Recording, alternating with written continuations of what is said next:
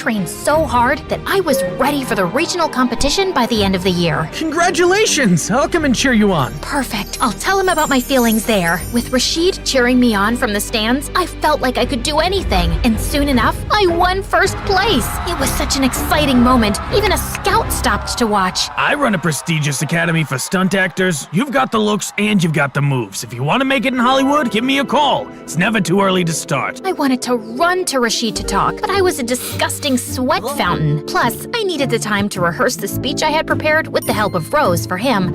So I snuck into the storage room. Hey, I know we started as friends, but since last summer, I started to like you, you know? I won today because you're here. Brian! OMG, you scared me! Brian was one of my teammates, just a couple of years older than me. Sorry. I just needed to put these away. Sure, I was leaving anyway. Oh gosh, what if he heard? This is so embarrassing. Brian had said nothing, so I hurried to get changed and do my makeup perfectly. Wow, look at you. You're really girly now. Just Rashid's type, right? But when I came out of the changing room, Rashid wasn't there. I texted him and he replied coldly. Sorry, something came up. I couldn't wait. That's disappointing. Hey, do you need a ride home? I turned. Brian was waving at me, and for the first time, I noticed how cute he was. He was leaning against a nice sports car. I could wait for the bus, but I was sad and I didn't want to go home alone. Well, thank you. We spent the ride home talking about gymnastics, and by the end of the trip, Brian had asked for my number. I like this new style, by the way. You'll look even better with long hair.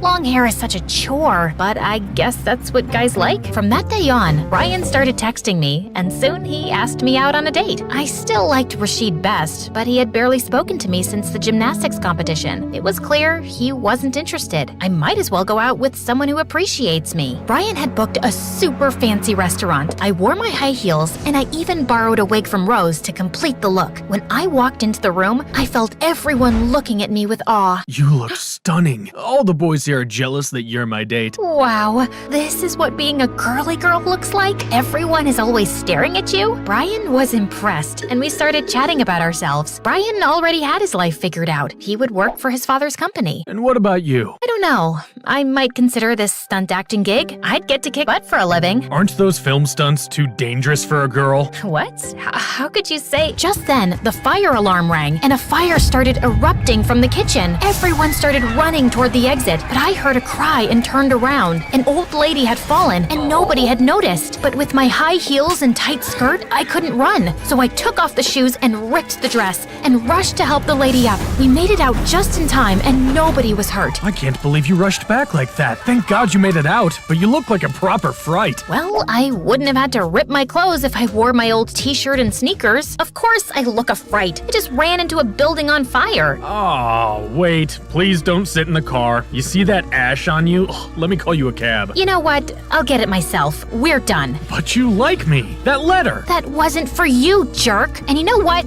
You were my biggest mistake. I left. And with the fire, all the cabs were stuck in traffic. So I decided to walk home. And after a short while, it started to rain. I was miserable, dirty, and wearing no shoes. So when I saw the diner where Rashid and I always went, I walked in to wait out the rain. But as I stepped in, I froze. Rashid was there with his friends. Hayden, what happened? Are you okay? I'm fine. Just a bit, well, I was going home, but I couldn't get a cab. I'll take you. But I'm all dirty. What about your car? He didn't care about his car, and he drove me home. Around him, my heart fluttered. My feelings for him rushed back like they'd never gone, and I couldn't hold it in anymore. Hey, so that day at the competition, I wanted to tell you that since last summer, I started to like you. Wow, you really have changed. I didn't think you were the type of girl who jumps from one boy to the next. What? You mean Brian? I only went out with him because you kept ignoring me. You're the one I've liked for a long time. Sure, well I don't. Bye, Hayden. Rashid drove away, and I felt devastated and humiliated. When I walked in, I saw Rose. I hugged her and told her everything. I'm sorry. I feel like this is partially my fault. I actually don't know what kind of girl Rashid likes, but I lied so we could spend more time together and share everything like sisters do. You're the only sister I have, but you were always hanging out with our brothers. I was stunned that my sister lied to me, but I understand her. It wasn't all her fault. That same night, I called the Stunt Academy director. I'd like to accept your offer, but I want to move in immediately. Rashid texted me after I started going to the academy, but I ignored him and even blocked him. One rejection is enough, thank you. The classes at the academy were intense. I was learning the most amazing moves and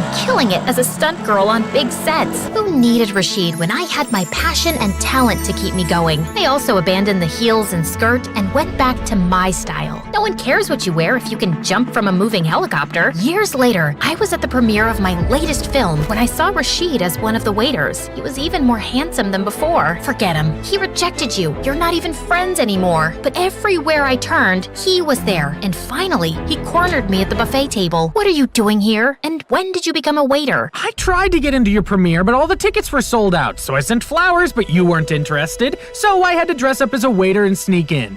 Whatever. Hayden, please stop running. Talk to me. At least let me explain. You were very clear the first time. Look, when we were at the competition, I overheard your confession, and I saw Brian, so I thought it was for him. When you confessed to me, it kind of made me feel like I was your backup plan. It made me pretty mad because I had a crush on you. And later, I got to know the truth from Brian, and I felt too guilty. I tried to reach you, but you blocked me. Wait, you had a crush? Yeah, since we met. After you started dressing more girly, I got really confused because I liked you the way you were. So, I didn't need to change for you? Absolutely not. You were perfect, and I never stopped liking you. I couldn't believe it. All these years, I could have been with Rashid, and it was all because of a stupid misunderstanding. Well, it was clear now what I needed to do. I spun on my heels and perfectly landed into Rashid's arms in the perfect position to kiss him. I never stopped liking you either. Let's get the camera rolling.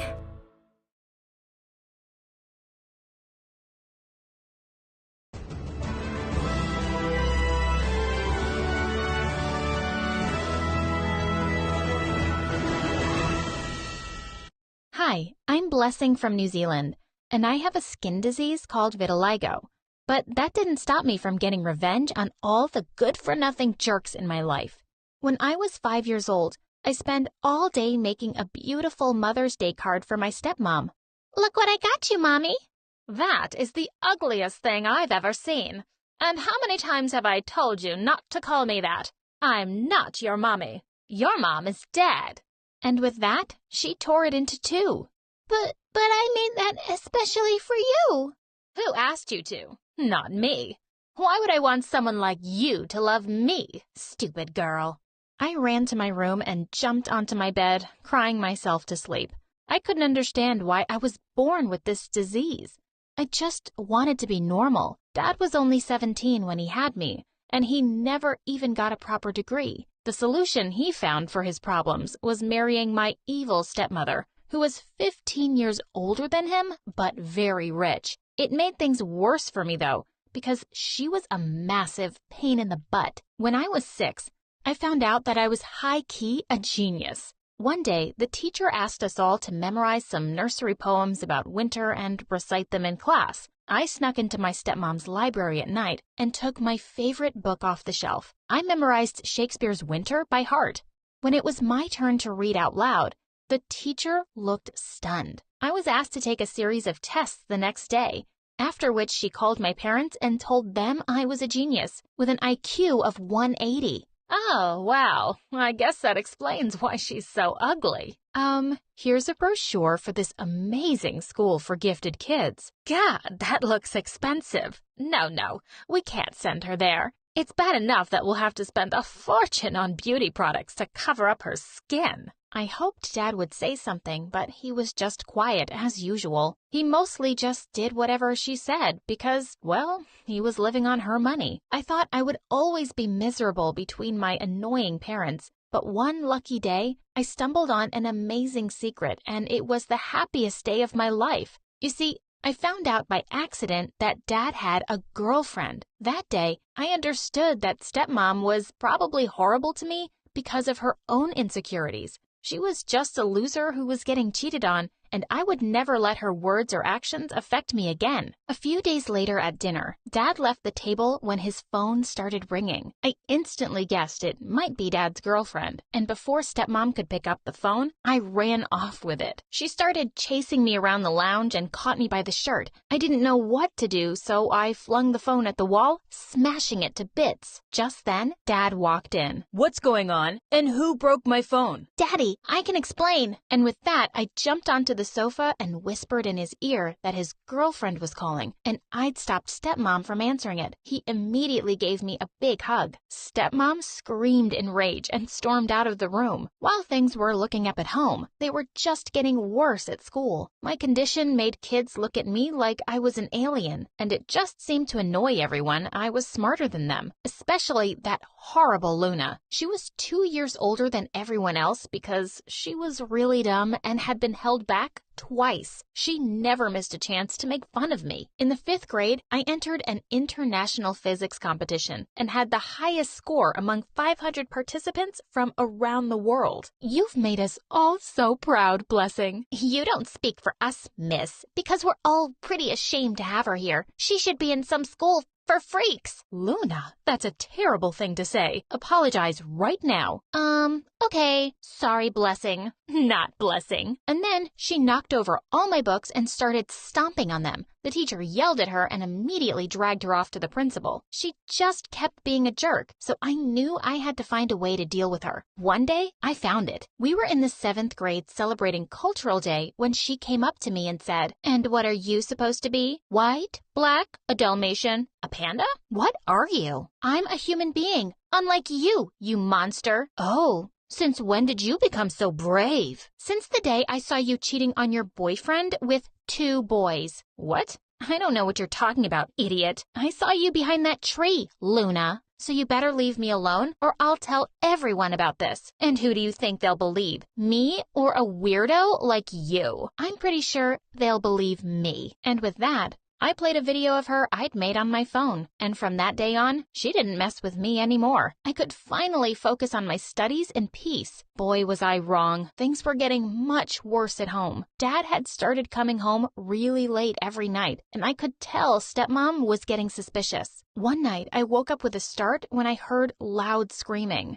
"How could you cheat on me? You don't think I have feelings?" Ugh, give me a break. It's not like I'm ashamed of having a hot, young girlfriend. Just look at her. She's running for the Miss World contest next year. Really, you can't blame me for cheating on you. Have you looked in the mirror lately? "That's it, you two-timing, gold-digging jerk. Get out of my house, now." I quickly ran back and jumped into bed, feeling sure Dad would come any minute and tell me to pack my bags. But 5 minutes later, I heard the front door slam shut and saw him leaving. I was certain Stepmom would throw me out on the street, but to my surprise, she didn't. I kept thinking she'd take out all her anger on me, but she just started ignoring me, and I didn't mind that at all. For the next few years, everyone just let me be. Until one day in 9th grade, I was shocked when the cutest guy on earth, Ronald, came and sat next to me at lunch. Hey, would you be interested in tutoring a dumb kid like me? I was more than happy to.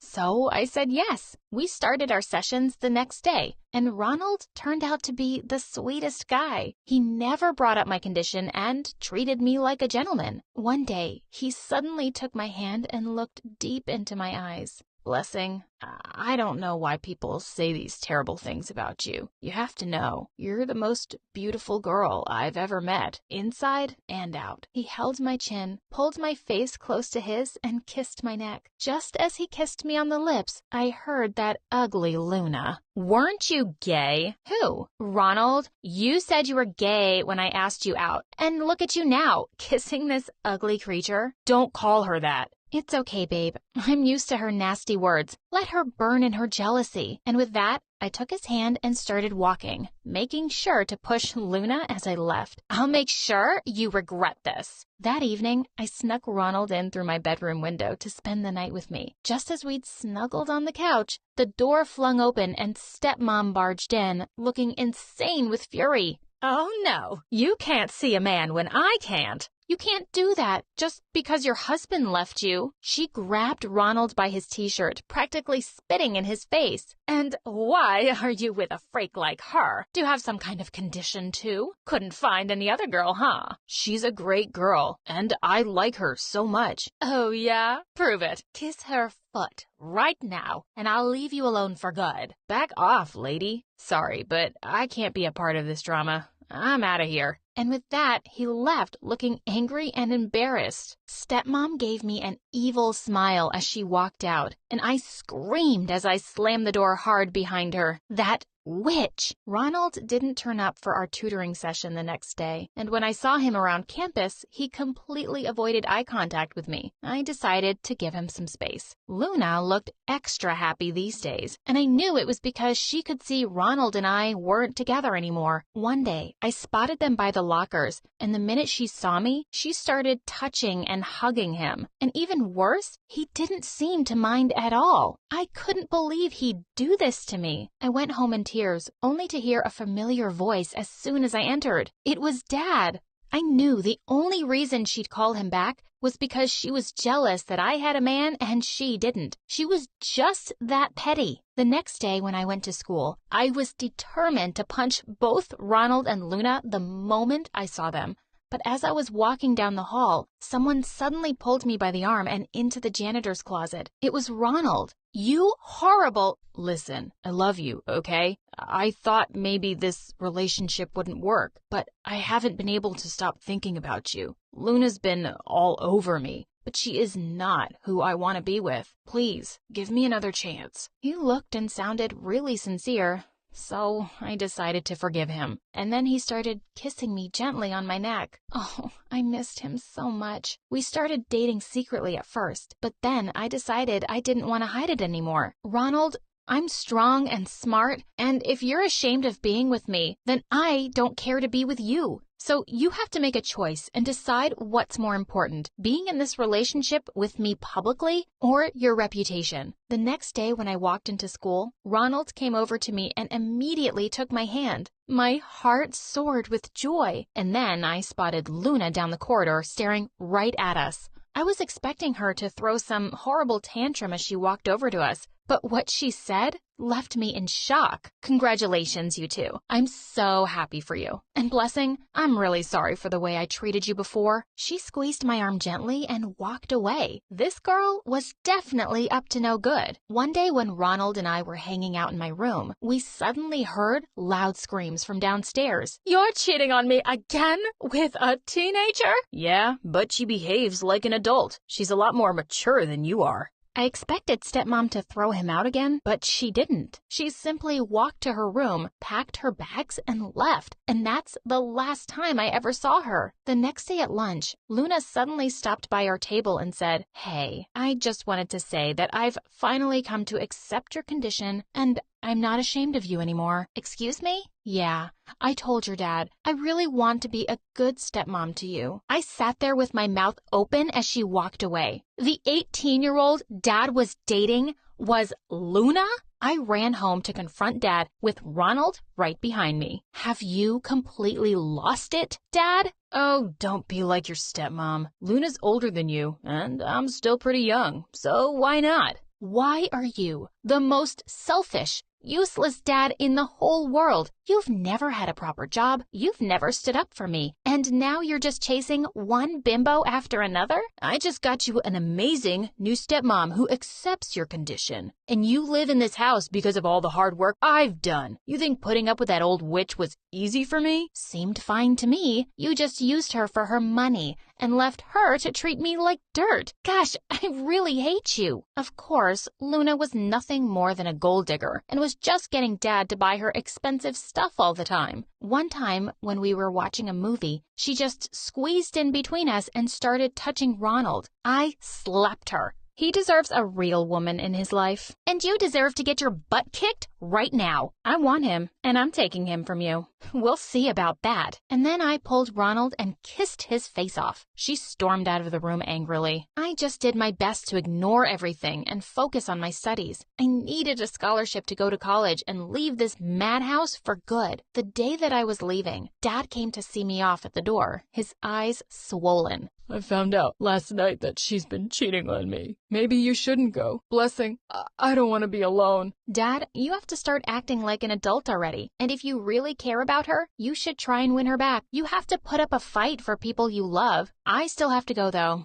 Good luck. Ronald and I moved away to the same college, and 4 years later, I was asked to give a speech at graduation. I spoke about my condition and how I'd never let it stop me from achieving my goals. The speech went viral, and since then, I've become a spokesperson for people suffering from vitiligo and other skin conditions. I've even been offered modeling contracts. Ronald and I have a beautiful baby girl now, and I will make sure she always knows she is perfect, just the way she is.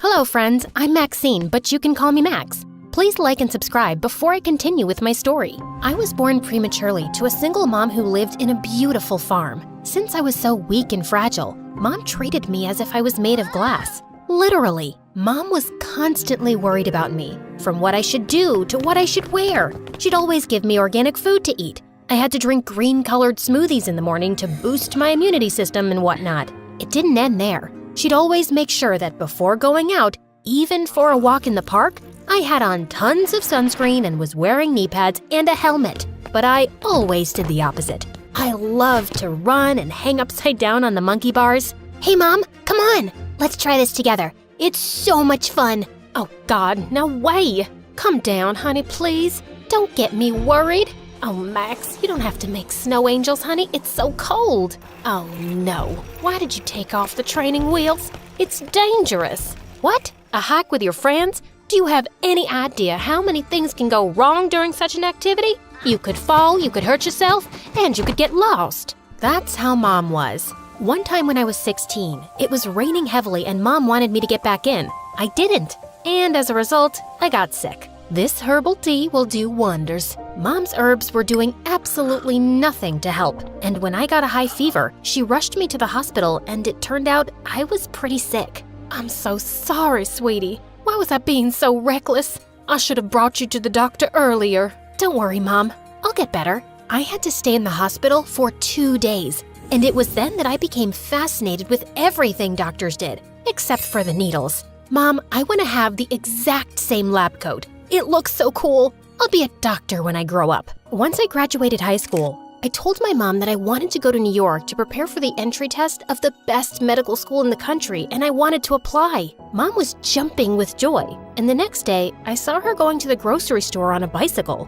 What's that, Mom? Where's your car? Oh, honey, I wanted to, buy a new model. You sold it! Mom! Oh, honey, you are all that matters to me in the world. You know I always wanted to become a doctor, but you know how you were born so early, and I was always worried about raising you and keeping you well. I am so happy to see you fulfill your dream. I know you're gonna make me proud. I didn't think twice about selling the car to cover your studying expenses. I'll always do all I can to help you. Once I was in New York, I was living in a hostel with a crazy roommate who was also a student at the same university I was applying to. I'm Mia. Welcome to my crazy world. Oh gosh, she was really crazy. That girl was always busy talking, laughing aloud, and lazing around. But she was also sweet and kind, and we both totally hit it off. Come on, get dressed. You must come to this concert with me. We'll have a blast. What? I've never been to a concert before. I'm not sure I'm very comfortable going there, Mia. What do you mean you've never been to a concert? Have you been living under a rock? No, but my mom didn't really like the idea of me being in such a crowded, closed place. And is your mom here now? Let's go out, let's have some fun! This is an experience that you shouldn't miss. After going with Mia for that concert, something inside me just changed. I saw life, people, parties, and many more things. I felt like I'd been living in a prison during the years I lived with my mom. This was freedom. My mom didn't let me do any of these things. Hey Mia, let's go to this yacht party. It sounds like so much fun. Yeah, most of my friends are going, so it's gonna be amazing. Mia, please, take me with you to the concert. But you don't even like this band. Still, I want to go out and have fun. But everything changed just a day before the test. I spent the day studying and at my wit's end. And that's when Mia suggested I take a break and go to a party with her. What? No. I have to finish up the physiology section and then get to botany and then… Girl, if you pass this entry exam, then you'll have to go to college for 4 years. And then you'll have to do your residency in your 30s. And the list of things you'll have to do will go on and on and on. And suddenly, you'll find yourself in your 50s and haven't enjoyed yourself. Believe me when I say, life is short. Let's go and have fun. Well, this sounds almost convincing.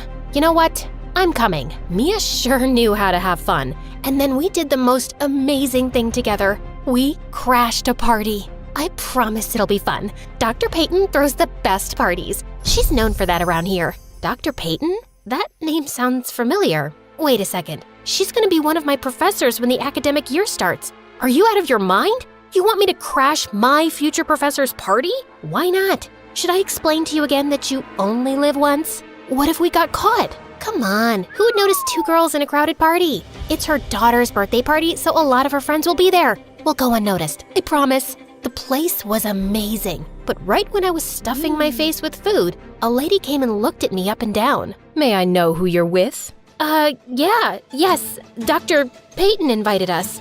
Oh dear, I don't think I have invited any clumsy intruders to my party. I know all of my daughter's friends, and definitely you're not one of them. Oh my God, my cheeks were burning red at that point. That was so embarrassing. Right then, Mia held my hand and whispered to me, "Run!" But Dr. Peyton started to follow us because she wanted to know who we were. When we got caught outside, I tripped on a rock and was about to fall, but a guy who was standing there caught me in his arms. Hey, whoa, easy there. Are you all right? Yeah, I mean, there's this crazy lady chasing us, but yeah, I'm good. Come on, Max, we need to go, now! That witch was hot on our trail, so I ran off with Mia. Well, the night was crazy and we had so much fun, but when I woke up the next morning, the first thing I did was scream. I slept in and missed my entry test. No, this can't be happening. No, stupid me. This is all you're doing. Me? Excuse me? You were the one who wanted to run around Times Square in the middle of the night? She had a point, but what was I gonna tell my mom? I couldn't break her heart. Plus, I was so sure she'd want me to return to the farm if I told her the truth. I couldn't go back. I didn't want to. So I did what I had to. I lied. Yes, Mom, it's so good. I am so excited. I love the city, I love the college, and the teachers here are so nice. Thanks for everything, Mom. I didn't like lying to Mom so much, so in the coming weeks, I stopped taking her calls. But that totally backfired when one day, Mom was at my door. Oh no, you look so tired. I missed you a lot. Oh wow, what's in this jar? My baby works so hard, so these are protein bars to make her mind sharp. Gosh, Mom, you never forget to bring these.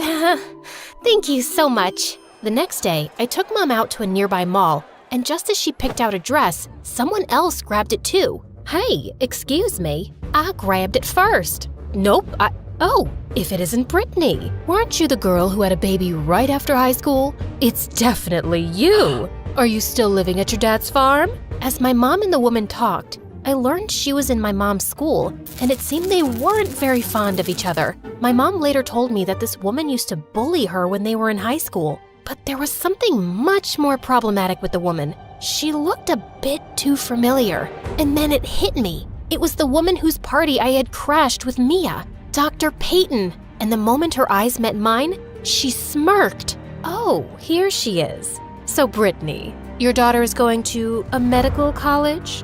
Yes, you heard me right. You're not the only one from Mississippi who could get into a college. My daughter here is making the family proud. Oh, I see. Dear, do you mind telling me your batch number? Oh, you might have forgotten. So, what's your anatomy professor's name? Oh, he is Professor Derek. Oh, Dr. Derek, you say? Well, the anatomy professor is a lady, and she happens to be me. Well, your daughter is nothing but a liar, and let's not forget an intruder. The apple doesn't fall far from the tree, I'd say. Saying that, she turned and left, but Mom Mom looked so disappointed in me. How could you? I had high hopes for you. I don't care about the test, but lying? I didn't raise you to be a liar, Max. I'm going back. How could you? What was I supposed to tell you? Mom, I partied all night and missed the test. You want to know why I lied? 'Cause I didn't want to return. Mom, you're basically a helicopter parent. New York was my path to freedom, and I took it. You didn't let me do anything fun for the past 17 years of my life. But now, I decided to start living. So please, let me. The moment the words came out of my mouth, I regretted saying them, but the damage was done. Mom packed her bags and returned to the farm. In a couple of days, I realized how I'd hurt her, and when I tried to contact her, she shut me out. For the first time in my life, I felt alone. Yeah, alone in a city of 5 million people. I was sad for weeks, and it was Mia who pulled me out from my slump. Can you just stop bothering me? I am not feeling all right. Feeling all right? You have been in those PJs for 2 weeks. Boo-hoo, you missed your test. What's your next step? Stay in those PJs till you die? Gosh, Max, your life can't get better by chance. It can only get better by change. That was some tough love from her side, but it worked. I picked myself up and even found a job. I have to admit, it was hard, very hard. I was working my butt off. I needed to get into that college and make Mom proud. The following year, the entry tests were back on, and this time, I got in. I was so happy and even visited Mom for Christmas and broke the news. But things had changed. While she was happy and even helped me out with the fees, it just wasn't the same. But I still hoped to win my mom back, and to make Dr. Peyton pay, of course. On my first day at medical college, it was like I was walking in mazes, and I felt more out of place than a mustache on a baby's face. But thank God, I spotted a guy in the corridors. Hello? Dr. Evan, right? Wait, you're the guy from that witch Peyton's house. What were you doing there? Oh, I was invited to the birthday party, but what were you doing there? Oh, it's a long story. I'll tell you later. Could you please tell me where I could find Class 07? Just as I got a seat, Miss Peyton entered the class and gave a very, very boring lecture. I was amazed at how the students didn't doze off. In the end, she asked if we had any questions, and I jumped to my feet. Yeah. I wanted to know about the hormone that causes hatred. Oxytocin. Oh, you! Just leave the class already. Why? I passed the entrance exam and I'm an official student here. I'm not going anywhere. Leave the class right now or I'll have you expelled for disorderly conduct. Ugh, I so hated her. After that day, I loved getting on her nerves every now and again. Hey, I wanted her to suffer even if it was for a little bit. But I also didn't want to get suspended. Besides her, all my professors were amazing, and I was actually loving college. Perhaps a little too much since I would run into Evan every now and then. Soon we started hanging out, and it turned out Evan was a pretty nice guy. Even Mia liked him when they both met. Oh my God, you totally look like McDreamy. Did anyone ever tell you this? No wonder Max is always talking about you when she gets home. Really? Explains why I always have hiccups. Mia? Can you please just get us some juice or tea or maybe coffee?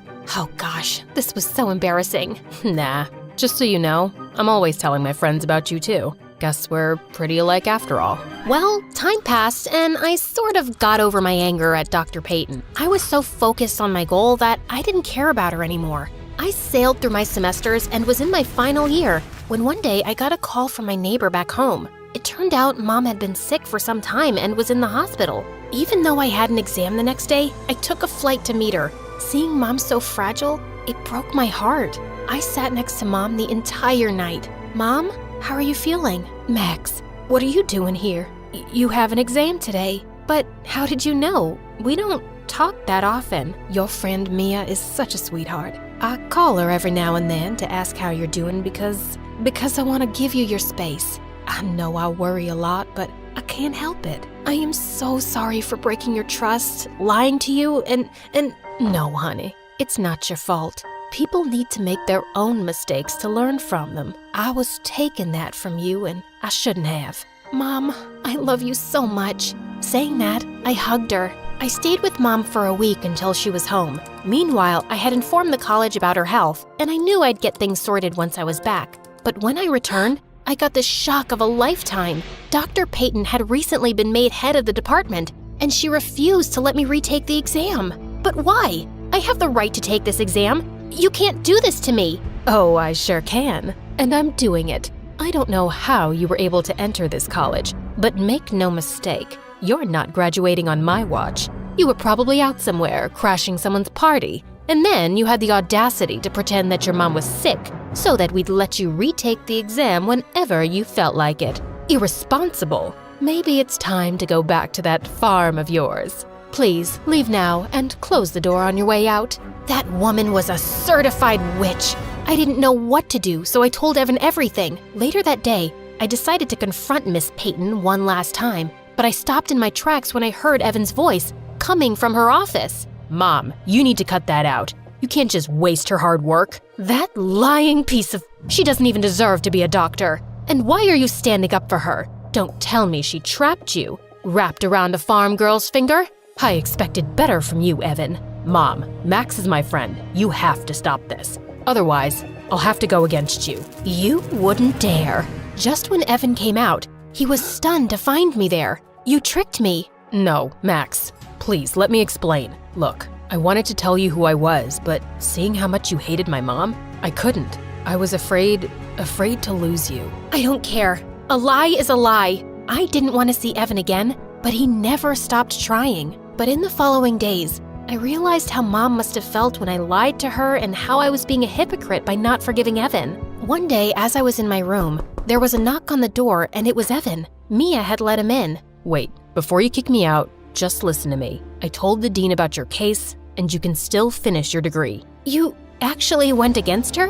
Why are you helping me? Isn't it obvious? I like you. Thanks to Evan, I was able to retake the exam and passed with flying colors. As for Dr. Peyton, I could tell the world what she wanted to do to me just because she and my mom were rivals in high school. But I decided to move forward because I didn't want to be a miserable person like her. On my graduation day, I invited Mom, and the moment I saw her, I ran to her. You came! I am so happy you're here. I wouldn't miss this for the world. I'm so happy for you, honey. When Dr. Peyton handed me the degree, my smile was so wide, and I knew how much it annoyed her, but who cares? Well, after graduation, interning, and residency, I finally got a job at a hospital, and today is my first day. Wish me good luck.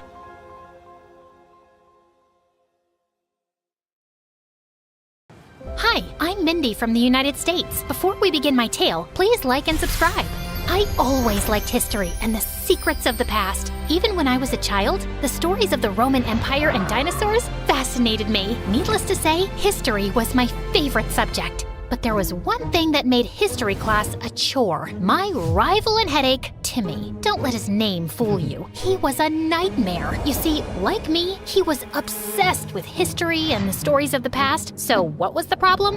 He was a total jerk, that's what. He always scored higher than me in history class, and he always had the most smug grin about it. Considering our similar interests, it didn't take long for us to form a lasting rivalry. It even extended to our time in high school.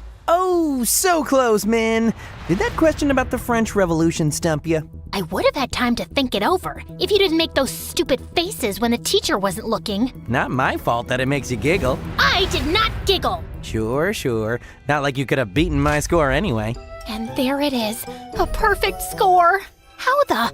Better luck next time, Mindy. God, I hate that smug grin. One of these days, I'm gonna wipe it off his face. Yeah, getting 2 straight 100s would restore my honor. But that never happened. Due to some family emergency, Timmy had to move abroad. I decided not to say goodbye. I turned away and let him leave me behind. At first, I celebrated. No more teasing, no more childish competition, and no more of his smug grin. But as the school year passed by, I had to admit it. I missed him a bit. There was no real challenge anymore. Eventually, I did start getting back-to-back perfect scores, but it wasn't the same. My parents were so proud of me. I was happy, don't get me wrong, but it was just so easy. It didn't feel like an accomplishment anymore. So, the years went by like a blur. I went to university and worked to get my archaeology degree. All the while, I volunteered as a museum tour guide. It was fun getting to teach people about my favorite subject, but something was always missing. But all that changed when I met Antonio one day after work, a tall, dark, and handsome older student working on his business administration degree.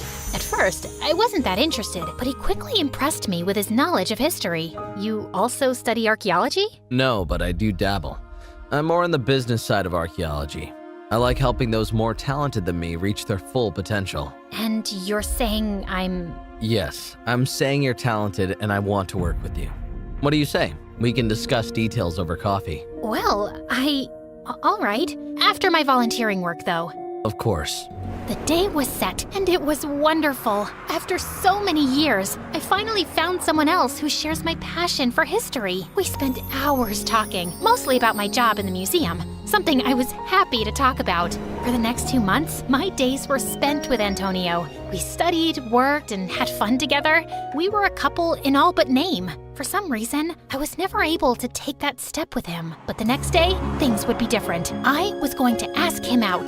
That plan, however, burned up while I was working at the museum and leading my current group. And here, we have what some would call the secret map to the Akashic Records. Legend says, if you can crack the code, you can find the record buried in some desert. It's believed the record details the written language of actual angels. But that's just a myth and doesn't... Actually, it's believed the record is the written account of all events throughout time. You're thinking of something else, Mindy. You never were one for the stranger side of history. That voice, it can't be. Tim?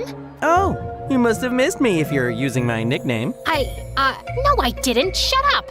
I tried to deny it, but I had missed him. Even his familiar smug grin didn't cause me to groan. Wow, he really grew up. He almost looked hot. No, think of Antonio. I'm supposed to ask him out on a real date today. But that's when I noticed something. Timmy just corrected me in front of my tour group. That's not what the Akashic Records are about. Really?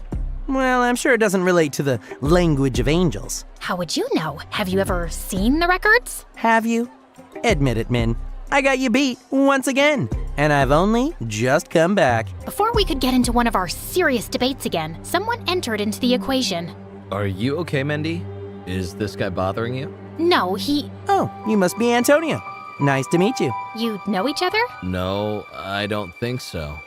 Do I know you? Nah, but I know you. Upcoming businessman with a strong interest in history, archaeology, and people. Word gets around. But I have never heard of you or your relation to Mindy. I've been away for a long time. Maybe you should have stayed away. Mindy clearly doesn't want you here. Now wait a minute, She should be the one to decide, don't you think? I think she has. The question is if you will comply or will I have to call security? Didn't know you owned the place, or are you getting to that? Red lightning cracked between their gazes. My tour group was slowly backing away, and I was at a loss for words. What in the world was going on? My salvation came in the form of my boss, who quickly ended the tense confrontation. Timmy gave me a wink before leaving. Antonio stayed with me the rest of the day, which was sweet of him, but I couldn't get what happened out of my mind. I should be mad, but despite everything, a smile was slipping. Timmy was back, and it was like he never left. We easily picked up where we left off, bickering like an old married couple. Not that I want to marry him. He was still insufferable. So because of that, I completely forgot to ask Antonio out.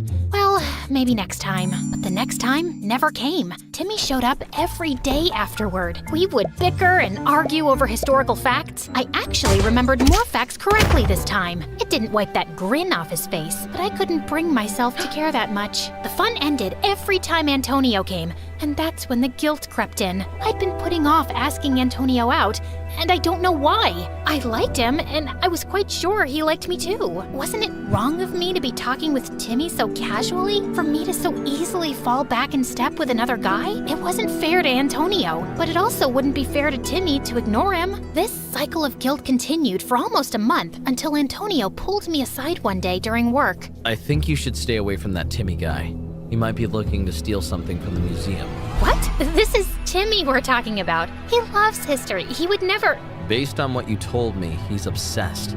Worse still, you haven't seen him in years. He's not the same person you knew. What Antonio didn't know was that Tim loved this stuff as much as me. If I wouldn't do it, then I'm sure he wouldn't. But the thought wouldn't leave my mind. It got worse when I started noticing things. I thought Timmy was here for me, but he did spend a lot of time just looking around. The problem was what he was looking at. Cameras, the guards, and especially the Akashic Records map? No, he wouldn't, right? He's not like that. But how well did I know Timmy? He'd been gone for years. Who knew what could have happened during that time? These thoughts haunted my nights, and they wouldn't go away. So I made a decision. If I couldn't sleep, I may as well stake out the place, like in the movies. If Timmy was innocent, I wouldn't see him there, and all I'd lose is sleep. But if I did find him, I had no idea what I'd do. So for the next few days, I kept watch of the museum at night, hoping and praying not to see Timmy. But my prayers weren't answered. A week in, I saw him, Timmy, picking the lock and entering the museum. My heart shattered. Timmy betrayed me? Me? Of all people, his rival? I couldn't let this stand. Thoughts of sleep faded away to thoughts of doing what I've always wanted to do, but never found a reason for. Punching Timmy in his stupid face. I carefully followed Timmy's trail through the dark museum. When the coast seemed to be clear, I picked up the pace and ran towards the room where the map was. And to my horror, it was gone. And standing not too far away was Timmy. I was too mad to think. I stormed over and punched him in the face, hard enough to knock him down. Min? Don't you ever call me that again! How could you? Stealing a historical artifact? Breaking and entering? Using me to get close to it? I didn't steal it. Mindy, listen, No, you listen! I was wrong to trust you. I don't know why I ever did. It's not like we were ever really friends. But I thought you at least understood me, that you loved history as much as me and would never do something like this. I couldn't stop my tears from falling from my face. Mindy, I didn't steal it. Look at me. If I did, then where is it? You must have hidden it when you heard my footsteps. That big thing? Really, Min, you're smarter than that. Min, please trust me. You're the last person I would want to hurt. So believe me when I say I would never do something if it meant it would upset you. For the first time, Timmy actually looked dead serious. For a second, I believed him, but if he didn't steal it, then... I guess I have to deal with you both. Timmy got in front of me to protect me from whoever spoke, but I instantly knew that voice. Antonio? I'm sorry it had to come to this, Mindy. I really did enjoy your company. I knew you were after the map. Didn't think you could bribe the guards to leave, though. I was surprised by how empty the place was. Why, Antonio? All this time, it was Antonio who was using me. I was too focused on Timmy to realize. Why? Because regardless of which one of you is right about the map, I'll be rich after I sell the records. Money? Really? Typical. That map and the record, if it exists, belong in a museum, not in the hands of some rich collector. It's not up to you, I'm afraid.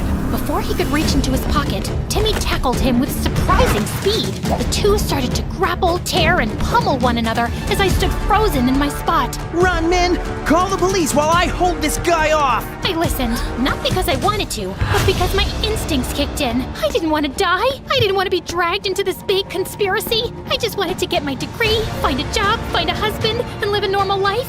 Husband. My steps slowed to a crawl as I looked back at my time with Tim. Despite the frustrations, I also loved my time with him. And when he left, a hole was born. A hole I thought Antonio could fill. But instead, he was just an imposter. The person I wanted to ask out, the person who makes me smile, it's clear who it is. He's someone I couldn't bear to lose permanently. So I ran. This time, to find something to save him with. Quickly, I found the first thing that looked like it could hurt Antonio. A spear believed to have been used by our ancient ancestors. I ran back to the two men and found Antonio standing over Tim, ready to end him. Your father would be so disappointed in you. With all my strength, I swung the blunt end of the weapon across his head. Thankfully, it knocked him out, but it also broke the spear. Whoa, did you, Little Miss Historian, just break a historical artifact? I'd do it again for you. I actually made Tim blush. I helped him up, but I didn't let go of his hand.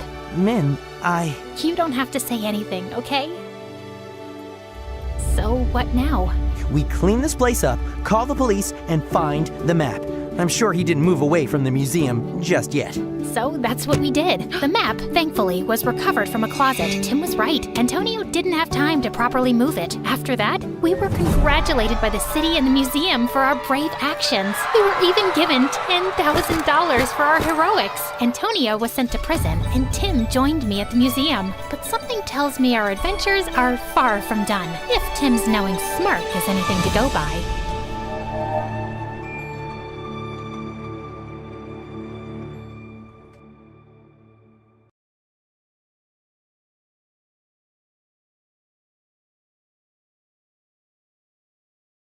Hi, my name is Caroline, and my life is literally the stuff out of television. When I was 4 years old, I started having the hiccups. I just chugged some water, thinking it was going to go away soon. 72 hours later, the hiccups hadn't stopped. I was crying and freaking out now. I said to my big sister, "Carly, please take me to the hospital." The doctors had no idea what was wrong with me. They checked my throat for irritation, blockages. There was nothing. I was a normal, healthy 4-year-old girl who just couldn't stop hiccuping.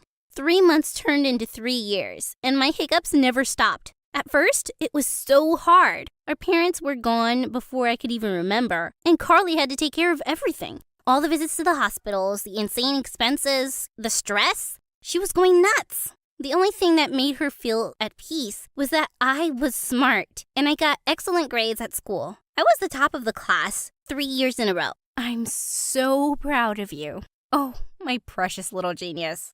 Carly loved my grades, but it made the kids at school hate me even more than they already did. So what if you're the topper? No one can understand what you're saying, Caroline. You sound like such a freak. I can't help it. Have you tried drinking water?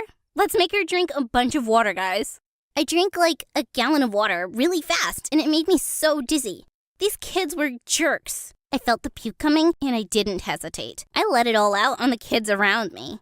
Ew, she's disgusting. My quirk pissed off the teachers too. When I was 13, I was taking a test when my teacher literally blew up at me. "No one can hiccup for this long. You're obviously faking it to mess with the exam." Why would I do that? I get the highest score in class. Ugh, so annoying. I'm calling your sister and we are ending this. When Carly reached the school, she was red with anger. She told off my teacher in front of everyone and threw a bunch of medical bills right into her face. Look at those bills. Does that look like she's faking it? Huh? It may be a real condition, but she is disturbing the class. Then I don't want to be in your stupid class. I'm the only math teacher here, you brat. Don't talk to my sister like that, or I will kick your butt in front of your students. It's okay, Carly. Just find me a different school, because this one sucks. And that's how I got taken out of school right in the middle of the year. Okay, I know this is bad, but don't you worry, Caroline. There will be plenty of schools that will want you. Carly had no idea how right she was about to be.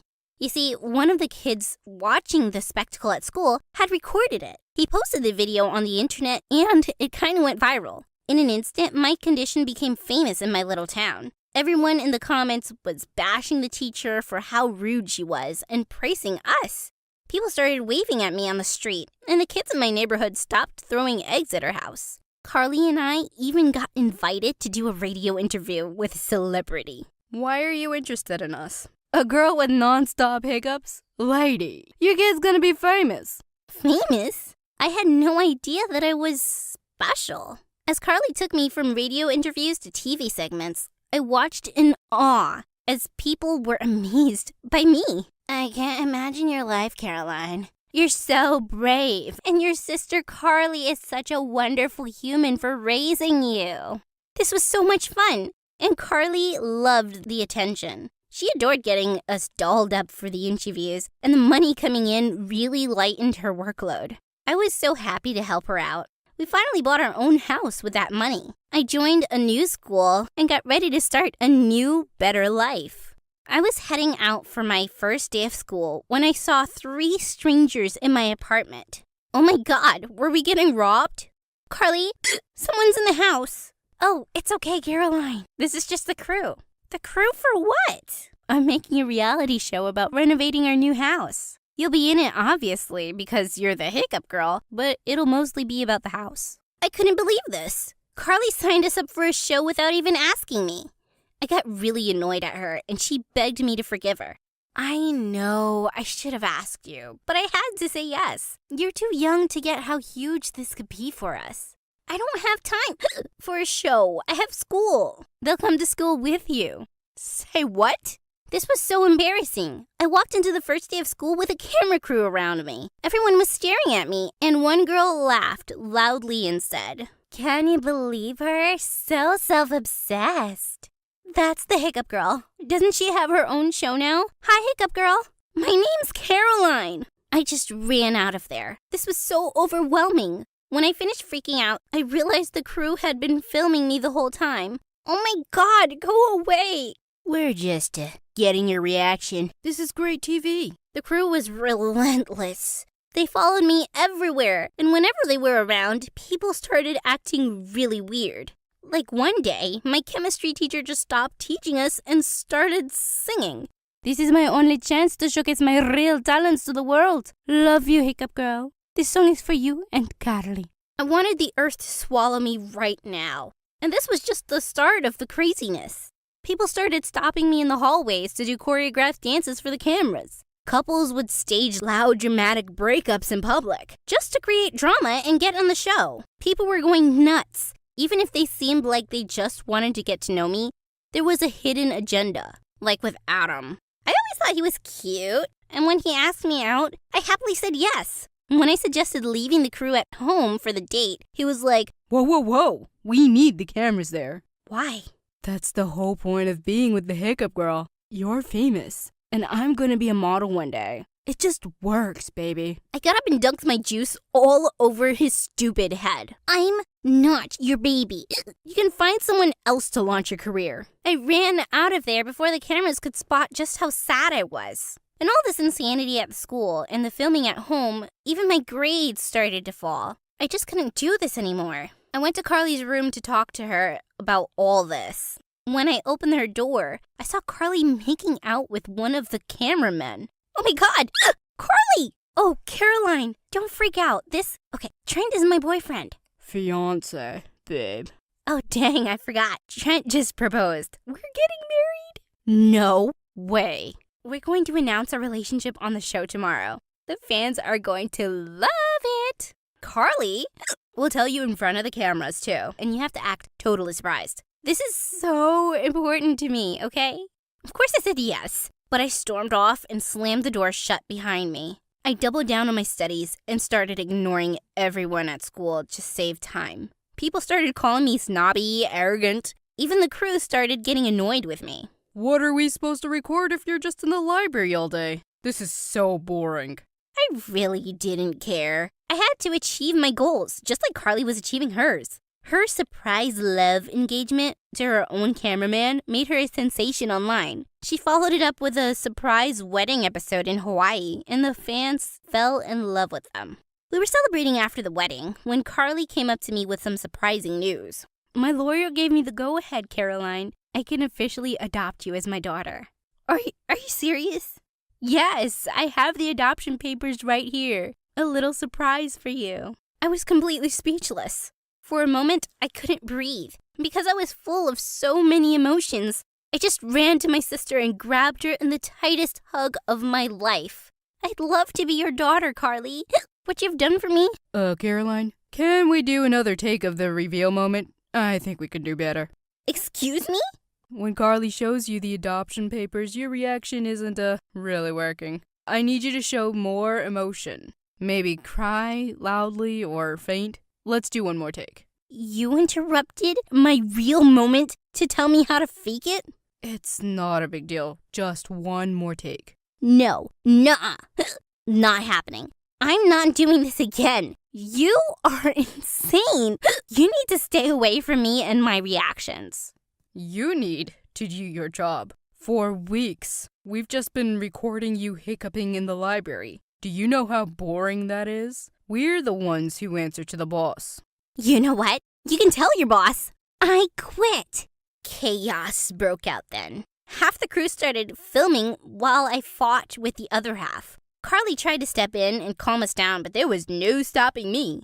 I can't live with that crew around me anymore. Caroline, I know it's tough, but this show is the best thing that ever happened to us. To you? I hate it. And if you hated something this much, I'd never force you to do it. Carly was defeated by that. She knew it was true. She still begged me to put up with the crew till college. Just one last season. If you quit before that, we lose millions of dollars in bonuses. Money that can take care of us for the rest of our lives. Caroline, please. God, what wouldn't I do for my sister? I agreed to put up with the show for one more season and prepared myself for another year of misery and isolation. Little did I know that in another month, my life would change forever. I went for a regular checkup at the doctor's office, and he said the magic words. We can stop your hiccups, Caroline. We have medicine for this. Oh my God, I couldn't even process this. Stop my hiccups? They had been my identity for so long. I didn't even know what to feel as I ran home to tell Carly. Carly was stunned into silence, but the crew started sharing their opinions right away. You can't touch your hiccups. The contract says your condition is crucial. The show could get canceled tomorrow if you do this. We can make enough drama for the show without my hiccups. There is no way. People love the hiccup girl. I don't want to be the hiccup girl anymore. If you do this, you will lose all your bonuses. So you might as well quit. Carly suddenly stood up. We quit. What? We're going to stop her hiccups. You're crazy, right? The hiccup girl is a moneymaker. She's not a moneymaker. She's my sister. We started this show to make something good come out of her hiccups. But stopping them is always the priority. She is my priority. Then the show will get canceled. So be it. When do we go to the doctor's next, Caroline? I hugged my sister tightly, fresh tears flowing from my eyes. We finally put an end to the show and used our savings to survive. Carly managed to get a new job in no time, and I got into the college of my choice. The doctor prescribed a medication to me that actually worked. And for the first time since I could remember, I was not the hiccup girl. I was just Caroline.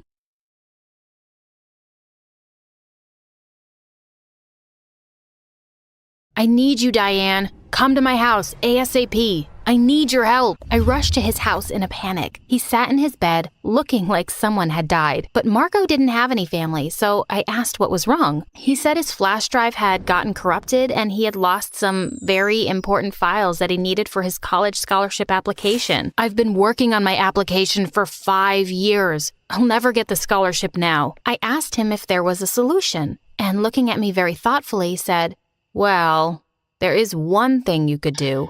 Then he told me that he had a copy of those files on his old flash drive, but that drive was with the girl he dated before me. Unfortunately, he said his ex was crazy. If I ask her, she'll never give it to me. I asked him how he expected me to get it, and he said I'd have to be sneaky. I would have to pose as an applicant to work as her live-in personal maid. I laughed, but he looked dead serious. You just have to sneak in and get the drive. It'll be in and out. I told him I would consider it. He seemed grateful and showed me his ex. I jumped up in surprise and said, "There is no way on earth that I will speak to that witch again." The crazy ex he was talking about was Frankie. He looked surprised that I knew her, and I told him that I had known Frankie since I was a little girl. She had once been my best friend, but then she became my biggest enemy. Thankfully, in middle school, her family moved away, and I never had to see her again. Hearing my refusal, Marco looked devastated. He begged and said his whole life depended on the contents of that flash drive. "Just help me out this once, babe," he begged. "If you can get it, I'll give you my Porsche." I couldn't believe my ears, but I felt like now I could consider the idea. I mean, given the payoff, how bad could it be, right? The answer? Very bad. The minute I walked into Frankie's huge mansion for my interview, she ordered her butler to kick me out. I immediately started crying and made up a story about how I had become homeless. "For the sake of an old friendship, please give me this job," I said sadly. For a minute, she stood silent, and I hoped she had fallen for it. The next second, she laughed at me and said, "As much as I always thought you deserved to be my servant, now that I think about it, I don't even think you're worthy of that, you loser." I started to fake cry and said I'd do anything to get the job. "Anything?" she asked, looking evilly at me. "Yes." "Okay, I'll give you a job. if you get my face tattooed on your arm." She laughed and said not to come back unless it was with a tattoo. And then she had her butler escort me out. Outside the house, Marco picked me up, and when I told him what had happened, he said it was only fair that I do what she asked. I told him that he was out of his mind, and he said if I was smart, I could probably plan my own little revenge on Frankie once I was inside her house. Well, he was right about that, and after all, the tattoo could be tiny. The very next day, I showed up at Frankie's place with a tattoo. She looked like she couldn't believe her eyes, and laughing hysterically, she said, "Wow, you're desperate, aren't you?" She had me doing all sorts of weird and gross things for her. She told her usual cleaning staff that no one needed to do any of their work. "It's all Diane's responsibility now," she laughed. I had to report at 5 a.m., and she would make me hand wash all her clothes. Then she made me clean her toilet. Some days, she left garbage all over the floor and said I had to pick it up with my bare hands. Worst of all, I was her new entertainment. She watched me the whole time, so I had no time to look around for the drive. Finally, one day when she had made me clean the pool, hand wash her delicates, and give her a mani and a pedi, I fell asleep in a corner of the room. I had fallen asleep when a jug of freezing cold water was dumped on me. I jumped up, spluttering. Sure enough, there she stood, laughing at me. But I was so tired, I started to cry for real. I asked her why she hated me. She looked surprised, and after a minute, she softly said, "I don't know. Get out of my face." I hurried away, feeling embarrassed. But to my surprise, she started being less mean to me after that. Once, I was talking to the housekeeper about how much I craved ice cream. "You're such a greedy pig," I heard Frankie say. I turned around, and she was laughing at me. I was so embarrassed, but to my utter surprise, Frankie had some ice cream distributed to all the house staff. Does she have a soft spot in her heart for me? I wondered. I decided there was only one way to find out. A few days later, when I was sure Frankie was close enough to hear, I said, "It's been ages since I've seen a movie. My friend said she could give me some, but I can't even afford a flash drive." Unbelievably, that evening, when I went to my room after my daily chores, Frankie was standing there wearing a sexy red dress. She tossed a flash drive into my hands.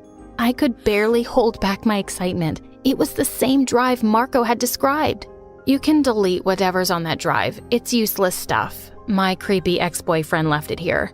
I caught him snooping around my room one day. Imagine that. I have a feeling he was trying to steal my credit cards. What else would he want? I dumped him immediately and had him escorted out of the house. Seriously, being a billionaire can be so hard sometimes. I almost rolled my eyes at her, but I didn't care. I was out. As soon as she left, I snuck into her study to check the drive to see if Marco's essay was in there. To my surprise, it wasn't. Marco would be crushed. But then I had an idea. Marco was always so secretive. He might have put it in a hidden folder. I checked, and sure enough, there was a folder there. But it wasn't an essay at all. Because the folder had been accessed from this computer before, I was able to decrypt the security key and open it. I felt like a genius. I opened it and was confused by what I saw. It was a list of people and their personal information. One quick Google search showed that they were all well-known business tycoons, billionaires, and the wealthiest politicians in the country. They had a folder each with their full profiles and information about their net worth, bank accounts, and other private and sensitive info. I transferred the files to my cloud and called Marco. I could hear the relief in his voice when I told him I had the drive. In 10 minutes, he texted that he was outside. He practically snatched the drive from my hand and dropped me off at my house, saying that he would catch up with me later. Before I could even ask him for his car, he was already gone. But I had other things to do. I rushed to my room and downloaded all the files.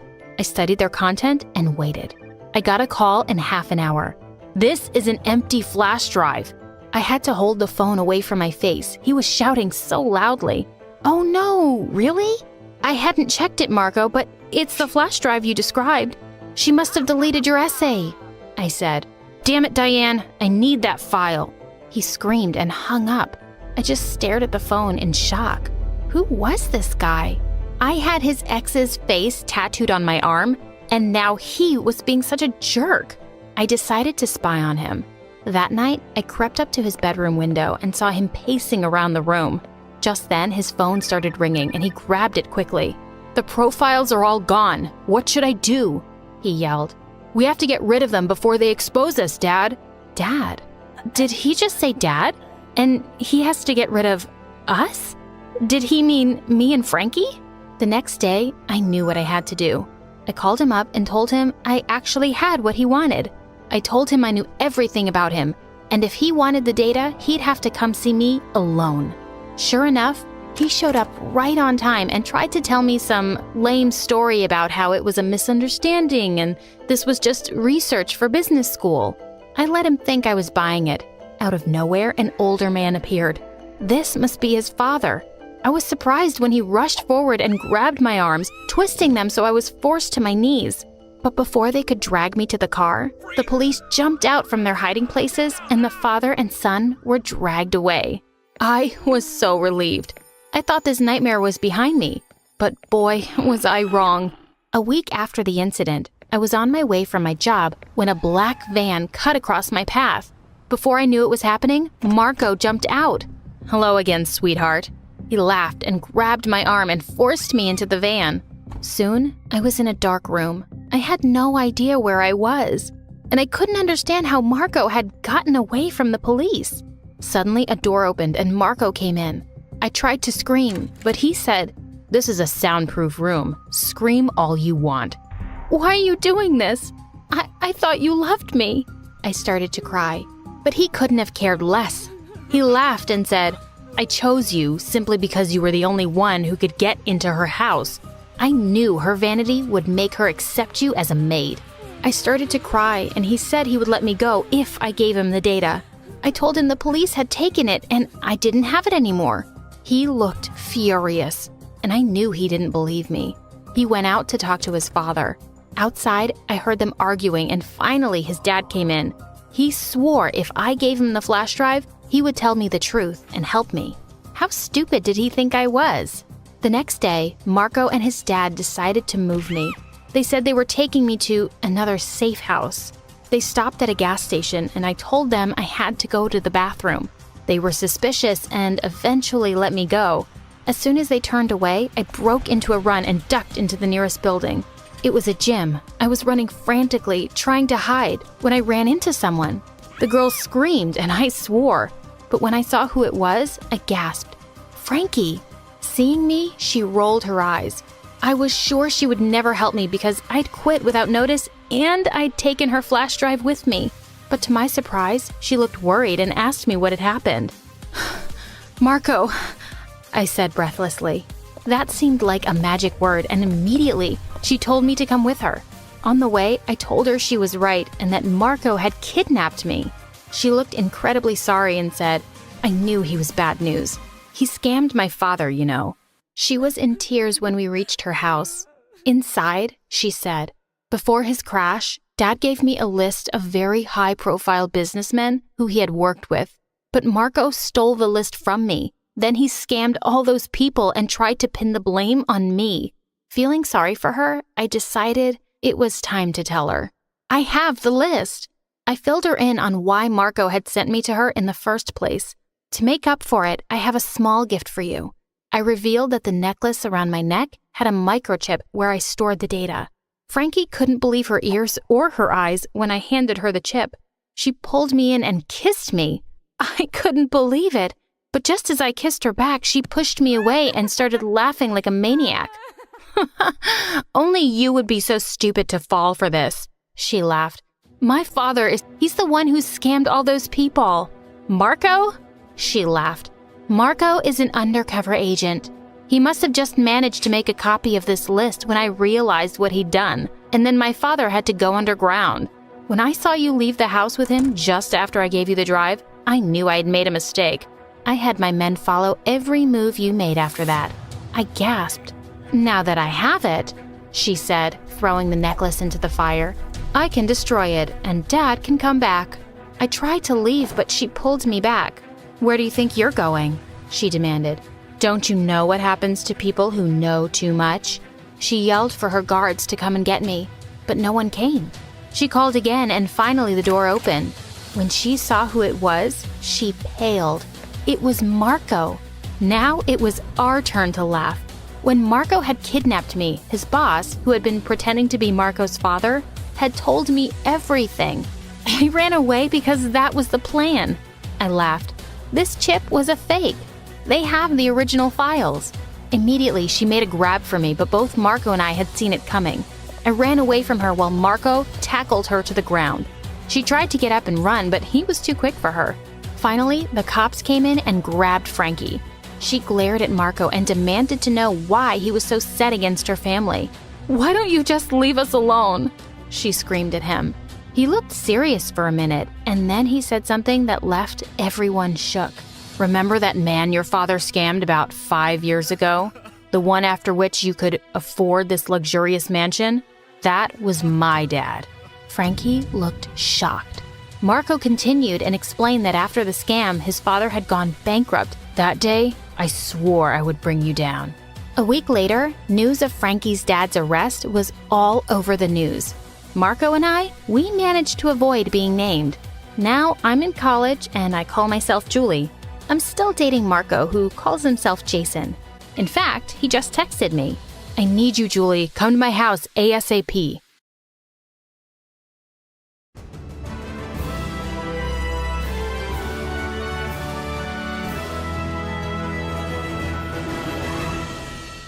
I kicked Dad's car again and again.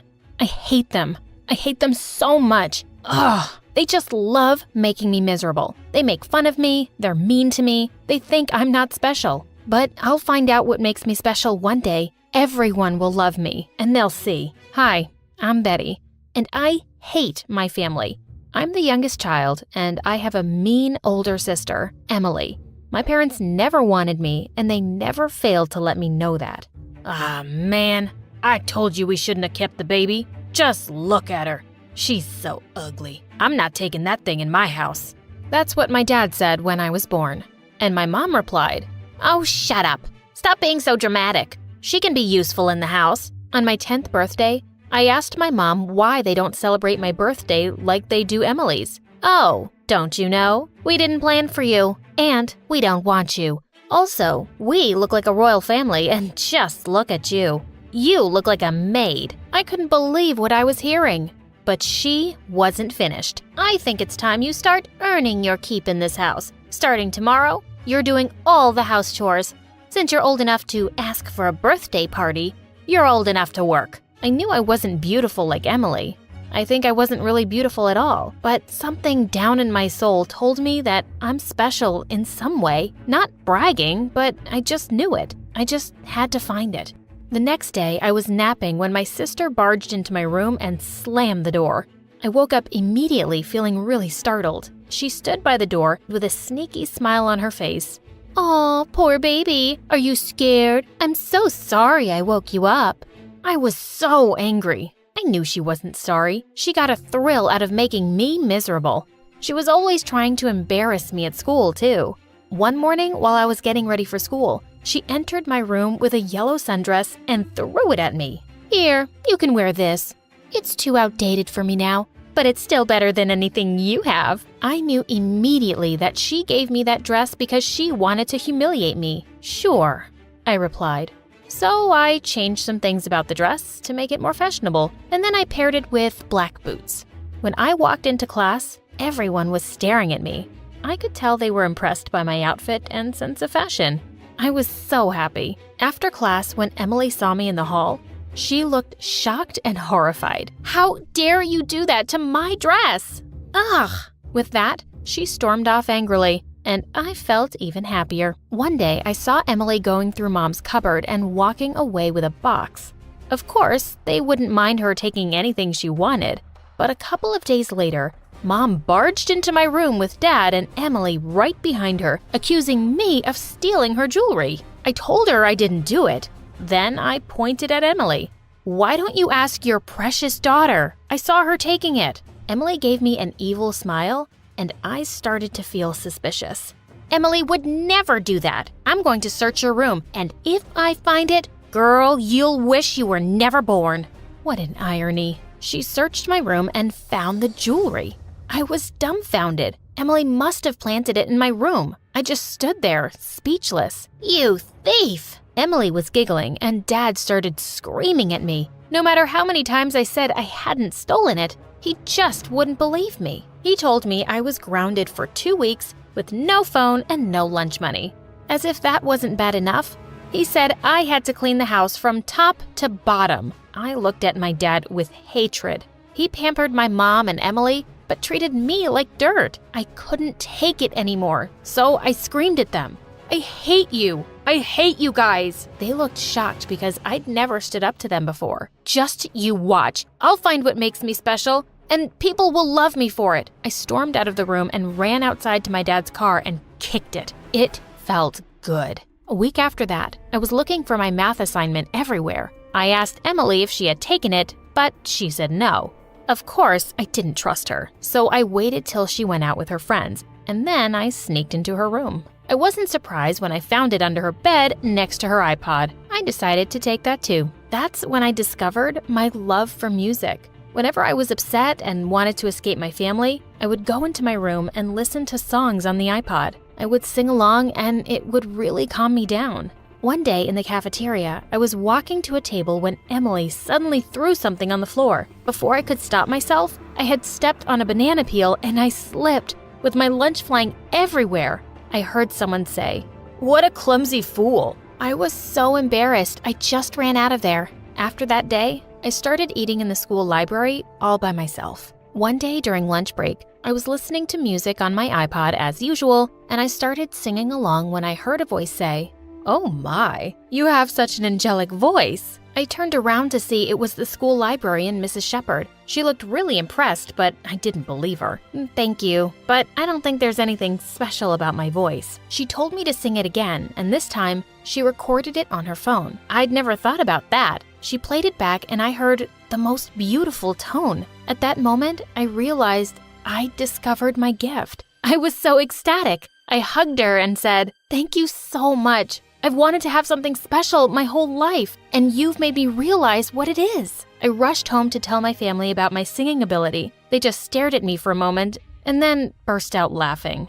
"What an attention seeker you are, Betty. Just stop making stuff up. You're never gonna be anyone special."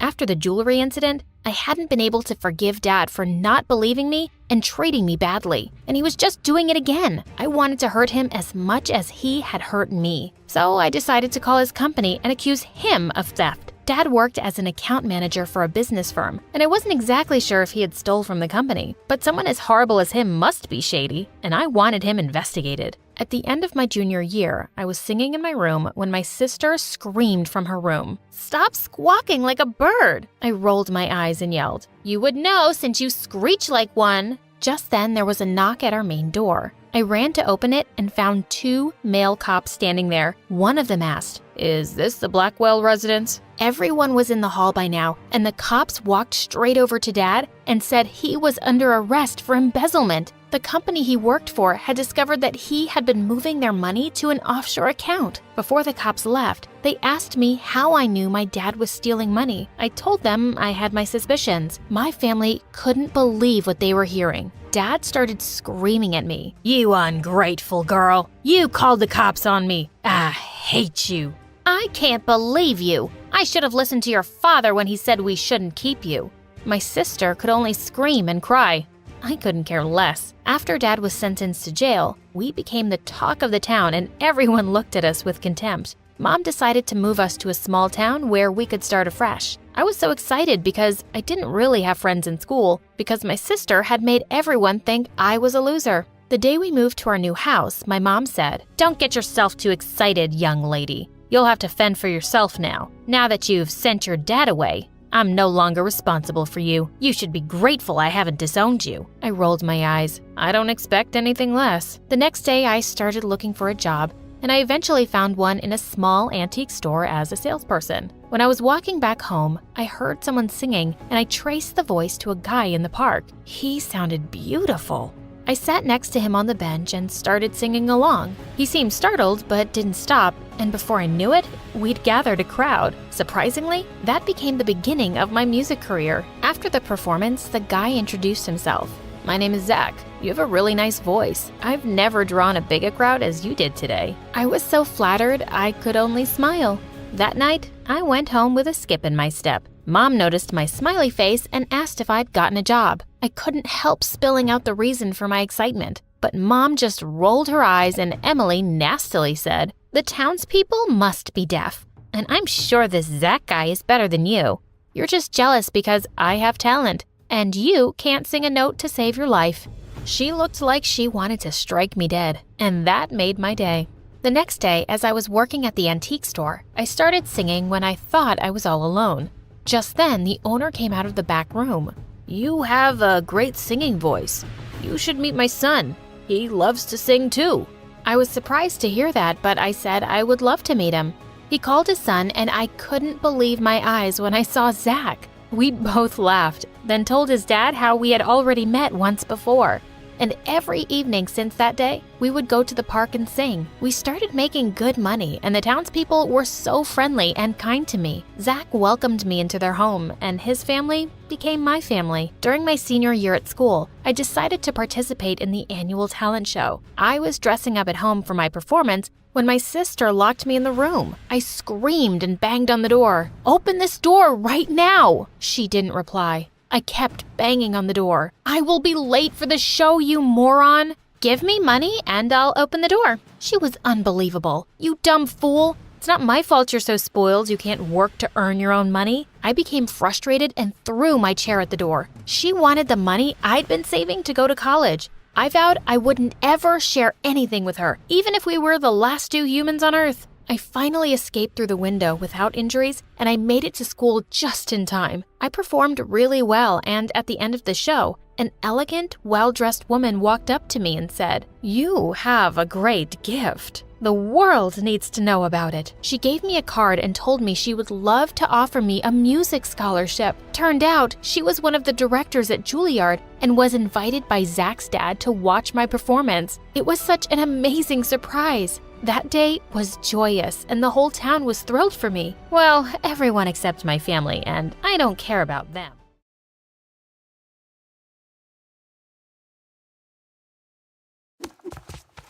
What are you doing? I gasped in horror as my mom tore apart our kitchen. She had 5 garbage bags full of perfectly good food. "I am making sure you stay nice and healthy," she responded as she turned her attention to me. It was a pathetic image. I was hugging a bag of baby carrots for dear life. She snatched them out of my hands and threw them into a bag. As she dragged the garbage bags to the curb, she told me it was for my own good. I was devastated. I couldn't believe some yoga freak had convinced her to throw away hundreds of dollars worth of food. If you think this is bad, wait till you hear what I did get to eat. Before I get into why a weird lady with hairy legs is the reason no one calls me by my old name anymore, take the time to like this video and subscribe to the channel. If you do, you'll have 10 years of good health. Trust me, I know a little something about health. I mean, I know that parents just want you to be healthy, but my mom takes it to a new extreme. See, my mom always prided herself on being a health nut. I never ate processed sugar or even meat. I grew up on all organic and vegan foods. I remember this one time she tried to throw a birthday party for me, and she made a cake out of tofu, salad dressing, and carrots. One of the kids literally threw up. Things didn't get any better as I got older either. One time, she packed me an organic lunch, and it smelled so bad, they evacuated the class. The principal thought it was a gas leak. It was actually just my smelly cabbage casserole. But her fitness obsession wasn't the only freaky thing about her. You would not believe the crazy things she did to stay up with the latest trends. She literally embarrassed herself and me on national television. I didn't legally change my name for no reason. She went through phases faster than a middle school girl. One day, she'd be dressed all preppy and sporty. The next, she was going out looking like a goth. One time, when I was 6, I went to a friend's place for a sleepover. And when I came home, I didn't recognize my own mom. I cried so hard because I thought my mom had left me. I used to think that her worst phase was the time her friend convinced her to join a cult. She actually shaved her head and painted her skin green. But boy, was I wrong. That wasn't a patch on what I'm going to tell you next. The worst thing was that the person behind my misery wasn't a creep with green skin. This time, it was a seemingly harmless lady with a sweet smile. So I really didn't see it coming. Even worse, I may have brought them together. I was an aspiring singer and actress, and I often performed at the community center and local theater. My mom met her at one of my performances and immediately became her best friend. She was calm and relaxed. I was actually pretty relieved about my mom meeting someone who was actually normal. So I encouraged Mom to invite her over to dinner one night. Oh, how I cursed my stars for that moment. Because when her friend came over, Mom put out a nice spread of salads using vegetables from her own garden. She was certain she'd impress her friend. But her yogi friend stuck up her nose and gagged with disgust. "I thought you were healthy," she sneered. I practically choked on the bean sprout I popped in my mouth. She went on to list all the dangers of food and talked about how the government can track you through carrots and that there are magic spells in nuts. My mom nearly died of embarrassment. I burst out laughing. I thought she was kidding at first. I asked her if she didn't eat food, then what did she eat? Apparently, she had been waiting for someone to ask because she whipped out a suitcase full of tablets. She explained that she was the CEO of a special company that sold the only safe things to eat on the market. I told her she was insane. But guess who bought it all? Yep, my mom. Seriously? I know you're friends and all, but $1,000? I asked. I told my mom it was a scam, but she was super positive that this was the food of the future. In fact, she even got so paranoid about government tracking that she made me wear a hat made of tinfoil that, you guessed it, was sold to her by her yogi friend. I figured it would blow over in a few days, like her last few phases. But I was very, very wrong. The next evening, when we sat down for a meal, she poured those stupid tablets on my plate. I asked her to make me a sandwich, and you would have thought I'd slapped her. She glared at me and refused to give me anything else. She said there was no way on earth she could do me such harm. In fact, she said she would throw away all our food. For the next month, I lived off of granola bars and vegetables I stole from the garden. I even ordered one of those snack boxes and hid all the chips in my room. I would literally drool whenever I saw a commercial for McDonald's or Pizza Hut on the TV. My mom, though, she seemed perfectly content eating those stupid tablets. One day, I'd had enough and decided to have a real meal. One of my biggest crushes, Bruce, had asked me out on a date the day before, and I texted him that I was ready to be picked up immediately. I let my mom know I was going out and ran out the door before she could say anything. I hopped in his car and told him I wanted to go anywhere. I was starving. My phone was blowing up with tons of warnings about staying away from food and how I forgot my special hat. It was so annoying that I shut off my phone so she wouldn't wreck my evening. But to be honest, I managed to ruin my day all by myself. He kept trying to make deep conversation and connect with me. Unfortunately, my body had a mind of its own. See, every time it was my turn to talk, my stomach would growl. I tried shifting in my seat to make it look like it was just the chair squeaking, but it was obvious that sound was coming from me. I just hoped he didn't think I was farting on our first date. I was so embarrassed. And to make matters worse, he seemed embarrassed for me. He was going to take me to the movies, but when he saw how much my stomach was growling, he asked if I wanted some real food. I never nodded so hard in my life. He took me to a pizza place all my classmates hung out at. Due to my mom's obsession with healthy food, I'd never eaten pizza before, and I couldn't be more excited. I mean, I didn't know if I was more excited to see Bruce or the pizza he took me out for. By the time our food came out, I was drooling. I literally had a puddle on my new top. It was actually pretty embarrassing when Bruce asked me if I'd spilled water on my shirt. But my evening was about to get even worse. Just as I was about to bite into the juiciest slice of pizza I'd ever seen, someone slapped it out of my hand. I almost cried as I watched the pizza fall to the floor. I whipped around and saw that my mom was there, and she was furious. I wanted to scream. Then, to make matters worse, she started shouting at me. She went on this long rant about how crazy and idiotic I was to eat food after I'd heard about the spells in the tracker. She kept trying to hand me the stupid metal hat, which ruined my hair and made me look like an insane robot. "Who is this crazy lady?" Bruce asked. "I would be her mother, young man," she shouted back. I wanted to crawl under the table And that's exactly what I did. My hiding was rather short-lived as my mother dragged me out from under the table and pulled me back to her car. I had a feeling I wasn't going to get asked on a second date. To be honest, I was sadder about leaving the pizza behind. After that, Mom strengthened her iron fist. As I ran out of snacks, I grew hungrier by the day. This was bad news all around. See, if I get too hungry, I get hangry. I get mad and moody and snap at everything. I just wanted to eat real food. My mom saw I was upset and decided to surprise me with the news that I'd been called back for an audition I was particularly hyped about. I was glad, but at this point, I'd be happier if I got an apple. What I wouldn't do for a nice, juicy apple. To my utter disgust, my mom even brought her stupid yogi friend to watch in the audience. My mom said it was for support, but I could see her friend was looking to sell her dumb products to anyone she ran into. Today is not about that, though, I told myself. Today is about me. I was excited, but something felt off. I told my mom I was starving, and she just gave me a new round of tablets. They looked a little different from the ones I'd taken before, but I was too tired to even question it. Unfortunately, when it was my time to walk up and perform, I wasn't as prepared as I wanted to be. As I walked on the stage waving to the camera, I lost my balance from dizziness and tripped. If falling wasn't bad enough, I literally crashed into the musicians and even broke a guitar. Everyone started booing me. I stood up to try to show them my skills and make up for my blunder, but my stars had something else in store for me. I projectile vomited all over the crowd. I ran backstage without even seeing, as if I could now.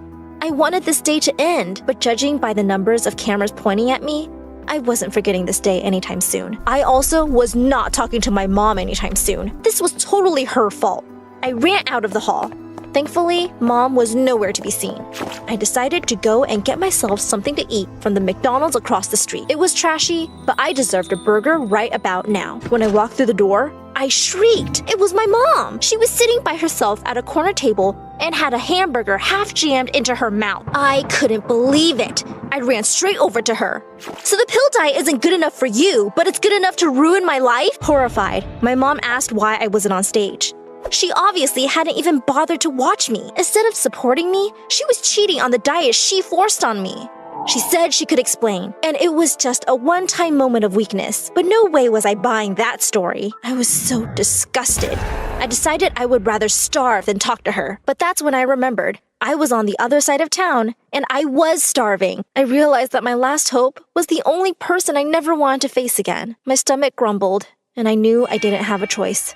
I made the call. Bruce came surprisingly fast. Turns out, he had come to watch me. Instead of laughing or making fun of me, though, he was super sweet. He even stopped and got me a milkshake so we could hang out. He then brought me to my empty house, where I packed up all my stuff and went to live with Bruce.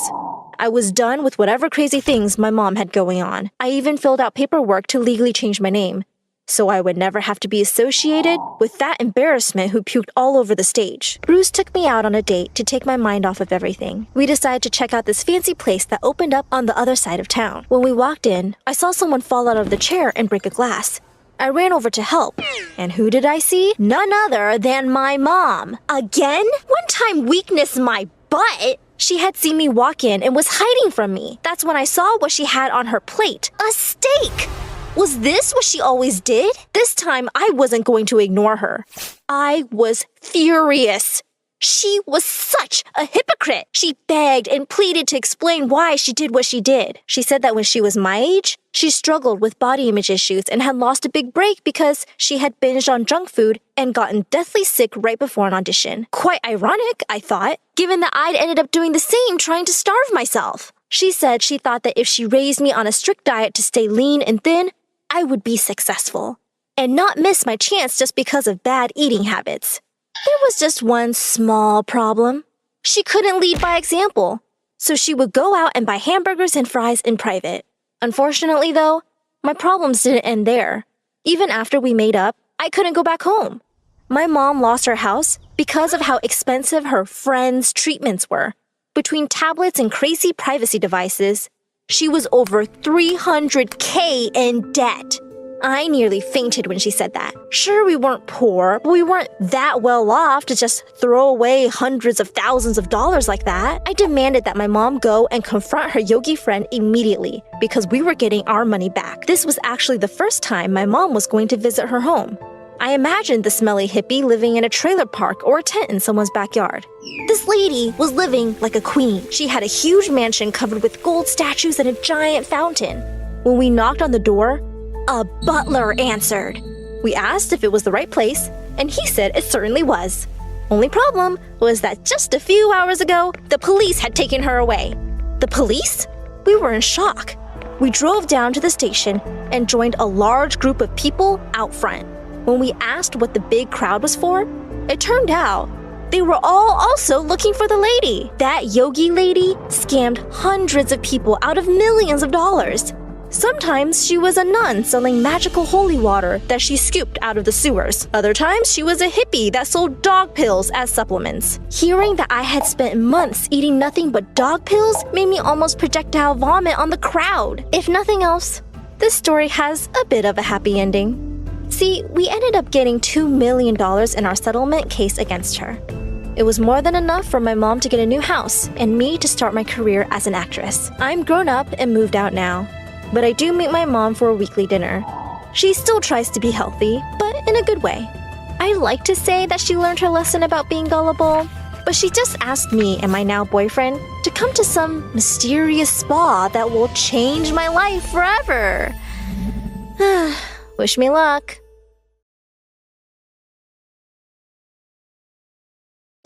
Go, run. I ran up the basement stairs with Ryan right behind me. We sprinted out the door, and I paused to catch my breath. My teeth were chattering. Here. But then he hobbled out of his house. Get back here. We gotta go. How far can we go on the ice? Hi, my name is Melody Walker, and I'm from Whittier, Alaska. Before I continue, please like and subscribe. I was from the tiniest town, and my house was even further away, tucked between these frosted mountains. And I loved to play or roll in the snow, but what I loved most was whenever we had to go into town. The people bustling from shop to shop, the cars whooshing by, and the laughter all around. And when I saw kids, I knew I had to be friends with them. If only I could stay in town a little longer. By the time I turned 6, my parents had started homeschooling me. It was fun in the beginning. I could go to class in my pajamas, I could turn in homework late by batting my eyes, and our cafeteria was open 24/7. If I ate 2 cookies and then I'm gonna eat 2 more cookies? That's too many cookies. But when I would watch TV or a movie, well, school looked totally different. I had no desk, no detention, and of course, no dances. I complained sometimes to my parents, so they did everything they could to cheer me up. We would play hide and seek or a game of chicken, a modern family one, or become anchors of our own imaginary show. My dad even tried to teach me to waltz, but I only crashed into 1 or 2 vases. Still, it felt like maybe I was missing something. Like I had no one to give my friendship bracelet to or ask me to the prom. And when I was 15, my life took a sudden turn. My dad got a promotion, so we were moving to the city. And I was ecstatic. I can finally have friends and maybe a boyfriend like MSA. But it wasn't that easy. I wish there was a handbook for high school. I had so many questions. How do you get in line for lunch when the crowd never ends? And where do you sit in class? Why do all these kids leave that wobbly chair for me that keeps bumping me in the back? Soon, I felt like I wasn't fitting in, but I wasn't a quitter. So I remembered how kids would act on TV shows or movies, and I tried the same with Amy, who was sitting next to me. What are you doing? Oh, you gave the right answer, so I thought I'd... No, we don't high five. What are you, 10? And it got me. Alone during lunches, alone during class, and alone during dances. Maybe I wasn't cool, but maybe if I was smart, I would finally make some friends. So I posted my tests with an A+ on my locker and on my Instagram stories. Neither worked. And then I did something I shouldn't have. Mrs. Smith, didn't you want to pass out that quiz before class was over? You can guess what's next. But at least my teachers liked me. They knew I tried hard, maybe too hard, and word got around to the principal. He tracked me down one day and asked me to join the school's newspaper. You're pretty good at academics and writing, and the paper needs some help. And it was a ton of fun. It helped the day fly by, and I ended up hearing the gossip from everyone. I heard where to get the best spray tan, which corner of the library was best for, and that Jessica P stole Jessica's R's homecoming crown and wouldn't give it back. By the time I was 17, I was writing full articles and editorials in my free time. I also got to interview school hotshots, the big leagues, like cheerleaders and athletes. And finally, I was assigned to talk to Ryan, the captain of the hockey team, with a killer smile. So Ryan, how do you deal with the team pressure? Lonely? I'm feeling lonely, lonely. Stop glancing and tell me, hold me, hold me. I totally blurted it out. I slapped my hand over my mouth. As my face burned red hot, I immediately regretted serenading him. Ryan laughed, and I turned to hide my embarrassment, but my feet twisted over each other, and I fell back on Ryan. Whoa, you have a lot of school spirit. Are you okay? Oh, yeah. Oh, Melody, be professional. I took a deep breath and tried to recover. Are you excited for next week's date? Game? Next week's game? We're pumped, and I like a good date. Game. That smile again. I felt like I'd melted into a puddle. From that day on, everything changed, and my heart fluttered whenever he was even in the same room as me. And once, when I was in the cafeteria trying to merge into the lunch line with no luck, I was about to give up when a hand tapped me on the shoulder. You can stand in line with me. I spun around to make sure he was talking to the right person. Yes, you. Everyone gets feral at lunchtime. It felt like everyone had disappeared, and it was just him and me. I couldn't think of a single word to say, but spit it out. I believed you, I'm so stupid. I cringed at myself, but Ryan just laughed. Could this be the start of something? And then one day, as I was washing my hands in the bathroom, I saw Amy crying in the corner. I went to put my arm around her for a hug. What is wrong with you? Don't touch me. I'm sorry, you looked so sad. Amy rushed out of the bathroom and ran into the principal. It is way past the bell. Where's your hall pass? She's with me, sir. Is she? I'm interviewing her for, a story about the new tater tots. He angrily shuffled around the corner. Thank you. You didn't have to do that. That old man, he's a weirdo and always yelling and ranting and would love to give attention to everyone. Well, it seems like you were having a tough day. Yeah, boy trouble.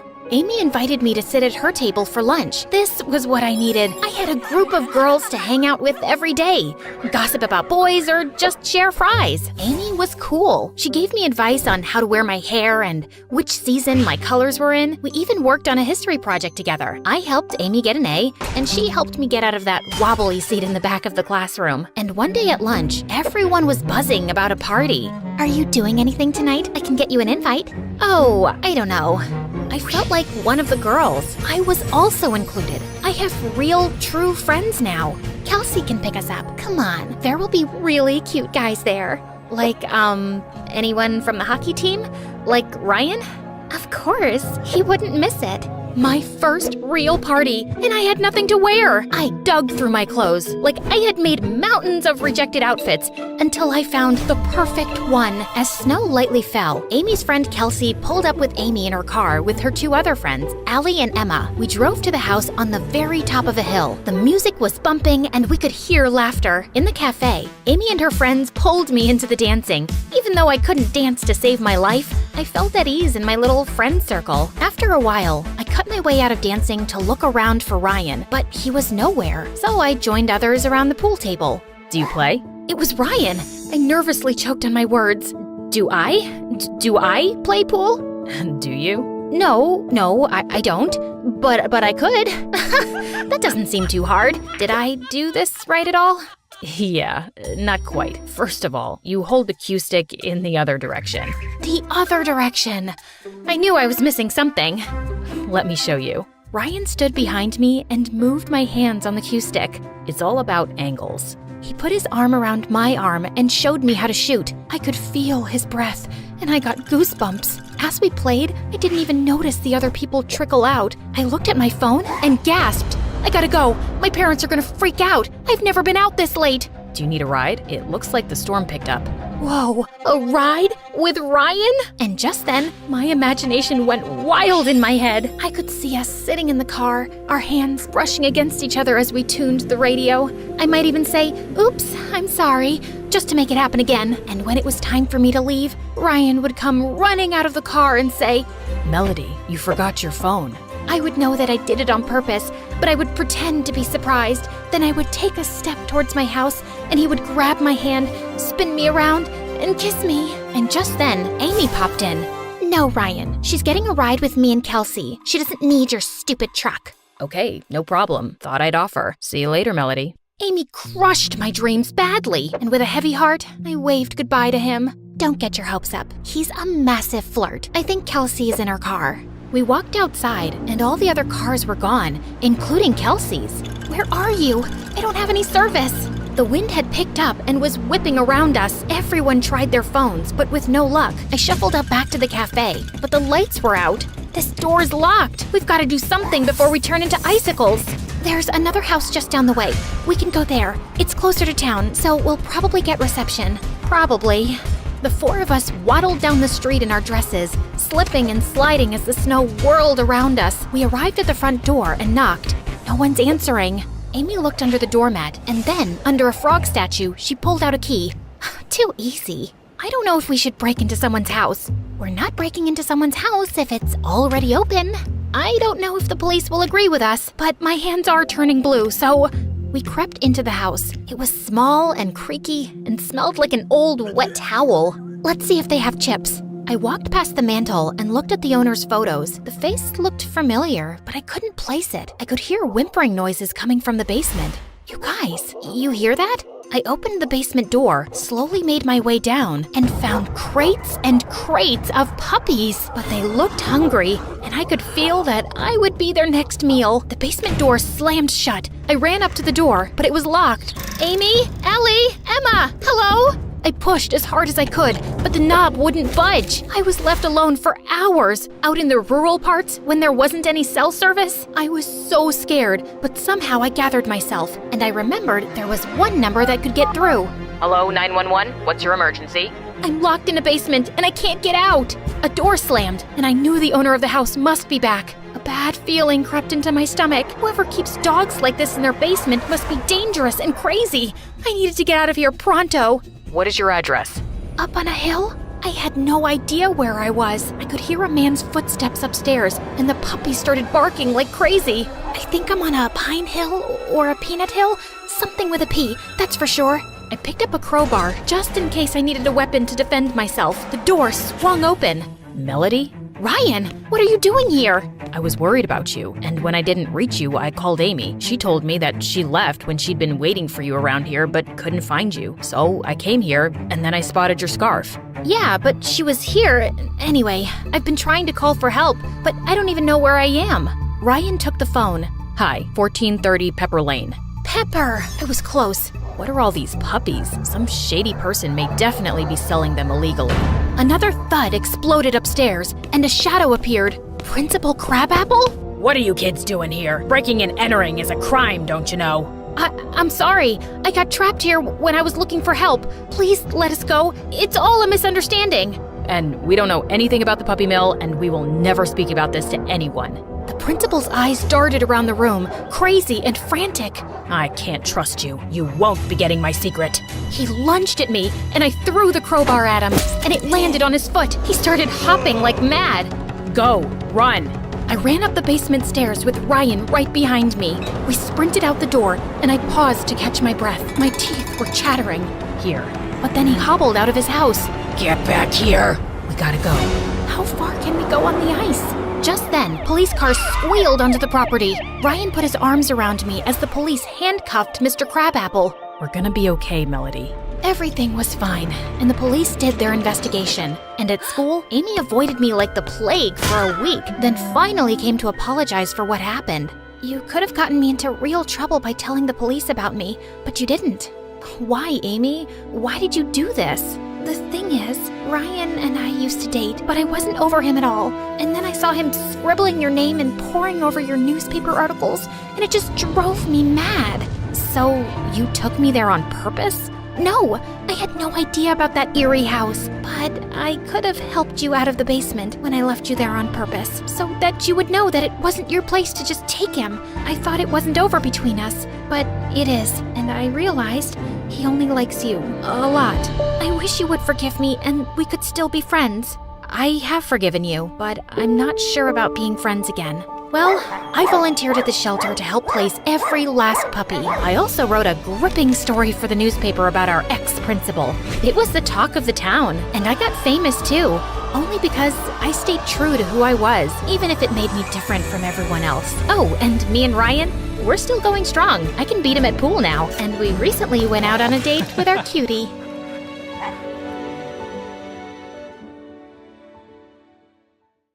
Hi everyone, my name is Marina and I'm from Nevada. Please like and subscribe. I was raised in a small town by my aunt who owned a small bakery and loved me to bits. Aw, honey, today's your first day at school, so I packed muffins for all your classmates so you can make a lot of new friends. You're awesome, Aunt June. She wasn't super rich, but she was the richest person at heart, and that's why everyone loved her so much, including me. I always wanted to be just like her, so I'd help her out at the bakery. Marina, I'm gonna go out for a bit. Can you put the pink icing on the cupcakes? Sure thing. Later, when the customer came to pick up her order, it turned out I'd caused a disaster. This was supposed to be for a gender reveal party, but you put yellow icing on the cake. Ugh! That wasn't the first time I mixed up colors. My aunt knew something was wrong with me.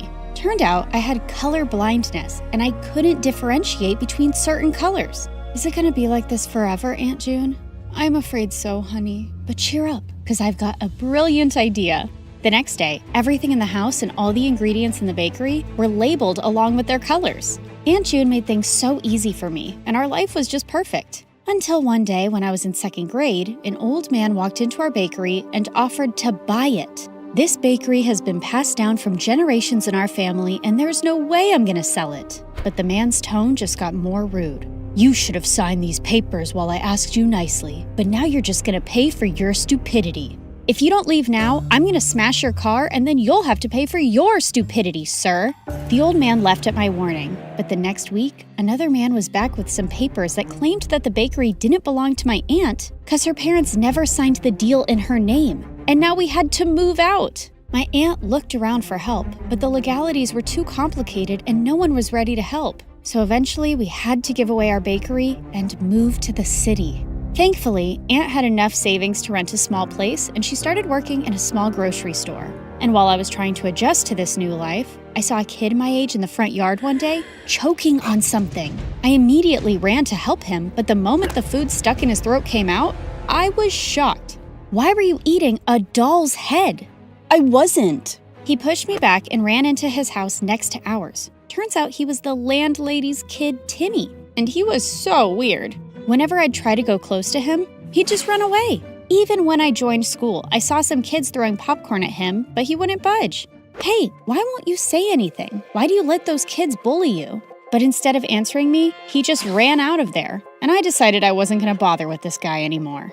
But later that night, I was in my room when I heard someone crying. I looked out of my window and saw it was Timmy crying in his room. So I climbed onto the tree outside my window and jumped into his room. And he freaked out.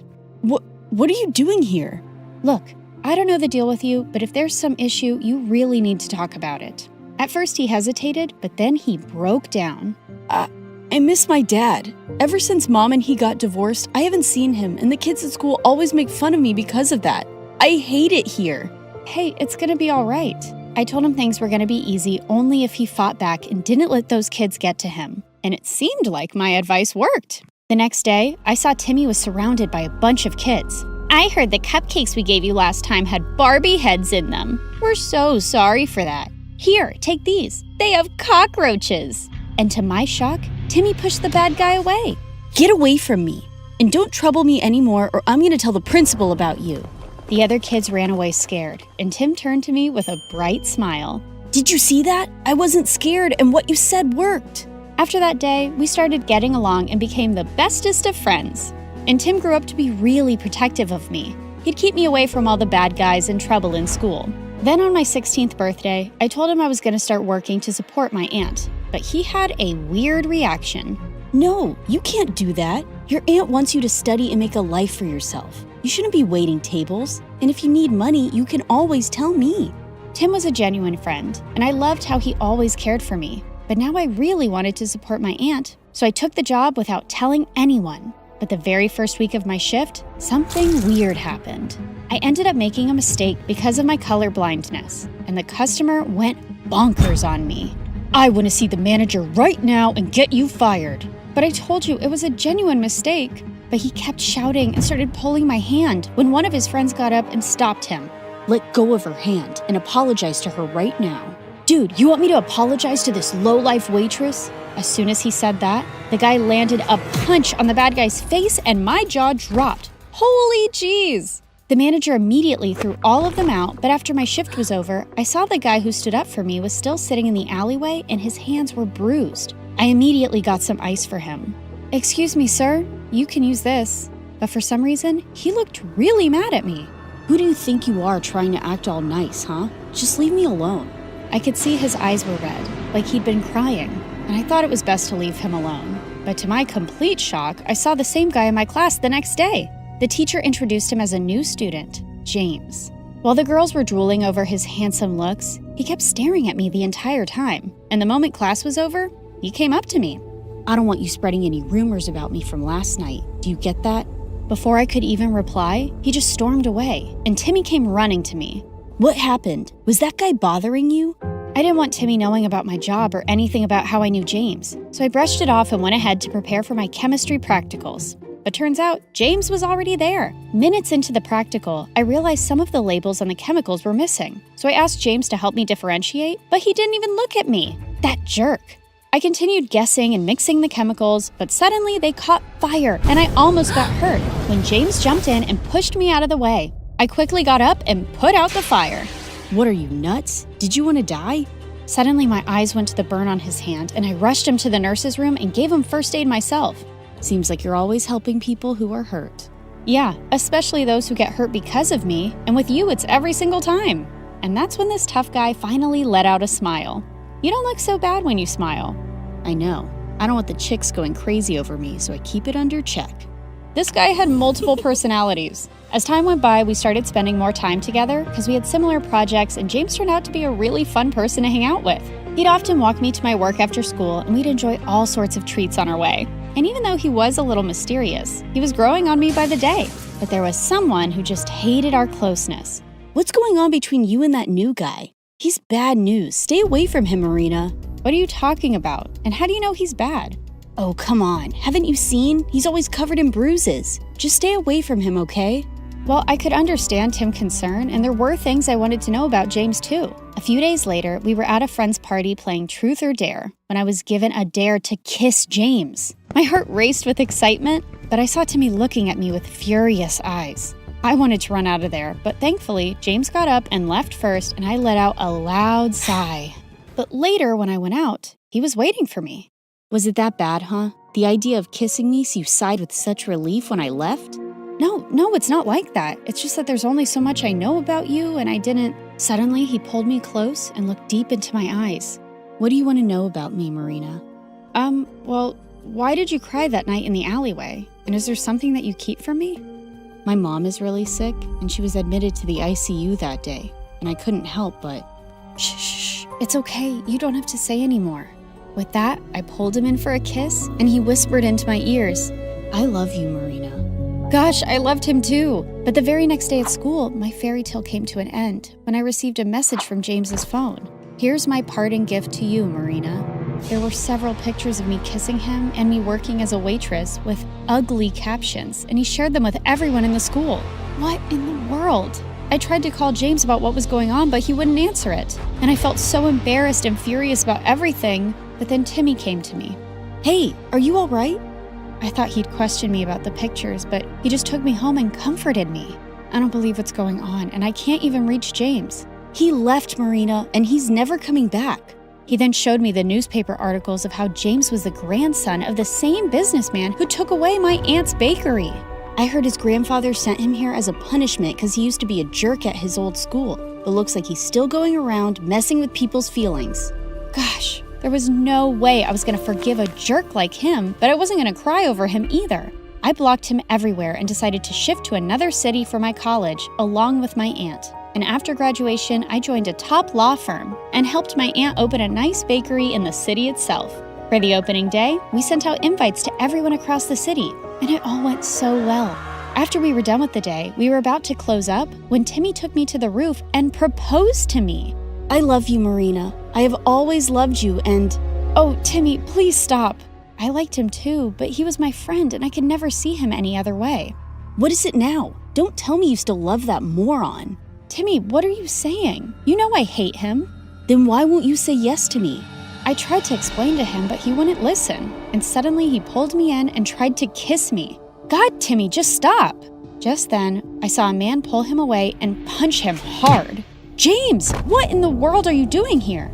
How dare you touch her, you filthy. I pulled him away before he could hurt Timmy anymore and slapped him hard in the face. Who do you think you are walking into my life again? Didn't you already mess around enough last time? Marina, what are you saying? I never messed around with you. Oh, really? Then why did you leave? And what about those texts and pictures? What? I have no idea what you're saying. I know it was my fault to leave you like that, but I told Timmy everything. What? What do you mean? That night after you left the party, I received a call that my mom had passed away. My grandfather wanted me to return home. Timmy was right there, and I asked him to inform you. What? I even tried to contact you, but you had me blocked everywhere. And when I called Timmy, he said you hated me and you were with him now. Timmy, what is he saying? Did you hide this from me and lie to him? Yeah, I hid the truth. I didn't want you to be with a jerk like him when I've loved you all my life. So I lied. For you. But those messages from your phone and those posts. I have no idea, Marina. I lost my phone the same night. You didn't lose it, moron. I stole it and sent those messages and those pictures. Timmy, I can't believe you. You son of a witch. No, James, just let him go. He's a jerk and doesn't even deserve that. Oh, Marina, please don't cry. I'm here. I'm here for you now.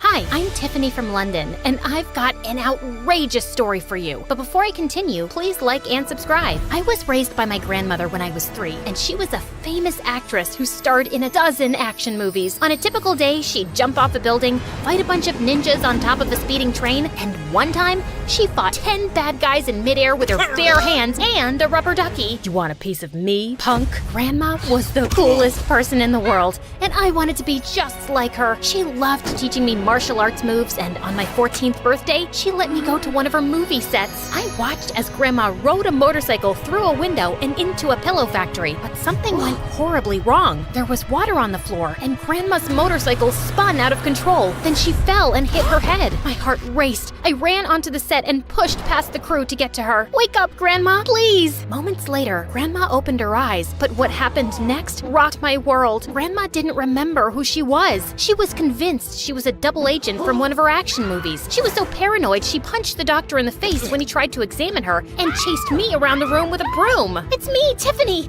your granddaughter, remember?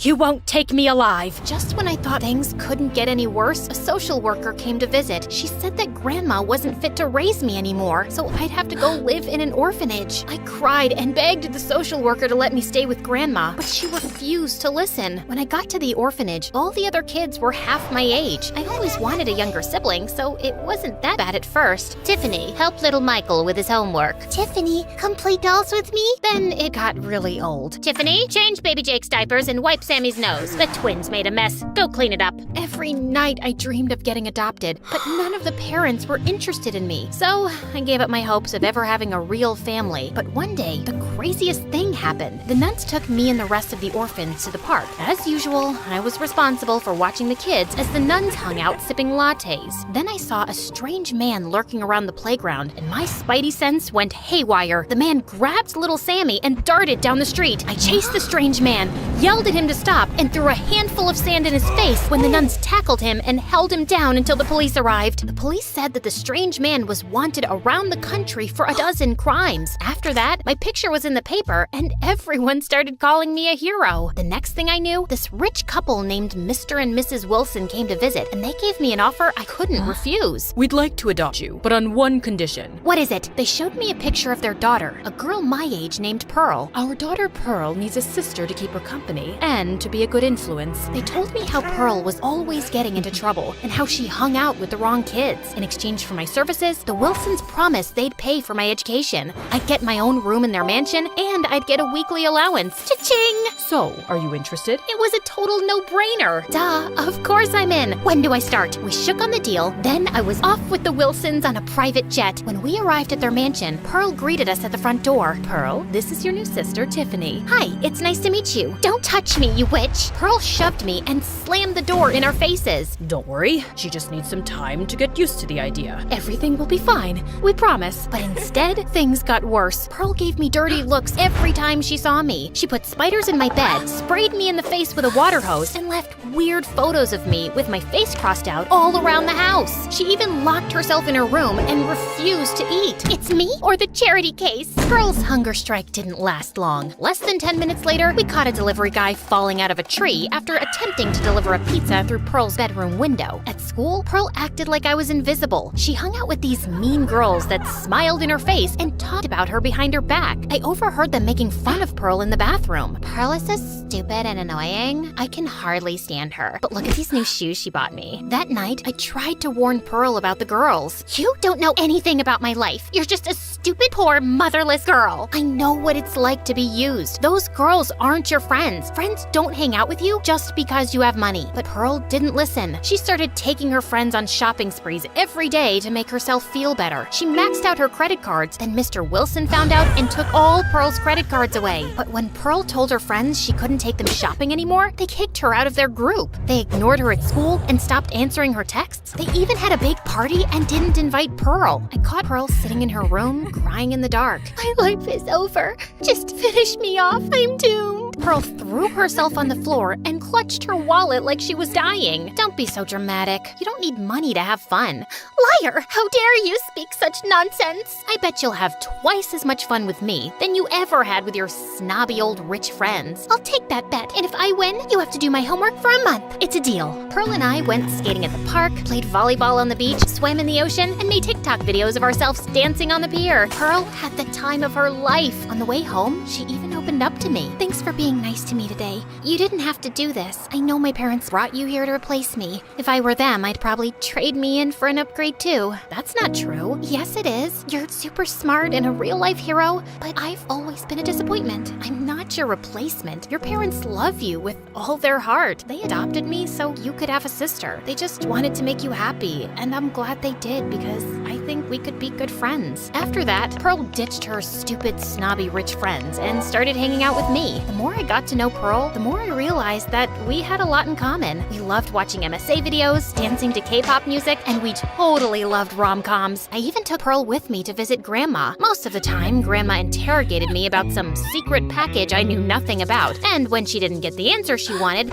she put me in a headlock and yelled at the doctor to take me back to my cell, but I could tell by the look in Grandma's eyes that she still loved me. Soon, Pearl and I were best friends. We were in all the same classes and joined the same clubs. We were together all the time until Dean came along. Dean was a bad boy. He wore sunglasses indoors, had a dozen tattoos, and was always in detention. I'm not exaggerating. He was there like every day. Pearl fell head over heels for Dean. Every time she saw him, she'd try to get his attention. She sat next to him in class, left love notes in his locker, and she even gave him a sculpture of the two of them kissing. But Dean just ignored her. Pearl got so desperate to spend time with Dean that she yelled at a teacher and threw an egg on the principal's car just so she could get 2 weeks of detention. Surprisingly, Pearl's plan worked. A couple of days later, Pearl swore they were in love. One time, Pearl and I were in the library working on a research paper when Dean walked up, sat next to Pearl, and they started making out right in front of me. Jeez, can you two get a room? They ignored me and kept kissing. I was so annoyed that I grabbed my stuff and stormed off. I quickly turned a corner and ran smack into a boy named Jack. We both lost our balance and fell to the floor. Oops, I am so sorry. I'm such a klutz. No, it was my fault. I wasn't watching where I was going. Jack took my hand. I looked into his eyes, and then the sparks flew. He smelled like heaven, and when he smiled, my heart melted. Jack wasn't the most popular kid around. Actually, he was a bit of a nerd. One time, he laughed and milk flew out of his nose, but I didn't care.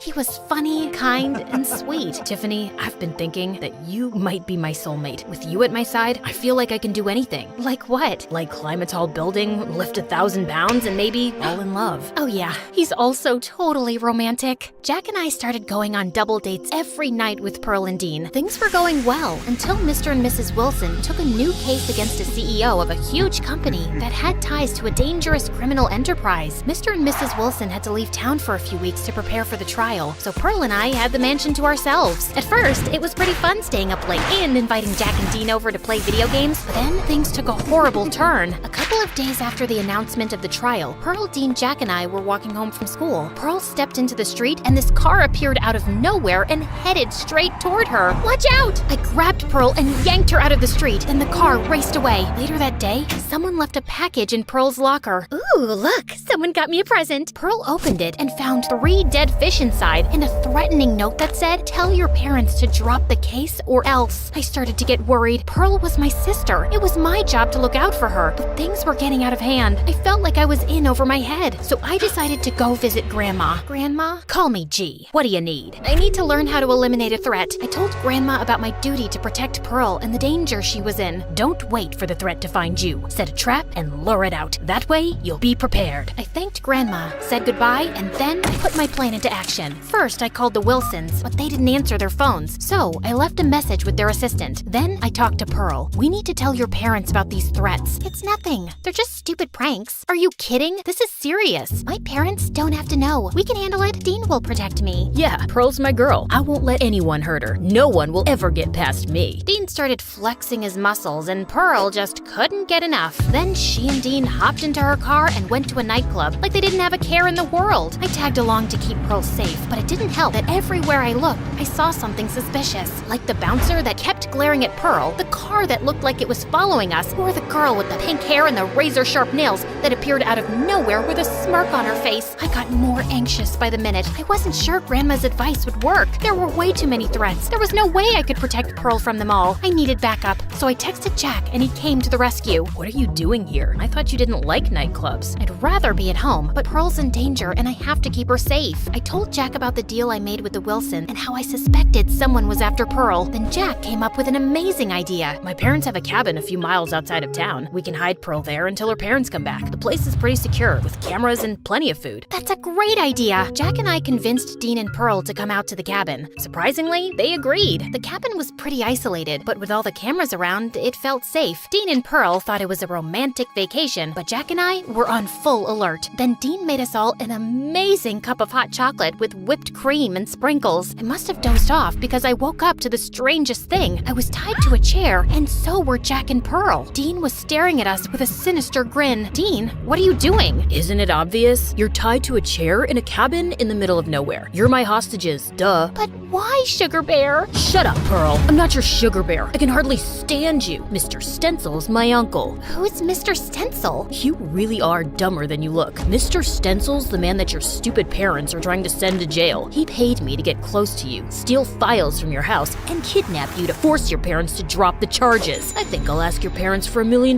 too. Pretending to be your boyfriend was torture. Pearl started to cry, and I got really mad. "Don't you talk to my sister like that!" And what are you gonna do about it, loser? "Oh, I've already done it. You might as well give up because you've lost." What are you talking about? "Come closer and I'll show you." Dean stepped closer, then I headbutted him in the face. My nose! I used the Swiss Army knife I'd hidden in my back pocket to slice through the ropes, then I raced to my cell phone and called the police. You can't stop me, orphan girl. Then Dean lunged at me. He wrestled me to the ground. I thought I was a goner. He was 10 times stronger than me. But then I remembered Grandma and everything she taught me. For Grandma! I kneed Dean in the stomach, poked him in the eye, and kicked him in the nose. He staggered back, grabbed a coffee mug, and hurled it at me. I caught it in the air and smashed it across his head. Then Dean fell down in a daze. Mr. and Mrs. Wilson and a dozen police officers showed up and hauled Dean off to jail. Pearl cried for days from a broken heart. Jack and I stayed by Pearl's side to help her recover. After eating several tubs of ice cream and watching a ton of MSA videos, she vowed to stop chasing bad boys. After all of the excitement, Jack started acting really weird. He kept staring at me like I had 3 heads. "Why are you looking at me like that? Do I have something in my teeth?" No, it's just that I think you're amazing. How did you learn those moves? You looked like an action star. Well,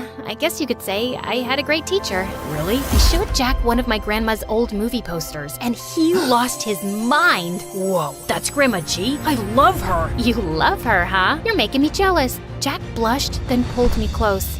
Don't worry, Tiff. You're my hero, and my heart belongs to you.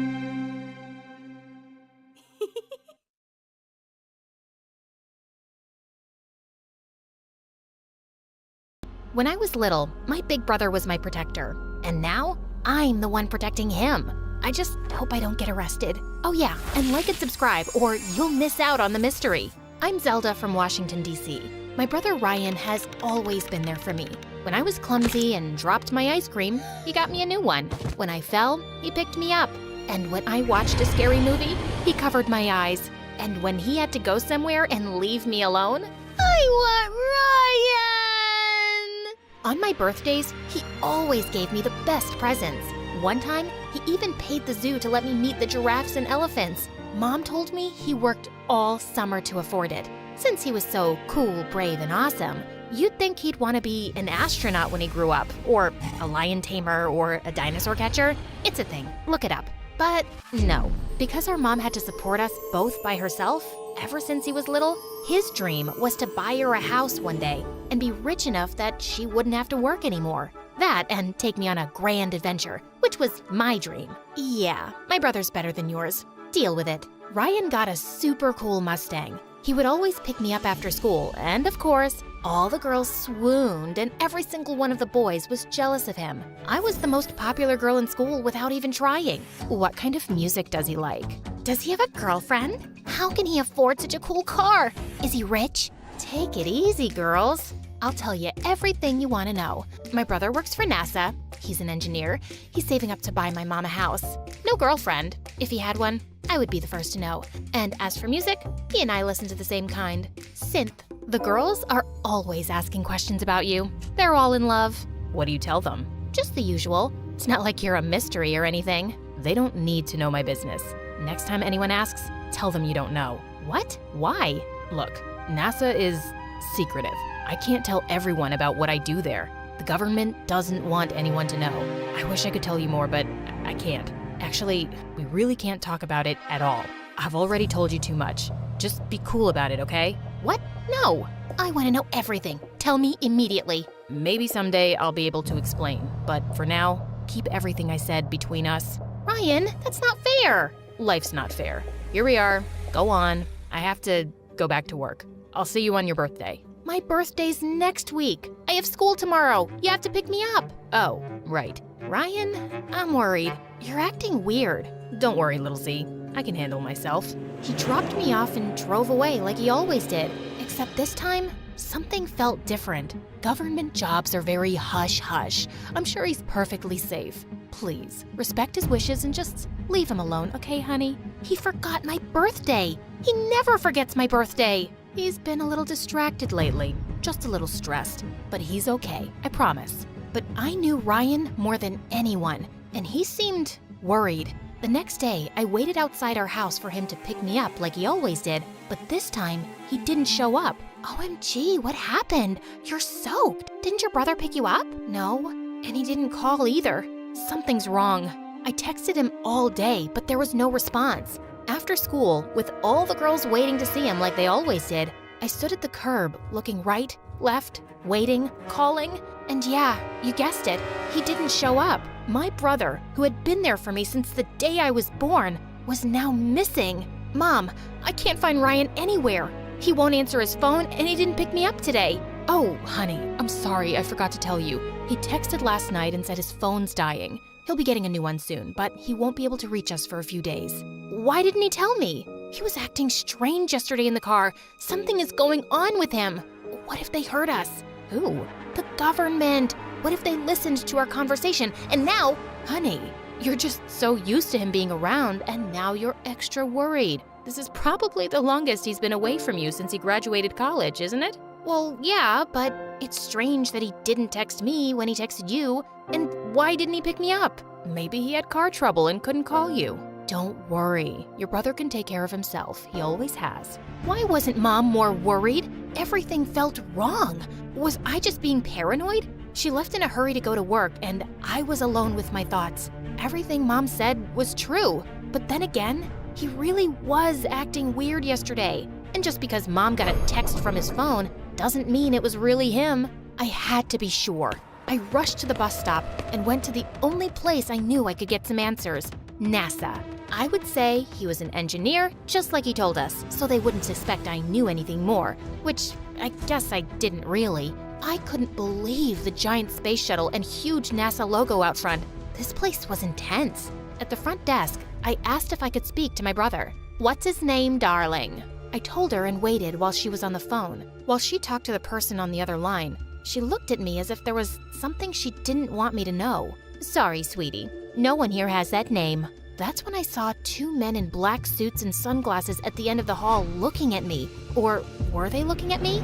Maybe they were just waiting for someone. I didn't want to find out, so I hurried out of there. I had no idea what was going on. It didn't make sense. Unless they really didn't want anyone to know where he worked because he was part of some top secret mission. Without any other choice, I decided there was only one more place I could go to try to find him and find some answers. His apartment. I had only been there one time when I was about to move in a year ago, but I had written down the address. The building was super tall and fancy. I ran to the door and pressed the number to his unit. When an old woman answered, I asked if my brother lived there, thinking maybe she was the maid. No, he doesn't live here. Sorry. My head was spinning. What the heck was going on? I saw my brother almost every day since we were little. I knew him, didn't I? A black SUV parked right behind me on the curb. I couldn't see through the tinted windows. I ran. Just then, I got a text from Ryan. All it said was an address that I didn't recognize. I tried to call, but there was no answer. What if it wasn't really him? I could be walking right into a trap. I got on the bus and headed that way. I couldn't go to the police yet. I had nothing to report. But what if I was going into a trap? But he was my brother, my protector. I had to try. Whatever it was I was heading into, I had to be brave. The sun went down. The street of the address was dark and dirty. My mom would never let me come here alone. Then I found it, a broken down old motel. I climbed the steps and knocked on the door, my hands shaking. It opened, and I saw a beautiful young woman standing in front of me. "Zelda, who are you?" "I'm May, your brother's girlfriend. Come in." I walked into the small room and saw Ryan sitting there, his head down like he was crying. I ran and hugged him. "I'm so glad you're okay. I've been looking everywhere for you. What's going on?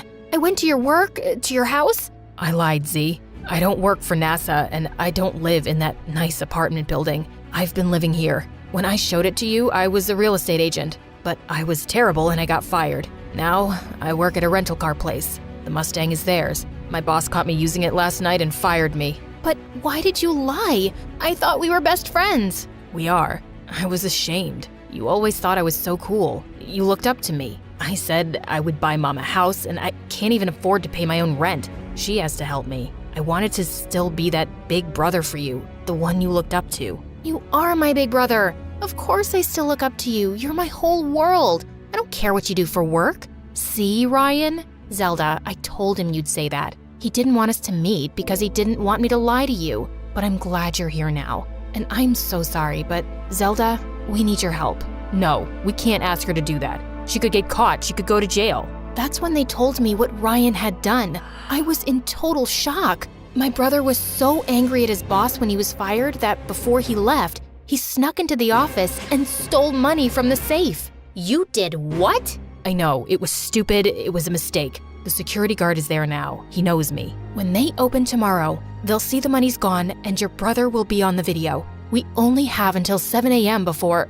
I go to jail and my life is ruined. My heart was pounding, my hands sweating. I couldn't believe this was happening. I know he said he was angry, but this? I don't understand. That's not you. Why did you do it? I wanted to pay back Mom for all the money she let me borrow. I'll go. I'll put it back. No, Zelda, if the security guard ever sees him, he'll be caught. If he sees you, he won't know who you are. You can run. But this is my mistake. I'll face the consequences myself. I wouldn't help you steal money, but we're not stealing it. We're putting it back. So I'll help you because you've always helped me. Yes, I knew it was dangerous. I knew I could get into serious trouble, but all he wanted to do now was make things right. He drew a map of the office and explained to me exactly how to get in and out. The problem, of course, was the guard, and the fact that he had been caught on tape, which meant I would have to delete it. I had no idea how, but he wrote it all down along with the combination to the safe on a piece of paper. why not just send it to my phone? You can't take your phone. If they suspect you, they could use it to see that you were here. I'll call Mom and tell her you're sleeping here. So, my mom knew he'd been lying? That's why she wasn't worried. Here, the money is in this purse. Just pretend it's yours and take my hoodie to cover your head. I left the apartment, following the directions he gave until finally I was outside the office. The guard was outside the gate. There was no way around him. My first thought was to cause a distraction, but there was nothing anywhere. So I just walked right up to him. Sir, please, can you help me? What are you doing out here at night, miss? I forgot my phone in the car I rented. Everything I have is in there. Can it wait till tomorrow? I'm not supposed to let anyone... I can't. He took pity on me and let me in. He asked which car, and I pointed to a random one, getting ready to cry again when he didn't find it. And that's exactly what happened. Can I use the bathroom? In the stall, I checked the paper Ryan gave me. I had to climb into the vent to get to the office. I knew the guard would get suspicious, but there was nothing else I could do. I just had to hope he was too uncomfortable to go into the women's room. Before I put the money back, I wanted to make sure the video of my brother was deleted, so I went to the computer. There was a password, but Ryan had written it down on the... Where was it? I checked all my pockets and even the purse. It was gone. The door flew open, and the security guard aimed his flashlight at me. Come with me, young miss. I failed. There was nothing I could do now. He led me out, and at the gate, I saw the black SUV, and from inside, a man in a dark suit and sunglasses was waiting for me. What was happening? When I got close, the man smiled and took his sunglasses off. It was Ryan? Happy birthday, little Z. How'd you like your adventure? But my birthday is next week. I know. Then it wouldn't be a surprise, would it? I'm pretty sure this would still be a surprise. Ryan told me he did work at NASA, and he owned the car rental place because 6 months ago, he invented something for the government, and now he was a billionaire. What about May? She's my friend from work. If I was dating someone, you'd be the first to know. Why? Do you think she likes me? But your apartment. I moved out 2 months ago because I bought a house. Wow, you got your own house? No, that one's yours and Mom's. Mine is that one. Mom came out from inside, smiling and waving. Thanks for trying to save me, little sis. My protector. I was happy. He really was the best brother ever. Except for one thing. You made me walk to school in the rain.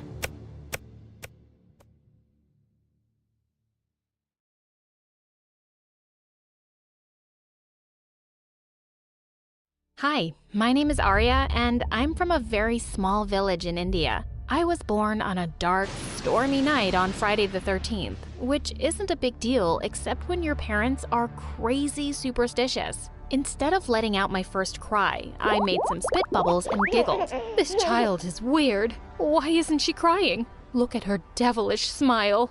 Once when I was 2, I was playing with my grandmother, and it was the first time I called out her name, Dadi. But it wasn't a celebration because the same day, she passed away. A few months later, when I learned to say my grandpa's name, Dada, he passed away too. Oh my God, this is the beginning to an end. If she says another word, she might kill us all. And the very same day, my uncles and aunts left the village with their entire families, and my parents just got weirder and crazier. I loved the color black, but they thought it was demonic, so they'd paint all my favorite black things pink. One time when I was 5, I rescued a cute black cat from the streets and brought her home. I named her Kali, but my parents went ballistic. Black cats are evil. They'll bring death upon us. But he's my little meow meow. The only thing that could kill us is his cuteness. They didn't listen to a word I said and threw Callie out of the house that night,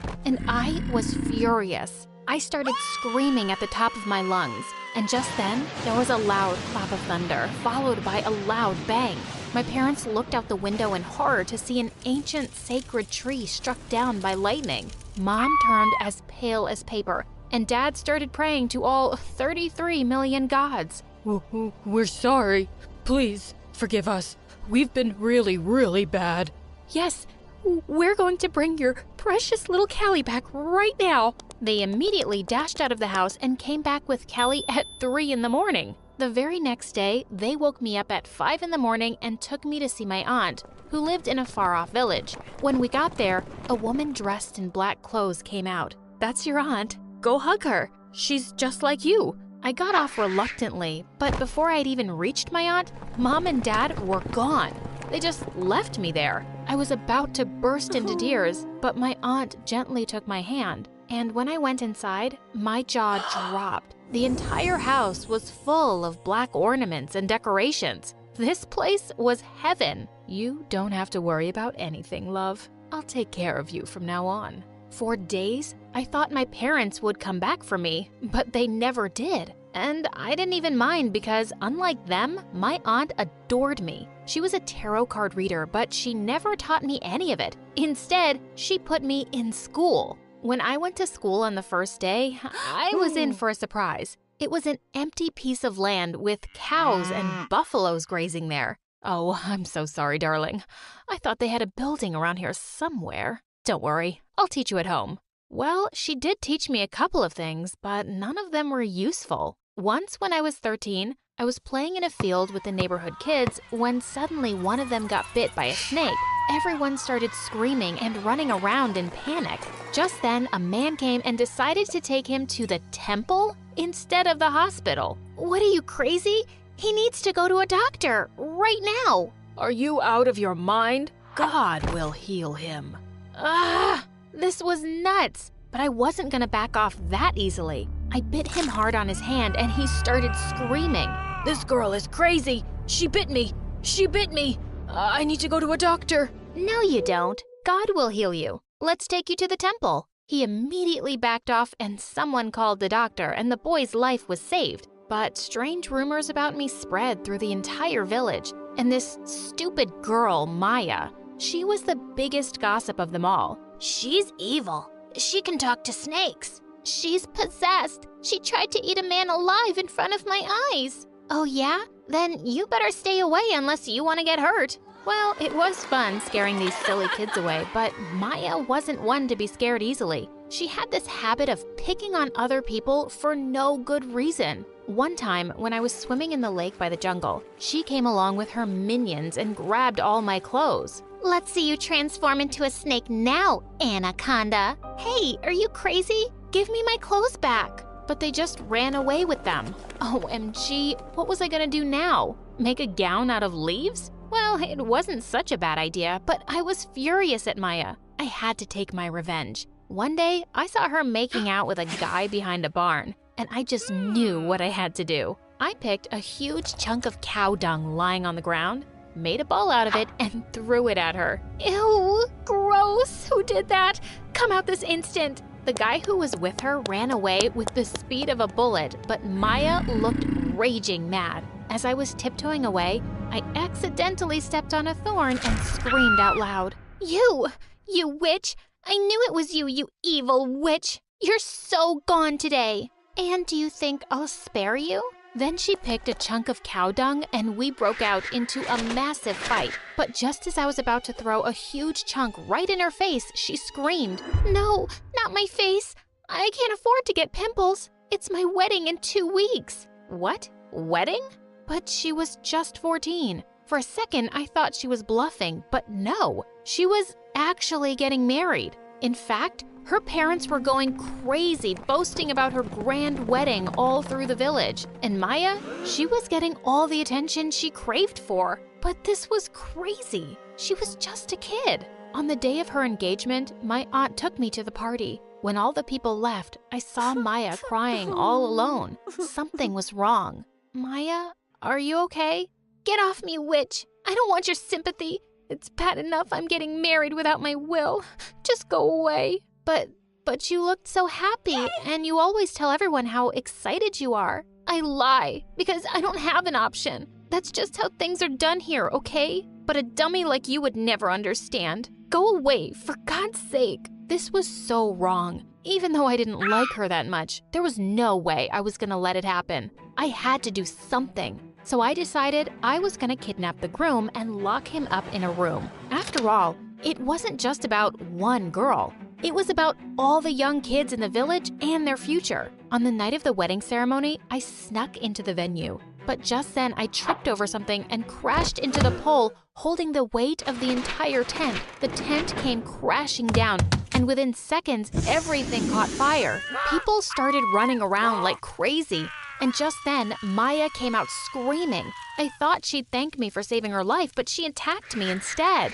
You ruined my wedding, you witch. I had been preparing it for weeks. What? Something was really wrong with my ears. Her thank you sounded more like, I'm gonna kill you, witch. Suddenly, a man came rushing in and said, The crops, they're burning. The fire has spread to the fields. We're all ruined. OMG, what was it now? All of this because of a stupid tripping incident? But instead of running to the crop fields, everyone looked at me in shock, and I knew that look too well. I was so doomed. I ran home to save my butt and locked all the doors and windows. Just then my aunt came running. What's wrong? What happened? Who's knocking like a mad dog on the door? No, don't open that. There were angry villagers chanting outside that they wanted to throw me out of the village this instant. She's the devil. She put our crops on fire. We can't let her live with us anymore. What? It was all a freaking mistake.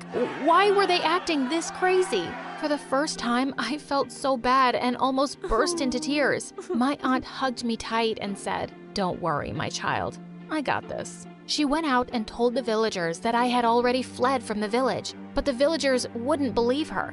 They stayed outside my house day and night until they were sure that I'd actually left. My aunt kept me hidden inside the house for months until one day I heard that there was a serious illness spreading all through the nearby villages. Auntie, I'm so scared. What's gonna happen? I have no idea, Arya, but no matter what, promise me you won't step outside of the house. Well, I did as she asked, but then one day, she also fell seriously ill, and I had no choice but to leave the house to get her medicine. But as soon as the villagers saw me, their faces turned pale white. They were running away from me and screaming at the top of their lungs. She's back! She's back! The devil is back! She's brought a new plague with her to kill us all this time. What? Why were they all so freaking dumb? But I didn't care. I had something more important to do. I rushed to the hospital, but as soon as I got there, even the doctors looked at me in shock. What? Did they also think I was a freak? A doctor called me and asked why I had no red dots on my body like everyone else. Well, I bathe daily. I guess that's why. He looked at me confused, but then they conducted a whole lot of tests on me. I was all freaked out. Why were they doing all this? I wasn't some freaking alien. Moments later, the nurse came out and screamed, You were right, sir. She's the one. The one?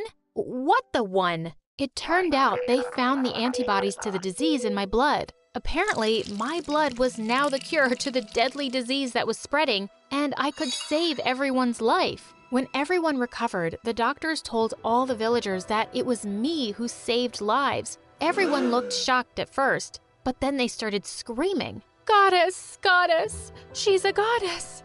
She saved our lives.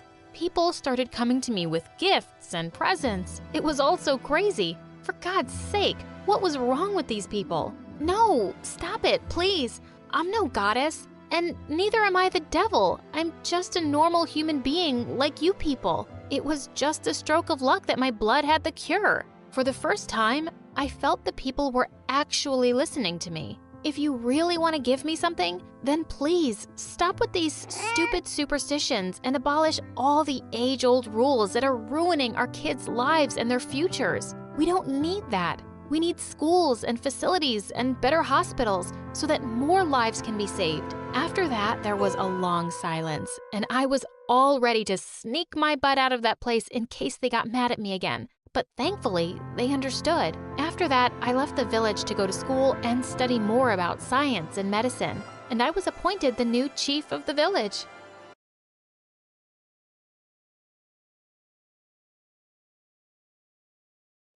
Hi, I'm Cece, and this is my story. Before I begin, don't forget to like and subscribe. And hey, new MSA merch alert! Our latest bottles and notebooks are out now. Grab them via the link in the description and upgrade your gear. I was born in Paris. The city of love. Love was everywhere. In the heart-shaped cakes in the bakeries, in the balloons all the street merchants sold under the Eiffel Tower, and in the random rounds of applause whenever someone proposed publicly, which happened like 100 times a day. Yeah, love was everywhere, except our house. My earliest memories are of my parents fighting over the tiniest things, and of Lola, my sister who was 7 years older, distracting me.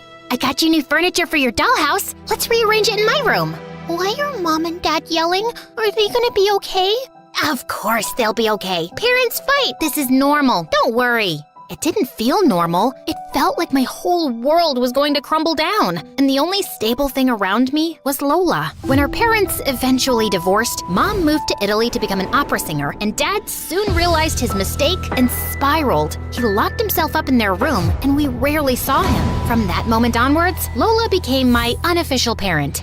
You cannot eat ice cream before dinner! You're not my real mom! Why did you fail math? I spent my whole week tutoring you! You're not my real mom! It's fair to say, I drove Lola crazy. She was forced to become my mother at a very young age, and I could be a brat. Also, I kinda ruined her plans for the future and her relationship with her very serious boyfriend, Jordan. Jordan and Lola had planned to go away to college together. Seeing that Lola had to work and take care of me since our dad was useless, Jordan left her and went off to college on his own. I'm sorry, Lola. There isn't a place for both me and Cece in your life. This is it for us. I felt guilty that Lola had lost both her boyfriend and her dreams, so I no longer wanted to give her a hard time. I started paying attention in class, helping her around the house, and even preparing her favorite meals and desserts. Ugh, there is no love like sisterly love, Cece.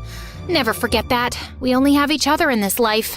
One day, as I was working at my part-time cashier job in a coffee shop, I noticed a very rich-looking guy staring at me. I could feel his gaze without even lifting my head. Naturally, I decided to stare back until he got uncomfortable and broke eye contact. But he was a tough opponent. Give it up, creep. Didn't your mommy teach you it's rude to stare at people? But he still didn't flinch. He insisted on being in the line I was serving, even though the other one was empty.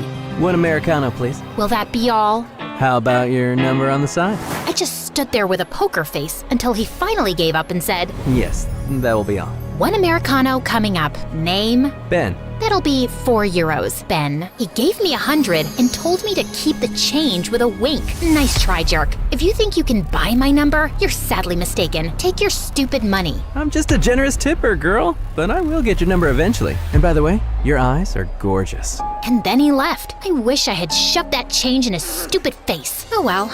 I could just use it to buy Lola something nice. This rich jerk kept coming back every day, and I'd always notice he had bodyguards waiting outside the shop for him. One day he came in when the place was empty. I won't leave until you give me your number. Then I hope you brought a change of clothes and a toothbrush. You know, Cece, not to be a self-centered jerk, but I'm a great catch. If you're so great, why are you so desperate to get my number? Determined is a better term. I enjoy a hard challenge, and I just can't get you out of my head. Then get a new head. I would, but I have great hair. You're not getting my number, weirdo. We'll see. For the next few weeks, he showed up with extravagant gifts, like a full mariachi band or roses that filled up the stores and customers couldn't get in. My boss finally snapped and told me to handle the situation or I was out. Of course, I couldn't get fired. I had to help Lola with the household expenses. So I caved and gave him my number. I'd just block him later. When I told my coworkers what happened, they all burst out laughing and started showing me his pictures on the internet. Turns out, he wasn't just a rich kid, but a famous actor as well. Apparently, he had bought the staff's silence because he didn't want me to go out with him simply for being famous. To my surprise, he wasn't that big of a jerk either. He was crazy romantic, like crazy romantic. One day, I mentioned that I was craving pizza, so he insisted on going to Napoli for lunch. I thought he managed to get last-minute tickets on a plane to Italy, but turns out we were going with his private jet. You know, Cece, when I first met you and realized that you didn't know who I was, I felt truly alive. I had a rare opportunity to introduce myself however I liked to someone who didn't already have some opinions about me. Well, for future reference, you didn't do a great job at it. You came off as a creep. Yeah, you made that very clear. don't worry. He was sweet, charming, and attentive, and I found myself falling for him. I was hesitant to bring Ben home to see our poor house and meet my useless dad. Only when I made sure he actually loved me and accepted me no matter what, I invited him to dinner. But Lola wasn't too enthusiastic about him. You're spending too much time with him, Cece. Boys are trouble and a distraction. You should be focusing on your studies to get into a good college instead of dating flamboyant stars. I'm not a kid anymore. Don't worry about me. Also, I can do both. Then, Ben and I went public, and he started taking me to all his premieres and movie sets. Sometimes, I would miss school and travel with him wherever he went. Lola was furious about this. I did not break my back to keep you in school and give up on my dreams so you can live in some stupid fairy tale with a boyfriend. Fairy tales aren't real. I'm grateful for the things that you've done, but you can't keep holding that over my head. You also chose to do this, and I try to pitch in. You're welcome to stop caring for me now and go back to school. You're an ungrateful brat, Cece. You just met this boy. You're not his first love, nor the last. Don't get too used to this lifestyle, cause it won't be long before he drops you. Then we'll see what you'll do, kiddo. You almost sound like you resent me for getting a taste of the good life. Just let me be, Lola. But she didn't let me be. One day, I came home after a trip to Hollywood and found Lola waiting for me in the dark. Have a seat. OMG, you freak! You scared me! I think you should see this. What's this? Your Prince Charming isn't so innocent. I hired a private detective to follow him around. See for yourself.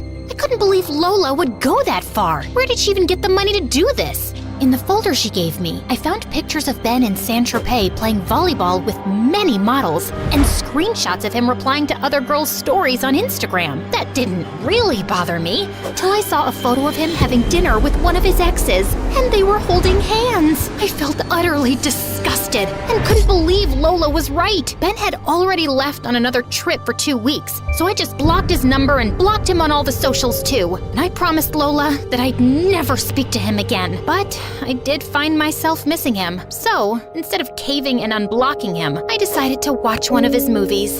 So, one evening, there I was, engrossed in his latest spy film and a family-sized pizza topped with pepperoni and my salty tears, when I caught a glimpse of something outside my window. It was Ben, swinging from a rope off the roof like a low-budget action hero. I quickly opened the window before he fell down and smashed his most valuable asset, his money-making face. What are you doing? Well, it was impossible to reach you by any normal means, and Lola wouldn't let me in, so I thought I could swing outside your window until you tell me what's wrong. Do you think I'm stupid? Do you think I wouldn't know about your affairs? What the? You heard me. I know all about Saint-Tropez and your DMs with other girls, and the dinner with your ex. I showed him the pictures, and to my surprise, he burst out laughing and tussled my hair. You dummy, you. Well, first, these so-called models are my cousins. Gross. I can't help it if we're all a good-looking bunch. Secondly, these DMs are made by a very famous fake account. Everyone on Earth knows this person is acting like me. How did you even miss this? Okay, fine, but what about the dinner? How are you going to justify that? Well, now that's embarrassing.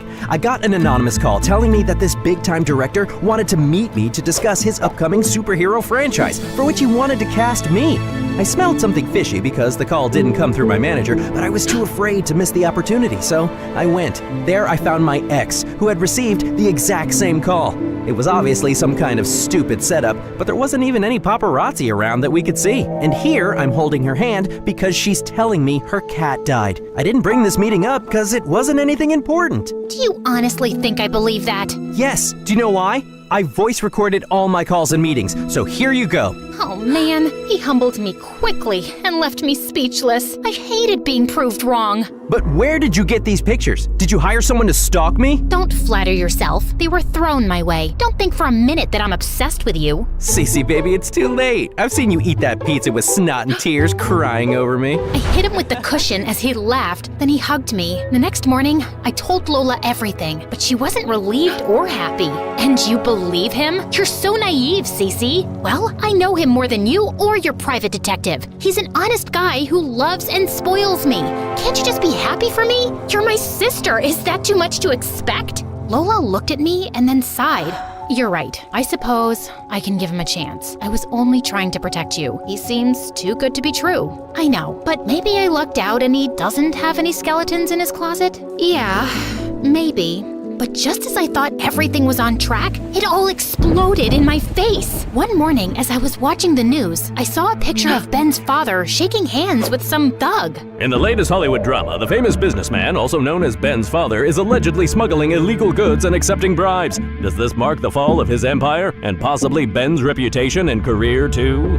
As I watched in horror, I suddenly noticed Lola standing behind the couch, a huge, evil smirk on her face, and the realization washed over me. Lola was somehow behind this. Lola! My scream shook the house, and I turned around to pounce on her. Even Dad, who hadn't come out of his room in ages, came out running as we rolled around on the floor. How dare you humiliate Ben and his family like that? What did you do? Just used some AI-generated images. Ow! Calm down, will you?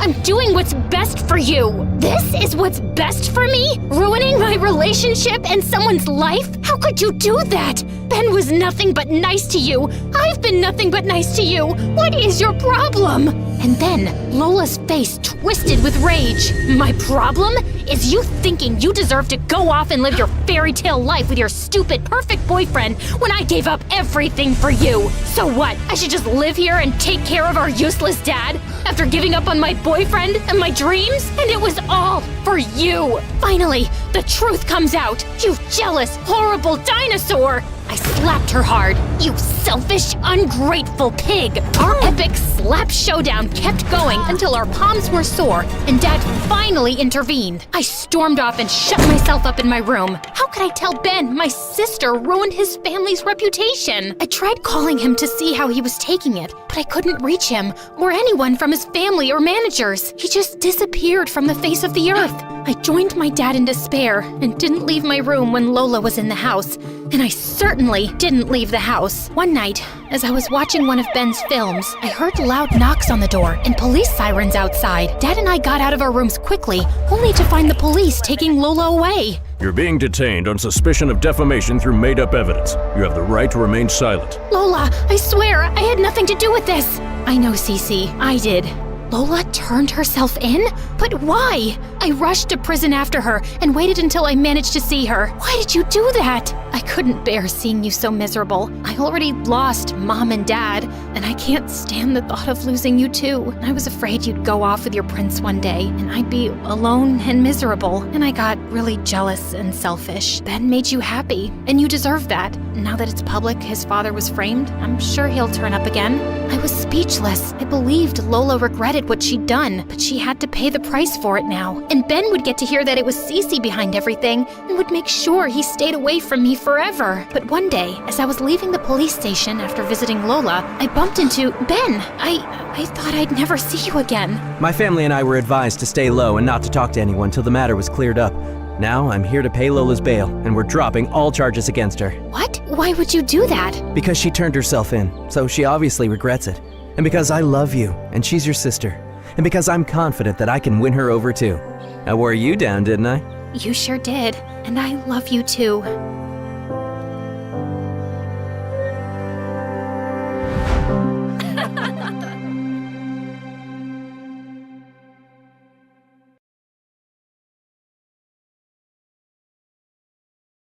It was almost midnight as my cousin Anastasia and I dragged a huge box across the park behind our house. Shh! You're making too much noise. Someone will spot us. This is so heavy, and I'm trying to hold in a fart. Look, why don't we just tell the truth? The truth is no good. The truth sets you free. No, lying is better, you moron. I thought I was supposed to be the pretty one, and you were the smart one. Now hand me the shovel. Anastasia and I dug a hole, took one last look inside the box, and then threw it in. Sorry it had to end this way, buddy. Then we turned around and saw Aunt Lisa standing behind us. We'd been caught red-handed. Hold up. Did you guys actually think we killed somebody and buried a body? We're just kids, jeez. Here we've just buried a $1,200 doll belonging to Aunt. And now she's found out her precious baby is eating dust. Aunt screamed, cried, and vowed to punish us both. I wasn't too worried. What more could she do to me anyway? Hey guys, I'm Victory from LA. Before I continue, please like and subscribe. My mom named me Joy at birth, but when I was 5, my parents got divorced and Dad won full custody. He changed my name to Victory because he won and all. Life with Dad was perfect. He ran a successful business, and we lived in a super-sized mansion. I loved singing, so when I turned 10, Dad got me into professional classes. By 13, I was winning every major talent show in town. But soon after my 18th birthday, everything changed. Dad was accused of selling company secrets to a rival firm. After his case went to trial, all our accounts were sealed. Dad decided to send me to his sister in New York. I don't want to leave. I can get a job and help you out. No, honey. You'll stay with Lisa till the trial is over. It'll be great, trust me. She even has a daughter your age. And just like that, I was on a plane to New York. Aunt had her own fashion line and lived in a huge mansion. I was waiting for her in the lobby when suddenly a girl rollerbladed her way into a huge statue. Oh my God, are you okay? Yeah, this isn't my first time. You're my cousin, right? I didn't know you had an identical twin. Why, hello, my cousin's sister. Who are you talking to? Are you sure you're okay? Just then, a glamorous-looking woman I knew as Aunt Lisa from photos walked in. Don't worry, she's okay. The doctors say she has an unusually small brain. You'll get used to it. You must be Victory. Welcome to our humble abode. I welcome you to our abode, which is the humblest. You must be tired. Why don't we eat something? Tired you must be. Why don't something be eaten? Stop repeating what I'm saying. I'm not. I'm welcoming my cousin. So excited to have you here, Hickory. It's Victory. Yeah, what did I say? Hickory. Yeah, I get it. Your name's Hickory? It sounds the same in a normal tone, too. I'm not deaf. The rest of dinner was just as crazy. Anastasia kept dropping her food everywhere, drank soup straight from the bowl, then chased the waiter with a fork because her souffle was deflated. After we were done, Aunt showed me to my room, which was smaller than the closet I had back in LA. I know it's not what you're used to, honey, but all the other rooms are pest-infested. Yeah, it's bad. You can share my room, but I have this really weird butt allergy, so I might ask you to scratch me at night. I could do it myself too, but there's something amazing when someone scratches it for you. You know what I mean? This room is just fine, and thank you for being so accommodating. Don't thank me just yet. You'll have to earn your stay here. Good night. I wasn't sure what she meant by that, but the next day, it became clear. Aunt said she was really short-staffed, so I had to help with chores. I was stuck making tea, cooking breakfast, doing the laundry, and cleaning her weird collectible dolls.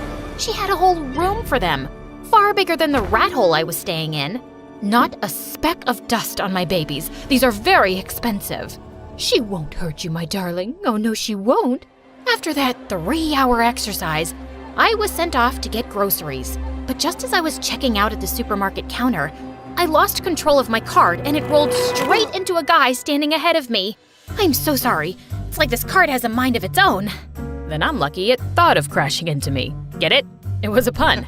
That's how you talk to every girl you meet? Nope. Only the ones who crash their shopping carts into me. I'm Trip. Trip helped me with the groceries and asked me out for coffee. We got talking and exchanged numbers. Later, Trip offered to drop me home, but when he saw where I lived, his mouth fell open. You're staying with Anastasia? Good luck. I was their neighbor and she had the biggest crush on me. She walked up to my doorstep one day in a wedding gown, saying I had to marry her. We were 10. She kept stalking me till we finally moved a few years back. She'll drive you crazy. And sure enough, the entire next week, Aunt was busy with her work, and Anastasia made my life hell. She'd recently started a vlog on YouTube and kept asking me to try the weirdest things. Jump off this wall and tell me how high it is. Try these snail skin cookies. The last ones I ate tasted like feet. One night when my aunt was away, Anastasia dragged me into Aunt's doll room, saying she was sure they came alive at night, and we had to film it. Okay, I'm leaving, 'cause you're insane. If I had a penny for every time I heard someone say that, I'd be a penillionaire. Don't be a scaredy cat, I'll protect you. Just then, a spider landed on Anastasia's head, and she screamed, tripped, and hit a shelf, knocking over a doll. Yeah, that same one we were burying in the start. Anyway, right after we were caught, Anastasia tripped again and hurt her ankle. She got no punishment, while Aunt made me her personal maid. Help me to the bathroom. Fluff my pillows too. Pass my phone, my earplugs, and my eye mask. I need tea, but not too hot and not too cold. And close the door. Wait, keep it open. No, close it. No! Shut up before I superglue your mouth, you brat! Trip was right about you. You're crazy. Trip? Where did you meet him? Whatever you do not talk to Trip. He's awful. Oh, and you aren't? You don't even say please before throwing orders in my face. Please help me up. Please fluff my pillow. Please close the door. It's a simple word. Fine. Please stay away from Trip. No. I slammed the door and walked away. I really needed to get out of this house, so I called up Trip. We hung out at this cute hot dog place, and I found myself opening up to him about my dad and why I'd landed in New York with my awful aunt and cousin. That sounds tough. My parents can be strict too, but they're nothing like your aunt. If you ever need someone to talk to, I'm here. Trip smiled at me before gently squeezing my hand, and my heart leapt right out of my chest. After that day, Trip became my confidant. He was nice, cute, a great listener, and when he asked me out, I said yes. Soon I started school, and on my first day, I got invited to this really cool party, and I asked Trip to go with me. We were sitting outside in the garden when Trip left to get us some drinks. Just then, I heard someone from the bushes. Psst, psst, Victory! Anastasia? What are you doing here? I thought I asked you to stay away from Trip. And I thought I asked you to butt out. You're just jealous, aren't you? Anastasia jumped out of the bushes and was about to say something when Trip returned. Oh, hey, Trip! Long time no see! And I'd like to keep it that way. Now, if you'll excuse me, you're interrupting my date. Trip pulled me in and kissed me. Anastasia got mad, snatched the drink from my hand, and dumped it on Trip's head before walking away. This girl was such a nuisance. When I got home, I went straight to Anastasia's room to tell her off, but I stopped when I heard her and Aunt talking. Why did I get a call from Trip's dad saying you threw soda at him? Don't you know his dad is investing in my business? Trip's dating Victory, Mom. I don't care. He wants to date my niece? Great. That means our business relations will be even better. Everything will be fine as long as you stay away from that boy. You've messed up enough for one lifetime. It was an accident. Why do you keep bringing it up? And I'd rather eat my own limb than let them date. And with that, Anastasia started biting her own arm. She really was crazy. And what accident was she talking about? Just then, I got a phone call from Dad and left. He told me that we were running out of money, and he might not have enough to continue paying the lawyer. He'd lose the case and go to jail for a long time. I forgot about everything and focused on finding a part-time job. Finally, I applied for a singer's position at a local cafe. They called me in for an audition and hired me on the spot. I was really excited and called Trip for my first show, but he wasn't impressed. I don't understand why you can't take money from me. You're my girlfriend now. That's really sweet of you, but I like singing and I really want you to be supportive. Of course, babe. It's just weird to see so many people in the crowd staring at you. Only I should stare at your pretty face. That was an odd statement. But just then, my manager called me and I forgot about it. But over the next few days, I noticed that Trip was being really possessive. He would call me all the time. If I didn't answer, he would just drop in unannounced at the cafe and demand me to take a break. One day after my performance, this random guy from the crowd was talking to me when suddenly, Trip grabbed him by the collar and punched his face. He punched Trip back, and they got into a fight, breaking a bunch of things, and I got fired. I was furious at Trip as I walked out of the cafe. Victory, please wait. What is the matter with you? I'm your boyfriend. Am I supposed to enjoy guys flirting with you and giving you compliments? He was asking me where the bathroom was. And so what if someone gives me a compliment? Why are you being so weird? Because I know the guys only come to see your pretty face. That's why the cafe hired you. It's not because you're talented or something. You sound like Britney Spears with a really bad cold.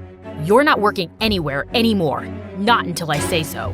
Too bad I don't give a rat's butt about what you say anymore, because we are done. Don't be ridiculous. Okay, you go home and sleep. I know you'll feel differently in the morning, babe. Hear me? Loud and clear, you psycho. We are never, ever, ever getting back together. Like ever. And with that, I pushed him aside and stormed off. I had to start looking for another job, but I soon discovered that any place I applied to had already been told not to hire me by Trip. I was furious and called him up. Stop telling people that I have a contagious disease that makes me fart and poop nonstop. You messed with the wrong guy. My family is really powerful, and I will make sure no one hires you ever again. And if word gets around, no one's gonna date you either. Ha! Killing 2 turtles with 1 stone. It's birds, you moron! Killing 2 turtles with 1 bird? That doesn't make any sense. It would if you'd ever read a book. I was really worried the next few days, and Anastasia noticed it. When she asked me about it, I couldn't help bursting into tears and telling her everything about my money problems and issues with Trip. I told you he's trouble, but I'm glad you broke up with him. Of course you are. I heard you tell Aunt that you don't want us to date. So congratulations, he's all yours. That's not the reason. Okay, there's something you should know. Anastasia told me that Trip used to be her neighbor, and the 2 of them grew up liking each other. But then one day, he just stopped talking to her. I sneaked through his bedroom window one night just to talk, but he wasn't around. His laptop was open though, and I saw all these lovey-dovey chats with another girl. That's when I decided I was through with that Jerkosaurus. But just as I was leaving, my clumsy butt knocked over a candle, the curtains caught fire, and before I knew it, the whole house was burning. So I panicked and just ran. Hold on. You burnt his house and fled the scene? That's a crime. What a newsflash. Anyway, the house was destroyed and Trip and his family moved out. I felt so guilty, I told Mom about it, and she told me to never breathe a word to anyone. I never thought I'd see Trip again till you guys started dating. Now, every time I see him, I'm reminded of what I did, and my head starts spinning, my throat dries up. Okay, I get it. You were paranoid, and that's why you asked me to stay away from him. Pretty much. But also, because he's a jerk. Can't say you didn't warn me, but I was just too blind. Nothing some MSA and popcorn can't cure. Let's watch it on TikTok. Are you crazy? TikTok is for thieves. YouTube is for the original content. I want to support my lovely channel and watch it only on YouTube. Anastasia and I had the best time that night, and the next morning, I woke up feeling lighter than ever. That was until the police turned up during breakfast, along with Trip. There she is, the maniac who burned down my house. What? You told him, Victory? Nope. I paid one of your servants to bug Victory's room, and I heard your conversation last night. What? Oh, Trip, you've got it all wrong. Anastasia would never say she burnt down your house. She must have been telling Victory about how to hunt down a mouse. A silly mistake. I've got the recording right here, lady, and you're an accomplice for covering it up. My parents blamed me for that fire, since it was my room, and cut my allowance for 2 years. In fact, I'm gonna say it was an attempted murder. No one was even inside the house. I could have been inside, and knowing how crazy you are, that might have been your original plan. Now you're just putting ideas in my head. Anastasia jumped on Trip, pinning him to the ground. He fought her blows as the police pulled her off and handcuffed both her and Aunt. Trip, please, there must be another way. You know my daughter is harmless. Stupid, yes, but harmless. I can't go to prison. Who will look after my precious babies? The police took the 2 away. Of course, Trip's parents immediately withdrew all their investment in Aunt's business, and she was pretty broke after buying those stupid collectibles. I had no choice but to use the money I'd been saving for Dad to post their bail. And while I was at the police station, I filed a restraining order against Trip, too. Oh, thank you, Victory. You really came through for us. The lawyer says there's no real case against Anastasia since she was only a minor at the time, and he's hopeful I won't get more than 3 months jail time. You'll keep my dolls clean and hug them every night, right? They can rot for all I care. I'm going home. You're just going to leave me in my time of need? You were awful to me when I really needed a family. That's because your dad was always my parents' favorite kid, and I was always sidelined. I hated how I was treated growing up, and I guess I just took it out on you. Mom, you are the stupidest woman I've ever met. You told me we had to hate Victory just because you were still hung up on something that happened 5 decades ago? I'm not 60, you dummy. You're the dummy. You play with dolls and love them more than your own daughter. Well, I'm leaving with victory. And by the way, I broke another one of those stupid things. Feel free to pick up the pieces. Anastasia and I started packing up our things and had just enough money for 2 tickets. But just as we were leaving for the airport, I got a call from Dad. Honey, I won the case. I won it. My name is cleared. Everything is gonna be fine now. And I can't wait to see you. Just go. Hi, my name is Rose, and this is the story of how my uber young dad started telling everyone I was his sister. You see, he could get away with it because he was only 17 when my mom had me and left me at his doorstep. One fine day, when my grandma opened the door, she found me sleeping peacefully in a crib. Ah, there's a baby at the door. What are you going on about? Good God, there's a baby at the door. They found a note on me that read, I'm going to college. Take your baby, you moron. P.S. It's called Rose. Immediately, Grandma started yelling at Grandpa. You cheater. I loved you, and you cheated on me with a college girl. What? No, it's not mine. Look, there's a picture here. It's Jason's. Well, long story short, as soon as Dad saw me, he hid under his bed and started to cry.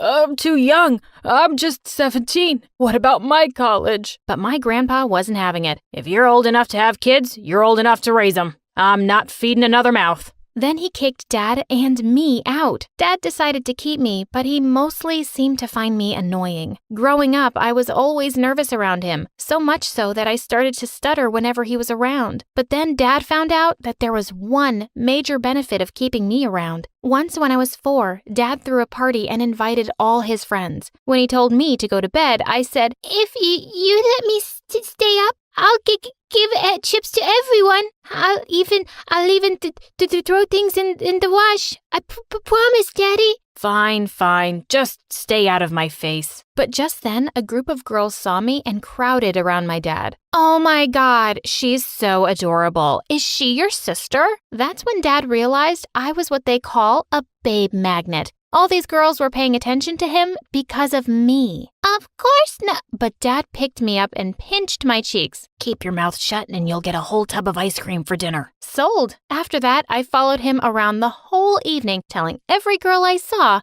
I'm his sister. I was such a success. Dad said I could have ice cream the whole week. From then on, I spent the whole day playing with Mila, my neighbor, and in the evenings, I was at Dad's game night or movie night. A few months later, Mila told me she was starting school. I told Dad I wanted to go too. Why do you want to go to school? By the time you finish, the only thing you'll have is a baby, and we don't need any more of those. No, Daddy, I'll study. Don't be a smarty pants. I need you to come to the park with me today. I want a girlfriend.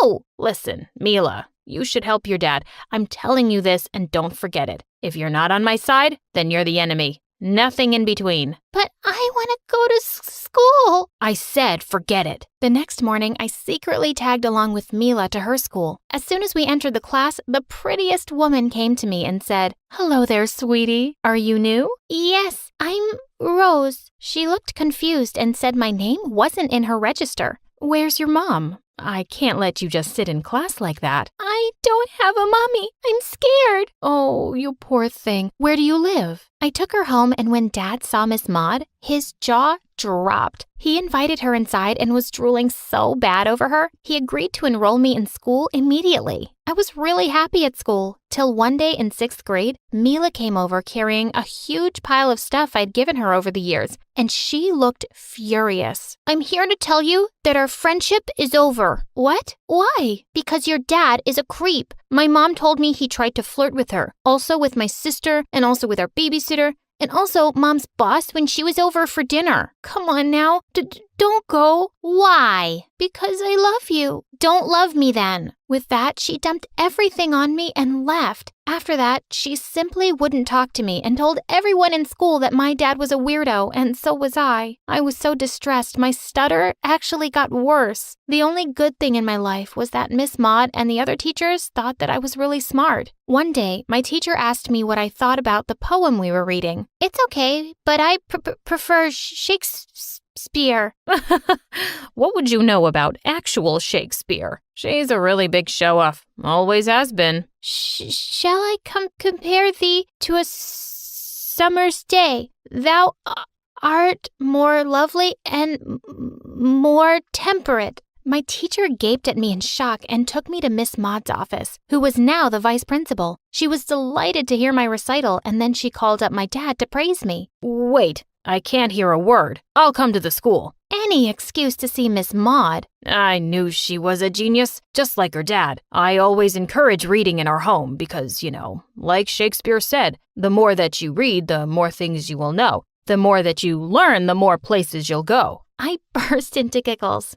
Don't be silly, Dad. Dr. Seuss said that. Dad turned red as Miss Maud held back a laugh. Yes, she is smart. Dad was fuming all the way in the car. The minute we got home, he snatched the book from me and started yelling. I don't see why you have to act so freaking smart, stupid. No one likes smart girls, especially when they're ugly like you. I don't know why my daughter couldn't be sweet and pretty, like Hinata Hyuga. You're just jealous because you need to be as smart as me to date Miss Maud.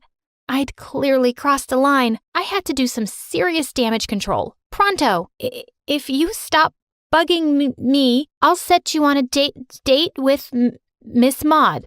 What? Yeah, she's also totally not married. I bet with my help, she'll like you too. Okay, but this better work. The next day we started Project Miss Maud. I helped Dad write the cutest notes and emails to her. Finally, she agreed to go on a date with him. They were meeting at the park, so I hid in the bushes to keep an eye on Dad. Things were going fine enough until Dad did the stupidest boy thing in the world. He stood up and said, "It's amazing being amazing." And then he tried to kiss her. Miss Maud clearly wasn't ready for it. She smacked him across the face and marched off. This was going to be such a disaster. Sure enough, as Dad got home, he started yelling at me. "No more school for you. If I didn't get to complete mine because of you, you don't get to go either." Oh yeah? You wanted to take me out of school? Guess you'll have to go through Miss Maud to do that, and she won't like it. I don't care what that woman thinks. Even though he never mentioned pulling me out of school again, we barely spoke to each other for the next few months. He just kept moping around the house miserably watching anime. When I finally started high school, things started looking up for me, because on my very first day, I found myself being wooed at the end of literature class. A shy-looking boy named Ethan slipped a note to me. "Dear Rose, every time you're close, red goes my ears and face and nose. I wish the world froze. I'm trying to ask you out, I suppose." I wrote a small yes in a heart and returned it to him. He grinned, and just like that, I had a boyfriend on my first day of high school. But there was one person who could never stand to see me happy, Mila. She'd never even noticed Ethan before, probably, but as soon as he and I started going out, I'd always see her trying to flirt with him any chance she got. One day when Ethan and I were sitting in the cafeteria, she just plopped onto his lap. "Oh, sweetie, are you sure about this dummy? Wouldn't you rather date me? I'm so much more perfect." With that, she suddenly turned and kissed Ethan. "Back off, Mila. He's my boyfriend." Immediately, he pushed her off, looking super red. "Yeah, Mila, get off me." Mila laughed brightly. "Well, whenever you're ready to date someone who doesn't sound like an idiot, let me know." "Mila, everyone has their own insecurities. We're teens, remember?" "Oh, who is there? Who is talking now? Dr. Phil? Are you there?" "Come on, Mila. Don't use my stutter against me. I know a lot of things to use against you. We used to be best friends." "Used, and that's a past tense. And it stays in the past. Goodbye for now." When is this going to end?" "Oh, it hasn't even started." With that, she literally skipped away, that crazy witch. As if Mila trying to ruin my life in school wasn't bad enough, Dad was giving her serious competition at home. Over the years, he had a string of girlfriends who would stay with us for a while before he dumped them. I was just so tired of finding some new bimbo at our place every few weeks. I even caught one of them stealing all our stuff before Dad threw her out. A few months later, Ethan offered to walk me back home one day. As we walked up to the house hand in hand, I saw Dad standing in the doorway. He saw us and looked like he was having a stroke. "Rose, get away from him right now." Why, Dad? What's wrong?" He marched to us and pulled me away from Ethan. "I don't send you to school so you can become pregnant one day." Are you crazy, Dad? Ethan and I haven't even kissed yet. Yet. You are never to kiss a boy, even hold his hand until you get married. Do you hear me? Or else I'm really pulling you out of school. You, stay away from her, idiot. That's it, Dad. You're officially crazy. I'm done with you. I'm leaving. I marched straight up to my room and packed my bags. By the end of the day, I was at Miss Maud's place. I wish your dad would stop being so immature. You can stay here as long as you like and just focus on your college admissions. Yeah, I'll finally have some peace. But of course, I'd spoken too soon. After that day, I'd noticed that Ethan was mostly ignoring me at school and always had an excuse for not hanging out later either. I called him up one day to ask if I could come over. Oh, babe, I really don't feel well. Coming down with the flu, probably. I'll see you when I'm better. Before I could say another word, he hung up on me. He'd been acting so weird, and I had a nagging feeling that something wasn't right. Later that night, when I was at the mall, I got my answer. There he was, Ethan, and he was kissing Mila. I was furious. I marched up to him. So this is your disease, huh? Ethan looked shocked to see me, but Mila just grinned at me and said,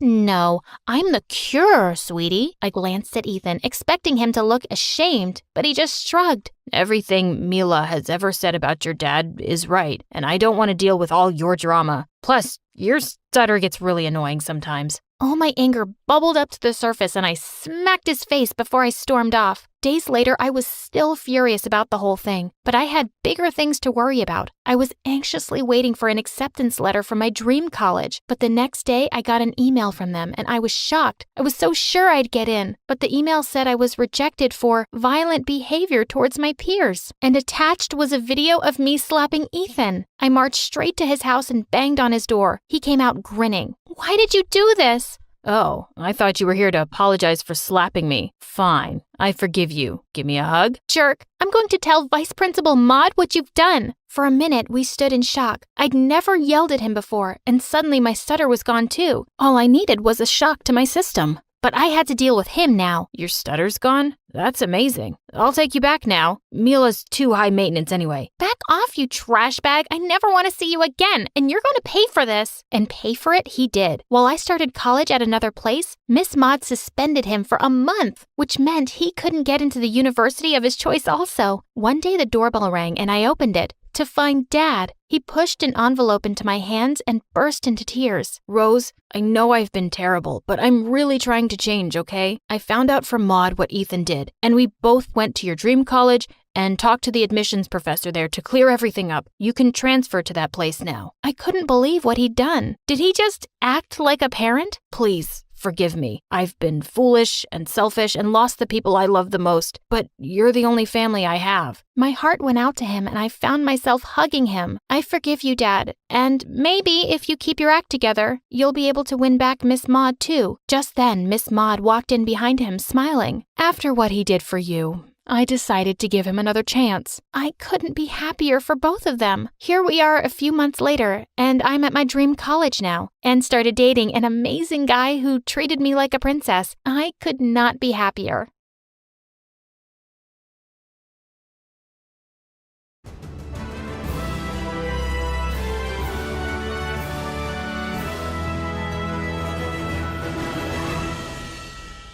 Hi, my name is Dawn.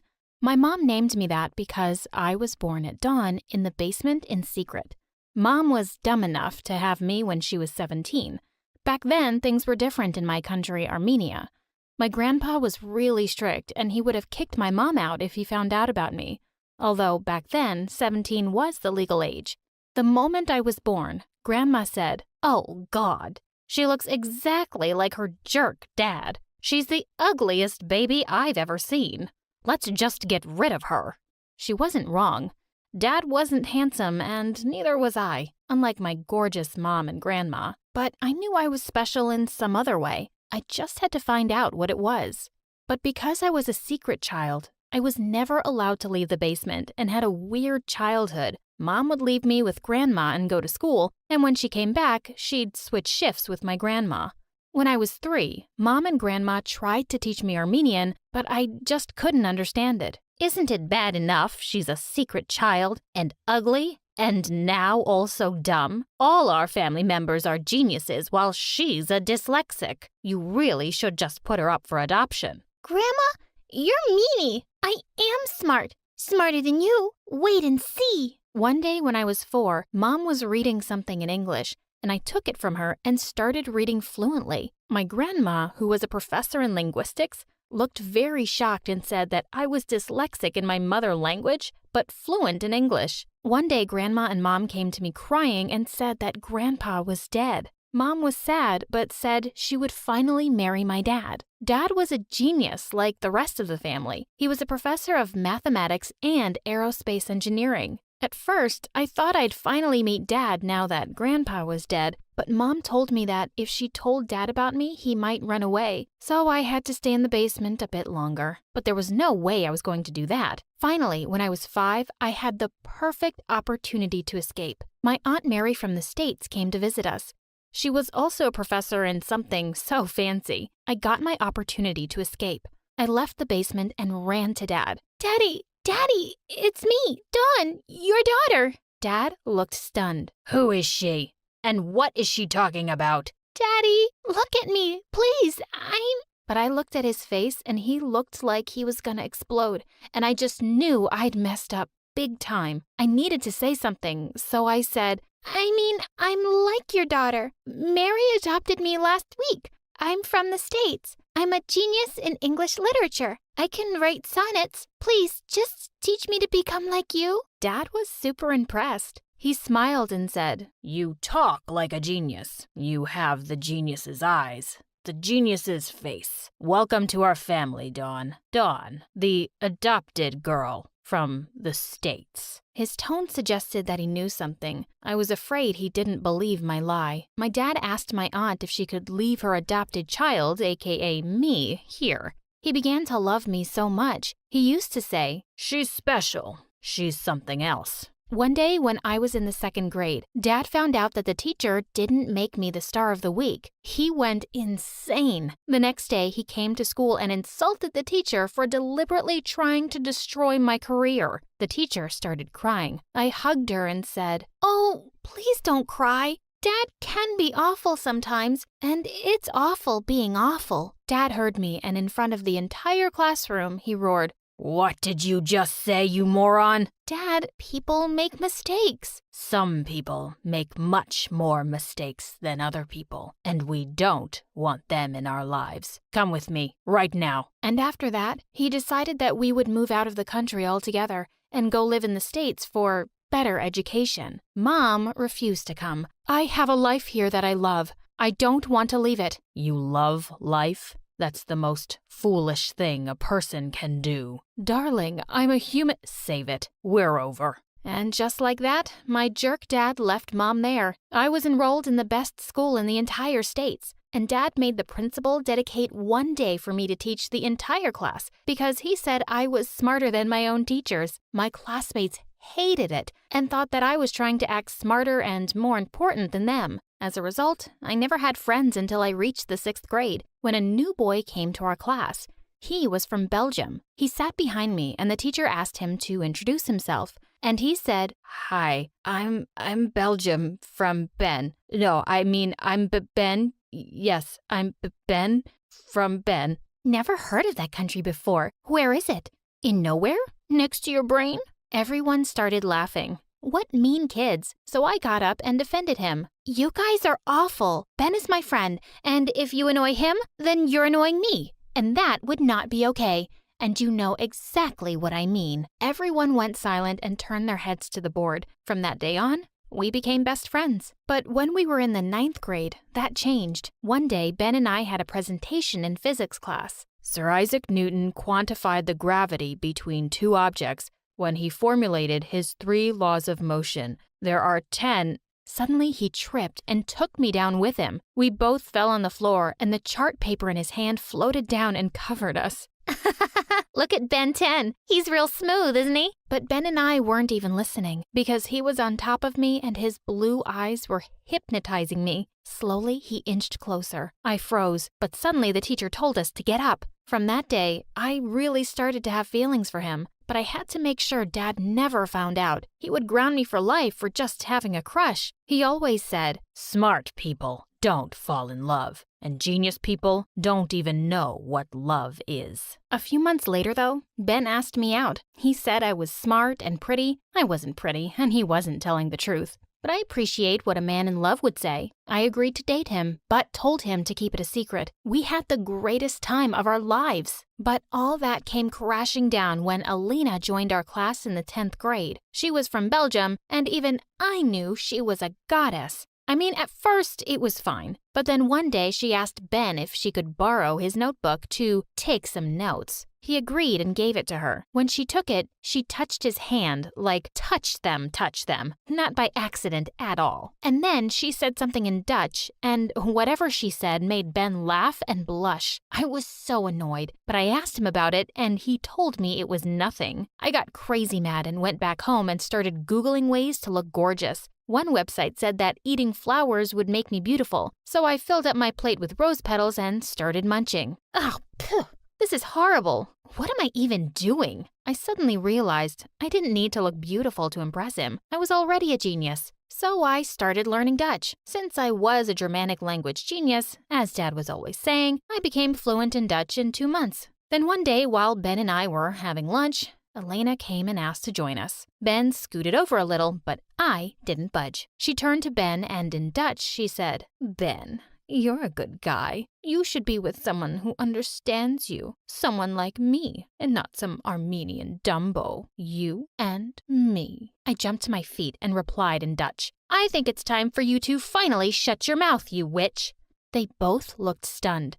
Then she said something in French, and I said, "I can understand that too, you moron. Leave my boyfriend or I'll make you regret the moment you move to the States." I thought she'd have some shame, but no. To my utter annoyance, she turned to Ben and said something in German. Ugh, Belgium, why do you have to know so many languages? Just choose one. She grinned at me like the witch she was and pushed me aside. "Sounds like you didn't understand German, huh, genius?" I lost control. "That's it, you witch." Before I knew what was happening, I slapped her hard and pushed her on the ground. Ben was shocked. "What's wrong with you?" I had to fight because words in 3 freaking languages did not stop her. "Just go home, Dawn." And then he helped Alina and left with her. I went home that day feeling so furious. I told Dad everything. He laughed at me and said I was stupid for believing Ben at all. He's a jerk, and he's obviously crushing over this other girl, Elena. He was right. The next day, I broke up with Ben. The rest of high school just flew by, and I graduated with honors.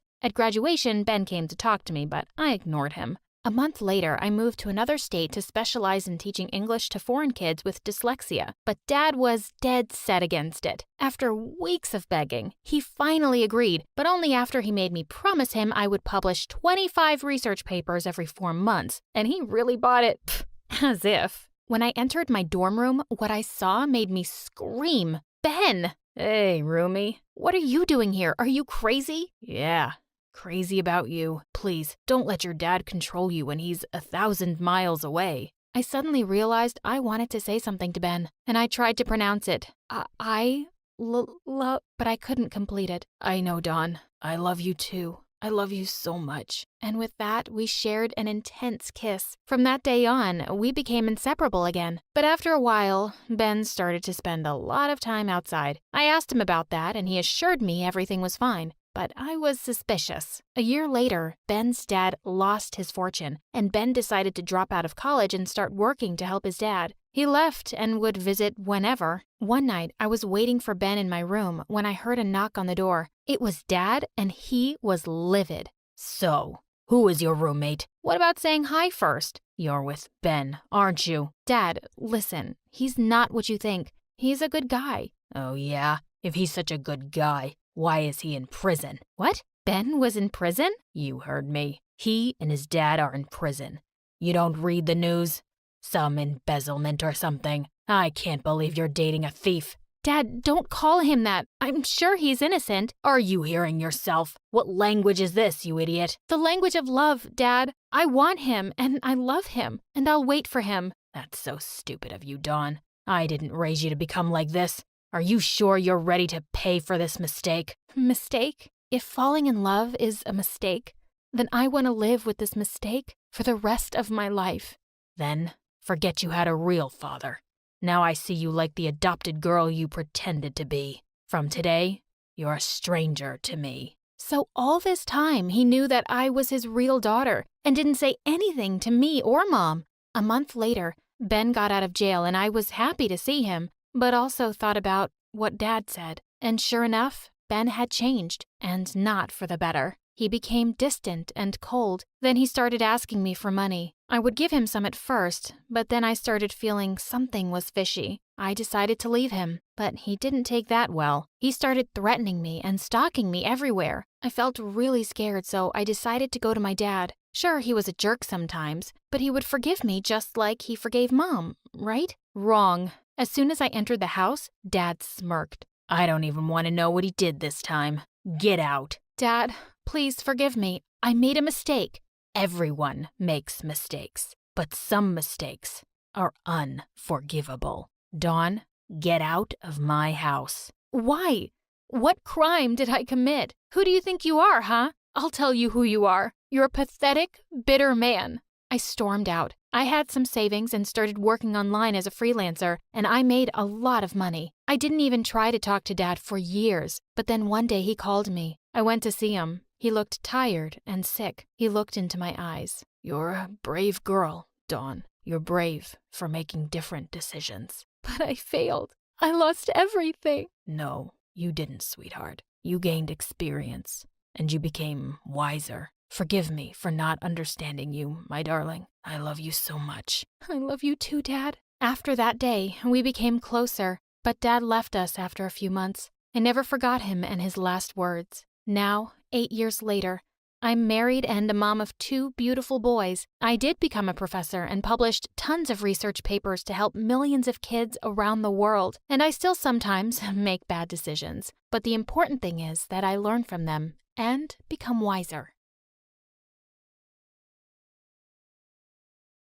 One day, someone knocked on our door and Mom opened it. Ma'am, please hurry up. Your daughter got into a fight with 3 girls and they're hurt very badly. Mom ran really fast to the store where she saw everything was a mess, like a tornado had swept through.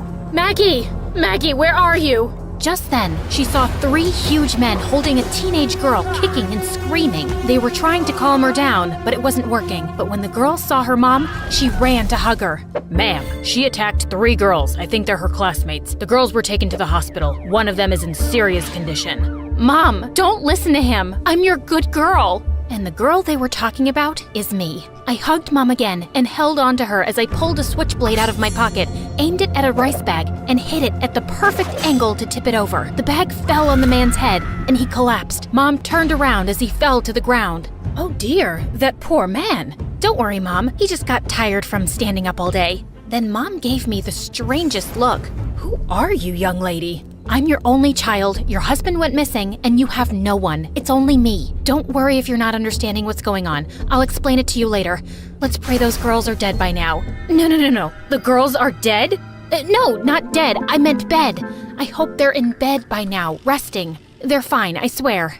Then Mom burst into tears. I tried everything to calm her down, but she wouldn't stop crying. I slipped the big security guard a $100 bill and asked if he could give us a ride home. We walked out of the store, and then I realized we were surrounded by the bad guys. Yep, this mission was a disaster. I'm Maggie, and let's just say I have a special set of skills. But before I continue, please like and subscribe. Before I met Mom, I lived in an orphanage in a small town.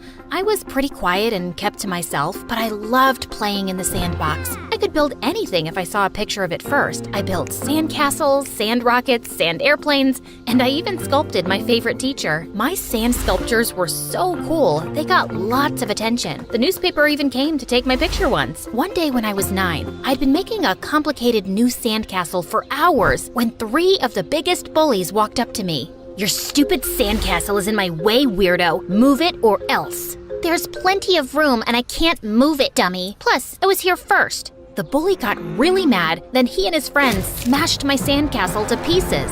Tell anyone and we'll smash your face too. I cried like a baby, and I even told the nuns in the orphanage, but the bullies just denied it. That night, I watched a martial arts movie about a man that fought a dozen bad guys and beat them to a pulp. The next morning, as I was building another castle, the bullies came up to me and tried to push me around, but then I thought about the martial arts movie, and I suddenly started kicking and punching like a ninja. I gave 2 of the bullies a black eye and punched the big one in the nose. They ran off crying to the nuns.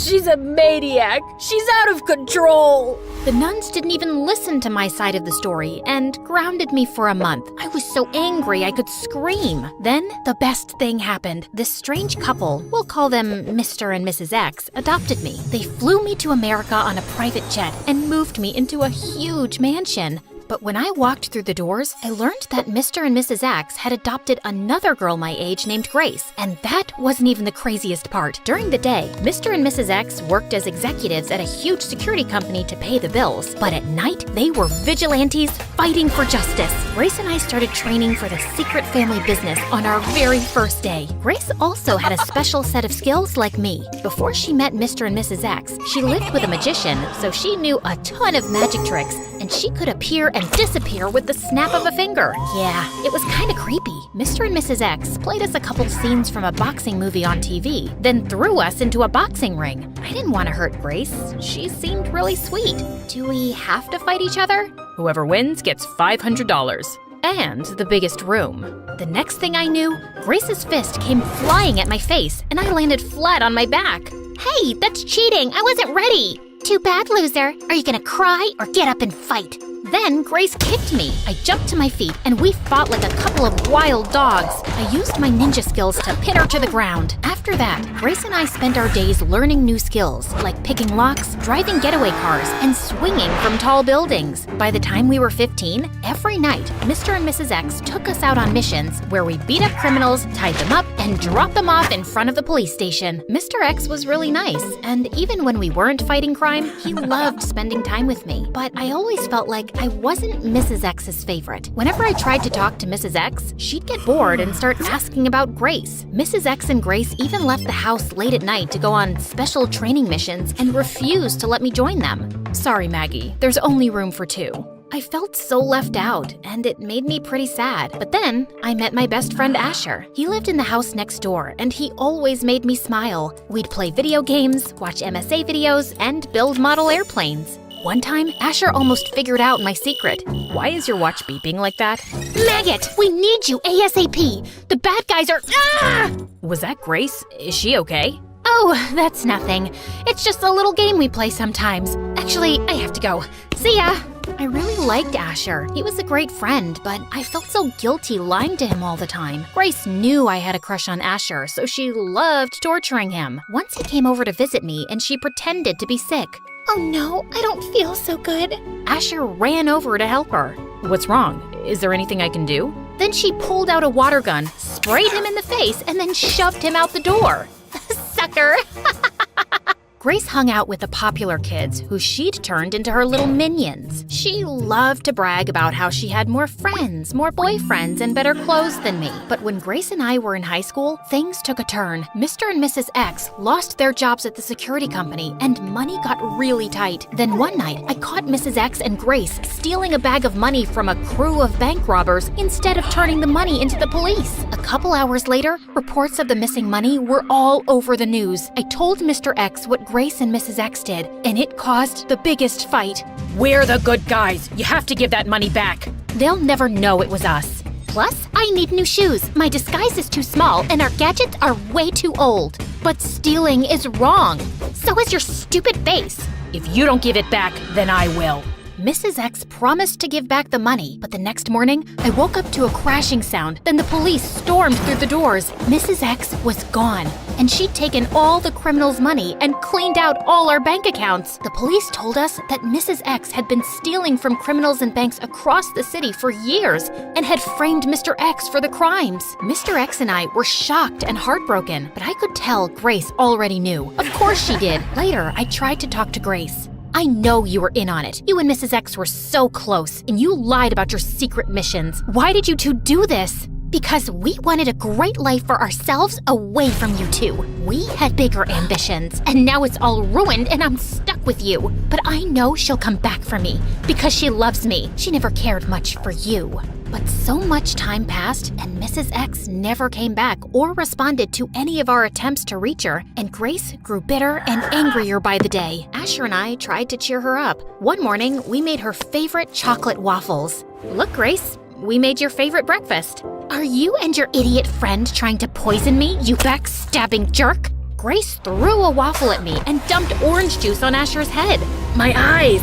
Then Grace tried to drown me with syrup. Dad rushed in to break it up. Luckily, Asher wasn't hurt too bad, and Grace was grounded for a month. When Grace and I turned 17, Mr. X fell in love with a rich woman named Miss Cherry. Now, when I say rich, I mean really rich. Like she owned 3 mansions, donated millions of dollars to charities, and even had a hospital named after her. And Grace hated Miss Cherry. She slammed doors in her face, gave her dirty looks, and refused to talk to her. I thought Miss Cherry was really nice though. Even though she was so wealthy, she was sweet and down to earth. We spent hours talking, and she loved helping me with my homework, and she even taught me how to play the piano. For the first time, I felt like I really had a mom. Soon, Miss Cherry and Mr. X got married. Mr. X was called away for a job interview out of the city, and while he was gone for a few days, Grace started acting really weird. She'd sneak out of the house late at night, and when I asked her where she was going, she'd snap at me. Mind your own business, loser.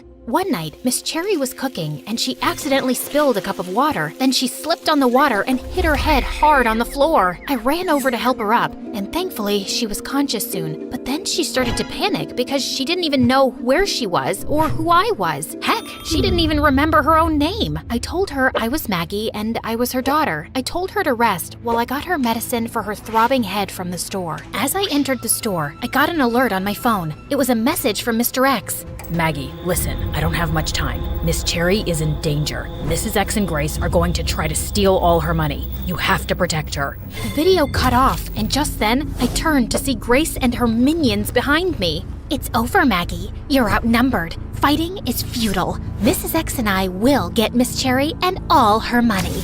You'll have to get through me first. Grace and her minions charged at me, holding breadsticks like swords. We fought in all the aisles, knocking over a dozen displays, and food flew everywhere. By the time we were finished, the grocery store was destroyed. 2 burly security guards grabbed me and pulled me off Grace and her friends. Then out of nowhere, Miss Cherry appeared. Maggie! Maggie, where are you? So, this brings us back to the beginning. Miss Cherry took one look at me and the mess and got really confused and then upset, and I was trying to take her home, but now we were surrounded by the bad guys, Grace and her evil minions. Yeah, she'd called in backup, and there were more of them now. Grace had a big bruise on her forehead, her hair was all messed up, and she looked like a crazy lunatic. Miss Cherry, took one look at the girls and started yelling at me. Maggie, you terrible girl! Look at what you've done! Apologize at once! Then the big security guard pulled off his mask, and it was Mrs. X in disguise. Give us Miss Cherry. We just need to take her for a few hours, have her sign over her wealth to us, and then we'll return her to you to live together happily ever after. There was no way I was going to hand poor Miss Cherry to Mrs. X and Grace, so there was only one thing I could do. Run! I jumped in the air, flipped over their heads, and grabbed a bunch of apple pies off a food cart. One by one at supersonic speed, I hit Grace, Mrs. X, and the minions in the face. They fell down in a daze, and I grabbed Miss Cherry, pulled her into a random car, and drove her straight home. We were almost home when I saw Mrs. X and Grace on my tail in a huge moving van. We had a high-speed chase through the streets. I turned a corner and swerved toward my house and almost hit Asher. Mrs. X and Grace came barreling down the road. I grabbed Asher and Miss Cherry, ran inside the house, and barricaded the doors. Miss Cherry sat down on the couch and took a nap. What's going on? When did you learn to drive? Before I could explain, Mrs. X and Grace jumped through the window. Surrender, you big loser! We won! Asher got so scared he dropped his milkshake on the floor. Grace lunged at me, slipped on Asher's milkshake, and lost her balance. I grabbed her, shoved her into a closet, and locked the door. Then Mrs. X grabbed Asher. Give me the old lady, or your little friend here is toast. Asher screamed like a banshee and fainted in Mrs. X's arms. Then Miss Cherry appeared out of nowhere. She hit Mrs. X in the head with a vase and knocked her out. Look, I stopped the bad woman. I'm hungry. Who wants ice cream? Mr. X and the police arrived later and took Grace and Mrs. X off to jail. Mr. X had been captured by one of Mrs. X's associates and tied to a tree on the side of the road, but he cut his way out and ran all the way home. Asher didn't speak to me for weeks after the incident, but I convinced him to meet me on the roof at school. I can't believe you lied to me all these years. I wanted to protect you. I'd never be able to forgive myself if I ever put you in danger. You're my best friend, and so much more. What do you mean, more? A lot more. I like you, dummy. Asher leaned in for a kiss. I couldn't help but giggle. I was so nervous. What's so funny? I've never kissed a boy before. I've never met a real-life vigilante. Then this should be fun. Put on this mask and hold on tight. I'm taking you for a ride.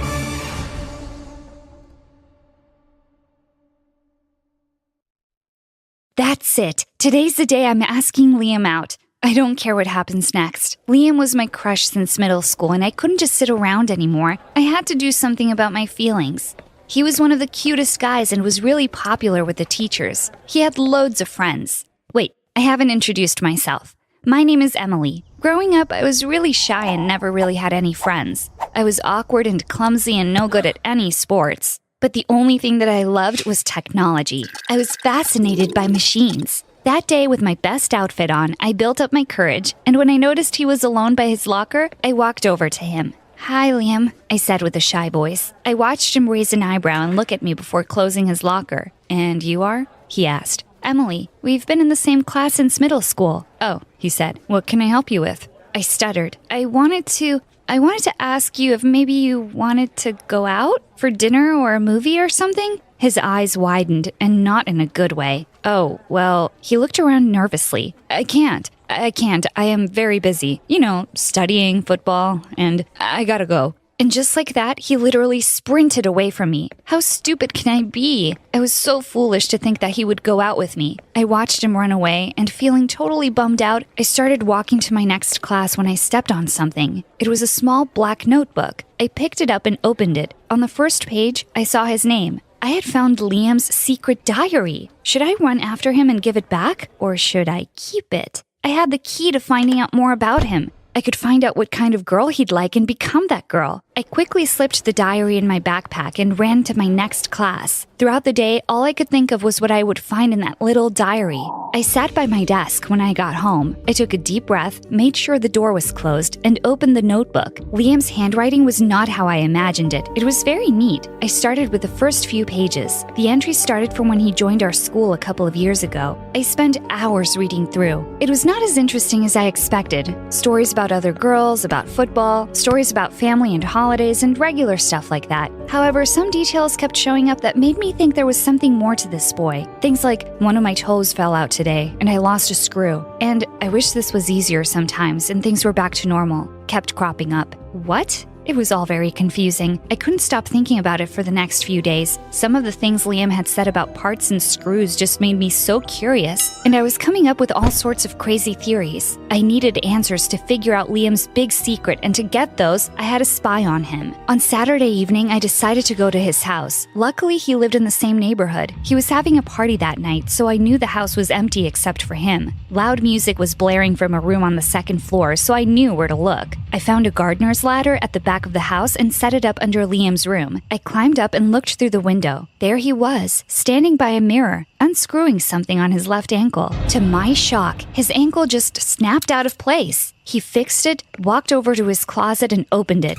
It was the craziest thing I had ever seen. There was a whole collection of lower body metal parts. Liam was a robot, at least partly. It was truly shocking. Liam's secret was bigger than I thought. I suddenly felt the ladder wobble under my weight, and before I could do anything, everything just spun out of control, and I found myself crashing onto the grass below. I cried out in pain. I looked up and saw Liam staring down at me, absolutely furious. He moved away from the window, and within seconds was storming towards me. "You are such a creep. What are you doing here?" "Liam, I have your diary." I took out his notebook from my pocket. He snatched it, looking shocked and angry. "You had my diary and you read it, and now you're spying on me? Stay away from me." "Liam, I know your secret now," I said, "and honestly, I think it's pretty cool. I won't tell anyone, I swear." "Get out of my house now," Liam yelled. Defeated, I turned around and left as fast as I could. When I went to school the next day, there was a commotion. Around me, people were whispering, and what they said shocked me. They say his legs are made of metal, a girl whispered. Do you think it's true? They look human to me. I was really confused and shocked. Liam's secret was out. You! His voice was angry and deep, almost vicious. You told everyone. My eyes widened. I tried to explain and tell him that I didn't say anything. He walked furiously towards me and said, You don't know what you did. I hate you. He blew out and left the school. I tried to contact him. I sent many messages apologizing. I wanted him to give me a chance to explain. It wasn't fair, but he never responded. As months passed, I could not get over that incident. I felt as if somehow I had betrayed Liam. I tried going out with other guys, but I couldn't stop thinking about Liam. I was never able to be with someone for more than a week because my heart was with Liam. The end of my senior year was not easy. Liam's secret was still the juiciest bit of gossip, and I felt haunted by it. Luckily for me, college came around sooner than I thought. I decided to major in robotics to keep my passion in technology alive. I could hardly believe my eyes when, upon entering my class, the first person I saw was Liam. I thought he had disappeared for good, but there he was, still looking as handsome as ever, and it was no surprise that he majored in robotics as well. I never tried to approach him or speak to him, and he always ignored me and always asked to change groups if we were paired together for projects. Part of him believed that it was me who had exposed him. I continued to keep my distance. Being so close to Liam every day was getting difficult for me. I started seeing this guy Kevin, who was also in our class, and had asked me out a few times. He seemed rather cocky, but I thought maybe I could get myself to like him if I tried hard enough. It was selfish of me, but maybe with him I could finally get over Liam and put him out of my life for good. It was Kevin's birthday, and he wanted to throw a grand party. During the party, I think he wanted to brag to his friends that he had a girlfriend and kept me wrapped around his finger all night. I was really uncomfortable, but didn't know what to do. I had enough. We were all dancing and he forcefully tried to kiss me. What the hell do you think you are doing? I yelled, pushing him away, and suddenly all eyes were on us. Kevin stared me down and I knew his look. It said, You are embarrassing me. He let out a fake laugh and wrapped his arm around my shoulder, pulling me towards him roughly. What, am I not allowed to kiss my girlfriend? He asked, and his friends laughed with him. Leave her alone, Kevin. I turned around in surprise to see Liam standing behind us. What's your problem, dude? You're the one who kept asking me to ask Emily out. I was really confused when I heard that. Why would Liam do that? I saw him looking at me apologetically. Then he turned to Kevin. That's before I knew you were such a prick. Now let go of her. You're clearly making her uncomfortable. Kevin stepped towards Liam angrily as if to punch him. But before he could do anything, Liam gave him a big shove into the pool behind him. Everyone gasped. I stood there in shock for a few seconds and then ran out of the party. Emily, Liam called out to me when we were outside. What was all that about you asking Kevin to ask me out? I said to him angrily. I'm really sorry. I knew he was a bit of a jerk and I just wanted to get back at you for high school.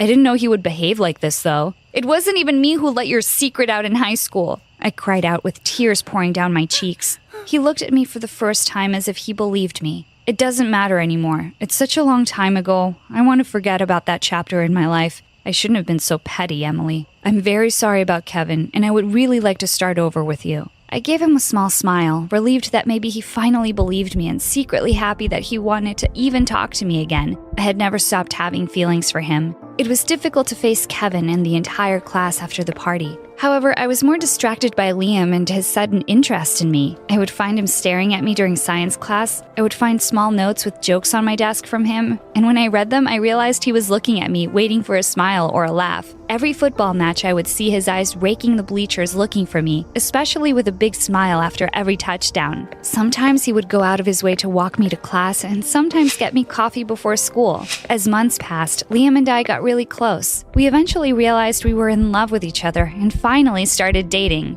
Liam was a box full of secrets, someone who just wanted to live a normal life like any guy his age. And I suppose I made him feel normal. We were the perfect couple. But just as things were going smoothly, his legs malfunctioned. It was the middle of the night, and the wires that connected his ankles to the rest of the body sparked, which soon turned into a mess. He woke up screaming. His brain could not understand what was happening. He couldn't feel anything or touch anything, and his limbs were out of control. I knew I could not take him to the hospital. He didn't want his secret out in the open. I had no other choice but to fix him myself. I tried to remember how to connect all the wires correctly. It was a difficult task, especially since I was trying to keep him in a calm state at the same time. To my surprise, Liam's wiring was familiar to me. It was simple, very similar to one of the computers. Finally, after a few hours, I managed to fix the issue. Suddenly, Liam broke down, sobbing like a little kid. Are you still in pain, Liam? I asked, feeling really worried. No, I'm not, thanks to you, Emily. I think I'm finally ready to tell you why I am this way. He told me that one day when he was 13, he snuck out of the house in his parents' car and took his little brother along with him for a ride. They ended up in a terrible car accident. He underwent many surgeries, but the doctors could not save his legs. That's why he had the metal ones. His little brother, however, had passed away.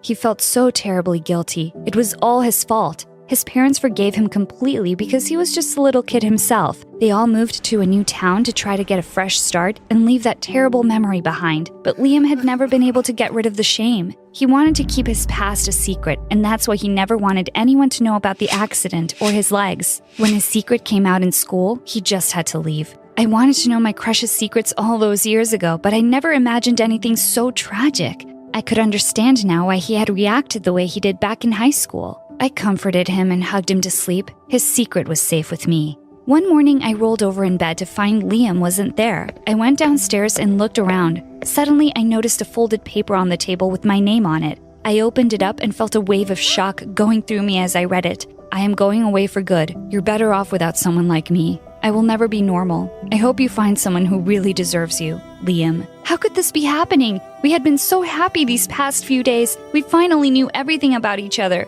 I tore up the note in despair. I had to find him and bring him back. For the next few weeks, I looked for him everywhere. I went absolutely crazy because I was madly in love with him. Liam was my life. I went to his parents' house. They had heard nothing from him in a while. I went to all of our friends. I went to every place we had ever hung out at. I was starting to lose my mind. I was wandering about the city at night like a madwoman, hoping desperately that I would bump into him in some dark alley, but it was no use. It was as if he had disappeared into thin air, leaving me completely heartbroken. One day I woke up to find a note rolled up in a newspaper on the doorstep. It was from Liam. Emily, stop looking for me and just move on with your life. I want you to be happy. He knew that I had been looking for him. That meant he had been spying on me all this time and knew what I was up to. This gave me an idea. Later that night, as I was walking down a street a few blocks from my house, a couple of thugs started following me. I broke into a run and they followed suit. One of them grabbed my bag while the other shoved me to the ground. Just as I was about to scream for help, I saw a tall, dark shadow behind the men. Get away from her, Liam shouted, running towards them. They immediately dropped my bag and ran off like scared little rabbits. Liam bent down next to me and took me in his arms. Are you hurt? I held on to him, sobbing. I'm fine, Liam. I knew you would come if you thought I was in trouble. Wait, what? He asked. I explained to him that I had staged the whole thing. I knew he was spying on me, and the only way to make him turn up was to pretend that I was in danger. Liam shook his head, half amused and half angry. So those goons are your friends? And I was thinking they ran away like that because of how scary I look, he said. Oh, Liam, you can't ever leave me again. I thought I was going to go insane when I couldn't find you. I don't care if you're messed up. I can help you with your leg and I can help you deal with your past. Please don't break my heart. I can't live without you. My voice cracked as I tried to control my tears. I thought things would be better for you if I went away, Liam replied, his eyes wet. If I have to live without you, I'd rather not live at all. Liam pulled me close. I can't survive without your love either. I thought I could, but I realized my mistake. I need you and want you in my life. Let's go home now. We have been living together for a year now, and Liam has made no attempt to escape again. I convinced him to see a therapist, and he has been feeling much better mentally. As for his leg, I'm pretty good at fixing him up. Hi, I'm Aphrodite, and my face almost ruined my life. But before I tell you my story, please like and subscribe. My parents named me after the Greek goddess of beauty because my emerald eyes and wavy golden hair got so much attention. Wow, that baby's gorgeous. When I was 7, me and my parents were out for a walk when this movie producer stopped his car in the middle of the street, jumped out, and ran up to us. Your daughter's a vision. I've never seen anyone so beautiful. She's perfect for my movie. My parents were all too eager to sign me up, and we started filming the next day. But I'd always been shy and quiet, and before shooting started, I hid in my trailer. I'm scared, Mommy. You can do this, honey. We believe in you. The movie ended up being a hit. After that, I landed a dozen more movie roles and a modeling contract. The money was rolling in. We moved into a huge mansion near the beach. My parents quit their jobs to manage me full-time, and they hired a tutor so I could be homeschooled. Life was a beautiful dream come true. That is, until the day after my 10th birthday, when Mom caught Dad kissing our maid. Mom threw Dad out of the house, burned all his clothes, and used a picture of his face as a dartboard. They went through an ugly divorce, and the ultimate prize was me. Mom fought Dad for custody and won. Then Dad moved away. It broke my heart to see him go. Life wasn't easy with Mom. She grew obsessed with money. She booked me for every job just to get a paycheck, and it got really exhausting. Get up, honey. No time for sleep. You're filming a movie in Timbuktu. Plus, you're the face of this new clothing line, this orange lipstick, and these magic beans. When I was 15, Mom set up a huge deal for me to star in a movie about a high school girl. But when I had a meeting with the director, he tossed me a script, asked me to read a few lines. Then he told me that I was absolutely terrible. He ripped up the deal and threw us out. Mom was livid, and I was sad I'd let her down. I'm sorry, Mom. I tried my best. Mom refused to take no for an answer and convinced the director to give me another chance. The deal is still on the table. I convinced the director to let you audition again in 3 months. I've enrolled you in a local high school so you can get some practice being a high school girl. But I am a high school girl. You know what I mean. It's research for the part. You start tomorrow. Mom skipped out of the room and shut the door. My mind raced. I'd been homeschooled for most of my life. I'd never been around kids my age. What if they didn't like me? What if I didn't fit in? I spent hours tossing and turning that night, unable to sleep. The next morning, as we drove to school, I begged Mom to reconsider. But of course, she didn't. Instead, she shoved me out of the car, waved goodbye, and sped away. The moment I stepped on campus, I noticed kids whispering and pointing at me. It didn't help that there was a huge billboard with my face on a stupid can of magic beans across the street. I tried to talk to a few kids, but the girls gave me dirty looks, and the boys were weird. Half of them stared at me and drooled, while the other half, well, you're hot. Wanna be my girl? I lost my phone number. Can I have yours? Then this crazy girl ran up to me. It's you! I can't believe it! I'm Leah, your biggest fan. You're even prettier in person. Can we be friends? Please, please, please? I didn't know what to say. Leah kept staring at me as she waited for an answer. I guess. Leah gave me a tour of the school. She spilled all the tea about my teachers and my classmates. She protected me from the mean girls and the creepy boys. Out of the way! Precious cargo coming through! What are you staring at, jerk? Soon, Leah and I were the best of friends. One time, Leah took me to this cool cafe across town, and this gorgeous boy named Tyler stepped on stage with a guitar. He started singing, and the crowd went silent. He had the most beautiful voice I'd ever heard. As he was singing, I swear he was looking right at me. My heart melted. I'd never felt this way about a boy. He stepped off stage and walked right up to me and handed me his number. We talked for hours. He took me to the beach the next day. Tyler and I had so much in common. He'd spent his childhood traveling from city to city trying to make it as a singer, and his mom was as pushy as mine. Sometimes all this pressure is so overwhelming. I just want to crawl into a hole. I totally get it. Jeez, I feel silly complaining so much. I'm sure you've got it 10 times worse. I'm not half as talented as you. Then Tyler looked not just any kiss, an earth-shattering, mind-blowing, once-in-a-lifetime, straight out of a romantic movie kiss. And at that moment, I fell in love. Soon, Tyler and I were a couple, and we spent all of our time together. Tyler swore I was his muse. He wrote a bunch of songs about me, posted them online, and they went viral. Overnight, Tyler became a huge sensation. A few weeks later, the director of my movie called me back in to redo my audition. Tyler came to support me. The director took one look at Tyler and invited him to audition too.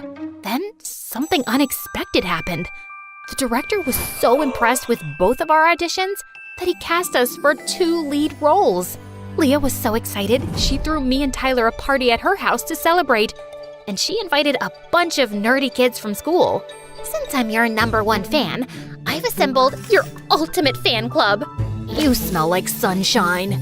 Then Tyler walked in, looking as gorgeous as ever. Wow, Tyler, you're hot, and your skin is as smooth as a red-eyed tree frog. Want to take a selfie? Leah pulled out her cell phone and ran up to Tyler, but Tyler sidestepped her and she fell on her face. Hard pass. Tyler pulled me to the side. Let's get out of here. These nerds give me the creeps. And can you believe that freak Leah? Leah's not a freak, she's my friend. Whatever. I can't take a picture with her. It would ruin my image. I'm out. I'm going home to take a shower. Then Tyler left. I was so upset. I couldn't believe he was being so rude. That night, he apologized for being mean to Leah and promised he'd never do it again. But a couple of weeks later, everything changed. Tyler grew distant. He spent all his time posting videos for his fans online, and he stopped answering my calls and texts. I knew he was busy managing his newfound fame, but I still wanted to be supportive. One night, I invited him to my house to rehearse our lines for the movie, and I even made his favorite lemon meringue pie, but he didn't show up. I went online and saw that he just posted a video of himself practicing his guitar in his room. I went to his house. His front door was open, so I walked upstairs, but when I stepped into his room, what I saw turned my world upside down. Tyler was kissing some random girl. Babe, what's your ex doing here? Tyler turned to me with this dumb look on his face. Oh man, you didn't get my text? What text? Fine, I guess we'll have to do this the hard way. It's not me, it's you. No, it's not you, it's me. Whatever. I don't want to be your boyfriend anymore. I went bonkers. I smashed the pie in Tyler's stupid face and punched him in the nose.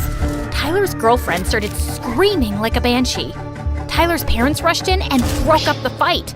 After that, Tyler and his new girlfriend spread rumors that I was unstable, and all of Tyler's fans turned against me. Then the director of our movie called me and gave me the most horrible news. We've decided to take the story in another direction, so you're fired. Have a nice day. I begged him to reconsider, but he hung up in my face. I was devastated. Mom rushed to my side. She'd heard the whole conversation. It's okay. I can fix this. I'll just get you another movie. Mom hopped on the phone to try to get me a new job, but no one would take her calls. She tried bribing a casting director and called in a dozen favors, but no one was interested in hiring me.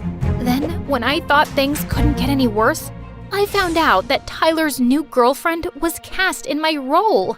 When Tyler and his dumb girlfriend's movie came out, it was a hit. Every time I turned on the TV or walked outside, I saw their faces on billboards, benches, and posters, and I swear I could hear them laughing at me as I passed. I grew angrier by the day, and I couldn't hold it inside. I started screaming and cursing in the street. Tyler broke my heart and ruined my life, so I vowed to get back at him. I started trolling Tyler online and left comments on all his posts saying that he was a stupid, mean jerk. He blocked me, and then my account was suspended. But I wouldn't give up, so I recruited Leah to help me stake out his house and get some dirt. We painted our faces green and hid in the bushes outside Tyler's house. After a few hours, Leah started to complain. Bestie, can we go? I think a mosquito bit my butt and these ants are crawling up my leg. No, we're on a mission. We can't back out now. Tyler is the enemy. He's evil. He must be destroyed. The next day, Leah and my fan club ambushed me in front of my house. We are worried about you. You're obsessed with Tyler and it's making you crazy. You have to move on and let it go. I burst out laughing. I'll never stop. If you're not with me, you're against me. I grabbed a water hose and sprayed Leah and the rest of the nerds in the face. They ran, running and screaming for their lives. Leah slipped and fell into a puddle. I'm melting. Oh, what a world. I scoured the internet to find anything I could about Tyler. I learned that he'd be at an exclusive party in town. I couldn't get an invite, so I did some digging and found out the host of the party had a son that went to my school. The boy's name was Isaac, and he was in my math class, and I knew he had a crush on me. So I pretended to like him and asked him to take me to the party. I don't know. Parties aren't really my thing. But we'd have so much fun. I held his hand and gave him a kiss on the cheek, and he turned as red as a chili pepper. If you really want to go, I guess I could get us some tickets. Isaac picked me up for the party, and to my surprise, he looked really handsome, like he'd walked off the cover of a fashion magazine. On the way to the party, I learned so much about Isaac. He was a talented artist, and he drew the most amazing sketches. He was smart and funny, and he made me laugh. For the first time in a while, I didn't think about Tyler and how he hurt me. I felt like a weight had been lifted, but all that came crashing down when we ran into Tyler in the parking lot. Tyler stepped out of a gold-plated Porsche with his girlfriend on his arm. Hey, Aphrodite, what are you doing here? This party is for A-listers, not washed-up losers. Tyler smirked at me and his girlfriend giggled. I saw red. I lunged at Tyler, but Isaac stepped between us. You've got some nerve calling her a loser. She's got way more talent than you ever will. Oh, how cute. The geeks defending the loser. Together, you're a lame sandwich. Tyler and his girlfriend laughed at me and Isaac, then walked away. I felt so helpless and angry. I wanted to cry. Then I spotted a bat in the back seat of Isaac's car. I grabbed the bat and darted toward Tyler's Porsche. Aphrodite, don't! I ignored Isaac. I smashed Tyler's windshield and broke his taillight. The car alarm wailed. Tyler ran outside, saw the damage, and cried like a baby. Then the police came and hauled me off to jail. Mom bailed me out, paid for the damages to Tyler's car, and convinced him to drop the charges. She was so disappointed in me. Tyler and his girlfriend were all over the news telling everyone I was crazy. I hid in my room and refused to come out for weeks. Until one day, there was a knock on my door. It was Leah and Isaac. Bestie, you've got to get out of bed. Your fan club is worried about you. I'm fine. Just leave me alone. But Leah and Isaac didn't listen. They camped out in my room. They brought me my favorite foods, and we watched funny MSA videos for hours. Eventually, I started to feel better. Tyler's a jerk. What he did to you was wrong, but you can't let it change who you are. Isaac's words hit a nerve. He was right. I'd worked for years to develop my career. I couldn't let it all go down the drain. But there's nothing I can do. Everyone hates me. You've still got us, and your talent. Isaac handed me a flyer for a summer Shakespeare festival. The winner gets an audition with a huge Hollywood producer. This is your chance to get back on top. I was reluctant at first, but with Isaac and Leah's encouragement, I entered the contest. Though my mom wasn't too happy about it. You're wasting your time. There's no money in plays. That's your problem. It's always about money for you. You pressured me to take stupid jobs and bribed people to give me dumb roles. You took all my joy out of acting. And now, I'm getting it back. Mom gave me the strangest look. Then, she wiped a tear from her eyes. Bravo! I've never seen you have so much passion. You could be a star on the stage or on the screen. I'm sorry, honey. I didn't know I was hurting you. That ends today. Mom promised to have my back, and I felt more confident than ever. On the night of the festival, I poured all the pain and hurt that Tyler caused into my performance. When I was finished, the crowd cheered and gave me a standing ovation. Of all my years as an actor, I'd never felt such a rush. When they announced the winners, I got second place. I was bummed at first, but it didn't matter. In my mind, I'd won the most important prize. I'd proven to myself that my career wasn't over. You were awesome! No, you were perfect. Isaac gave me a huge bouquet of flowers, and then he hugged me tight. A year later, Tyler and his girlfriend got cast in another movie, and it was a total flop. It lost the production company millions. By then, they were total divas, so they fired their agents and managers, and no one wanted to work with them again. I continued doing plays for the rest of high school and through college, and eventually became a leading lady on Broadway. I hired Leah as my publicist. Duh, I'm her #1 fan. And Isaac stole my heart.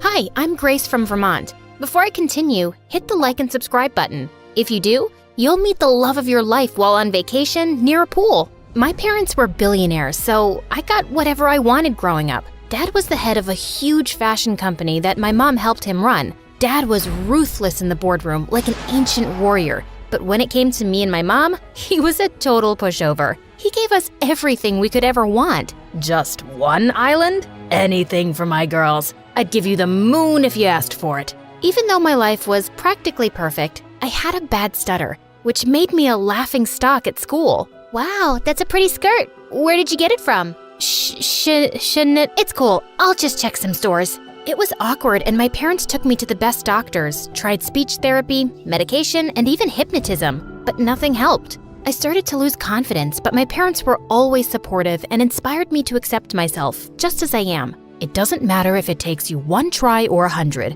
Never stop speaking your mind. Your voice is just as important as anyone else's.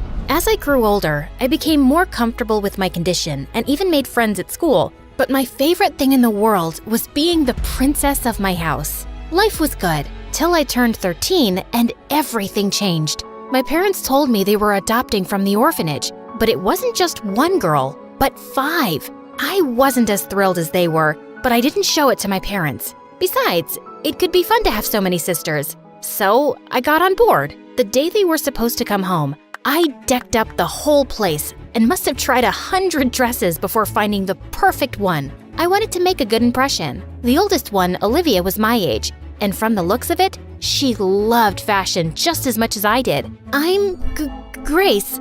Pleased to meet you. Olivia was so busy sizing up my outfit, I don't think she even heard me. I like your dress, but the ribbons are so tacky. And what's with those shoes? You know what? You look so cute with braids in this outfit, even though it's a little, weird. I think she looks nice. Ignore Olivia. She's just jealous. It was clear from the beginning that Olivia had an issue with me for some odd reason, but at least the other 4 were gentle. Margot and Beatrice didn't care about fashion, but they were easy to talk to. We became friends in no time, gossiping about boys and school, and fighting over the best spot by the pool. Harper and Quinn were younger and stuck to themselves. Harper was obsessed with insects and was always collecting ladybugs and other creepy crawlies. Quinn was like her sister's shadow, silently following her everywhere. A week after my sister's arrival, my parents took us on a shopping spree so they wouldn't have to wear the same clothes from the orphanage. And Olivia bought everything I did. At first, she just wore the same belt or hat,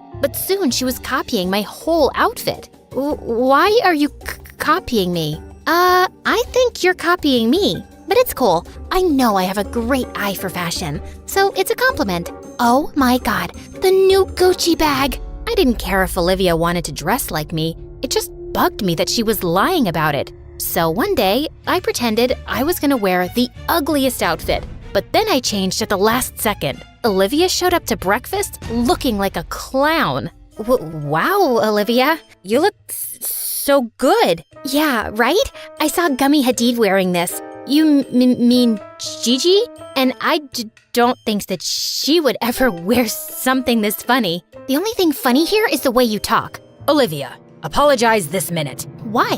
It's just harmless jokes between sisters, Dad. Whatever. Sorry, Grace. Please don't cry now. After that day, Olivia stopped copying my outfits, but we just couldn't see eye to eye. I tried to be friendly, but she was just a mean witch. So after a while, I stopped being nice and just ignored her.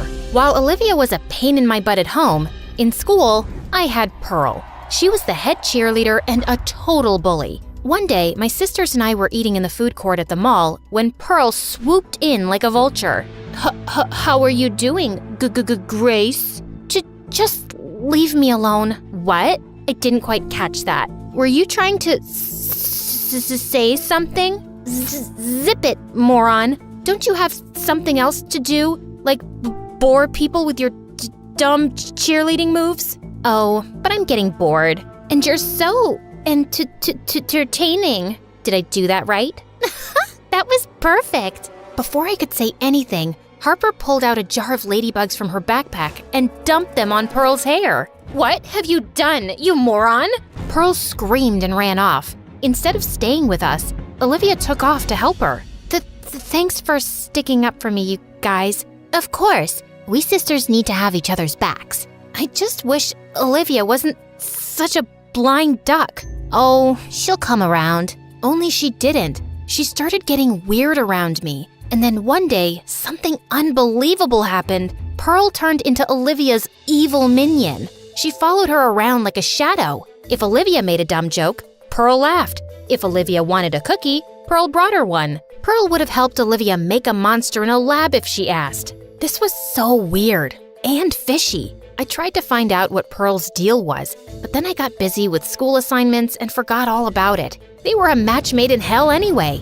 A week later, Mom and Dad called us into the study for a big announcement. It's my dream that my girls join the family business one day. And with Fashion Week coming up, I want all my girls to help with their brilliant ideas. The best ones will end up on the ramp, so give it your best shot. Oh, my God, Dad. This is such an amazing opportunity. I won't let you down. Yes, Dad. You'll love our designs. Olivia smiled at me, but the moment Mom and Dad left, she went back to her devilish smirk. Ugh, dramatic much? This opportunity is mine, and I will own it. You can relax and watch me work if you'd like. Think of it as a learning experience. Say what you want, but I know Dad will pick my designs, so watch out. I stayed up late every night working on my dress. My other sisters made their own dresses for fun, but everyone knew Olivia and I were the only ones taking it seriously. We both really wanted to impress Dad. The night before Dad judged the dresses, Olivia snuck into the studio and destroyed my dress. Luckily for me, Harper and Quinn saw her sneaking out and told me what happened. I knew she was jealous of me, but this was an all-new low. How was I supposed to make a new dress overnight? That's when an idea struck me. If I couldn't beat Olivia fair and square, I'd just have to play tricks with her. So, I swapped her dress for my ruined one. The next day, when Dad walked into the studio to judge our dresses, we both took the sheets off of our mannequins, and Olivia's mouth dropped open in shock to see what I'd done. But obviously, she couldn't tell Dad that the dress was really hers without admitting that she'd destroyed mine. Grace, I pick you. This isn't your usual style, but it's certainly beautiful. Olivia, it's a shame you gave up on your dress. It looks like it could have been something special. I know, Dad. Wonder what happened. Oh, don't be a sore loser, Ollie. I'm sure you'll do just as good as the next time, if there is a next time. I wasn't one to gloat usually, but the look on Olivia's face was so satisfying. A few days later, we were all on a flight to Paris for Fashion Week, and Olivia couldn't stop glaring at me. That's my dress that's about to go down the runway. You shouldn't steal credit, and you shouldn't sabotage people. Olivia, why can't we leave this stupid fight and just be friends? Friends? With you? No thank you. And I know you hate me, so please stop pretending. I don't. Stop talking. You're giving me a headache. Olivia then got up, and for the rest of Fashion Week, she totally ignored me. Pin that hem. Olivia, hand me that hat. Olivia! What? Can't you see I'm on the phone?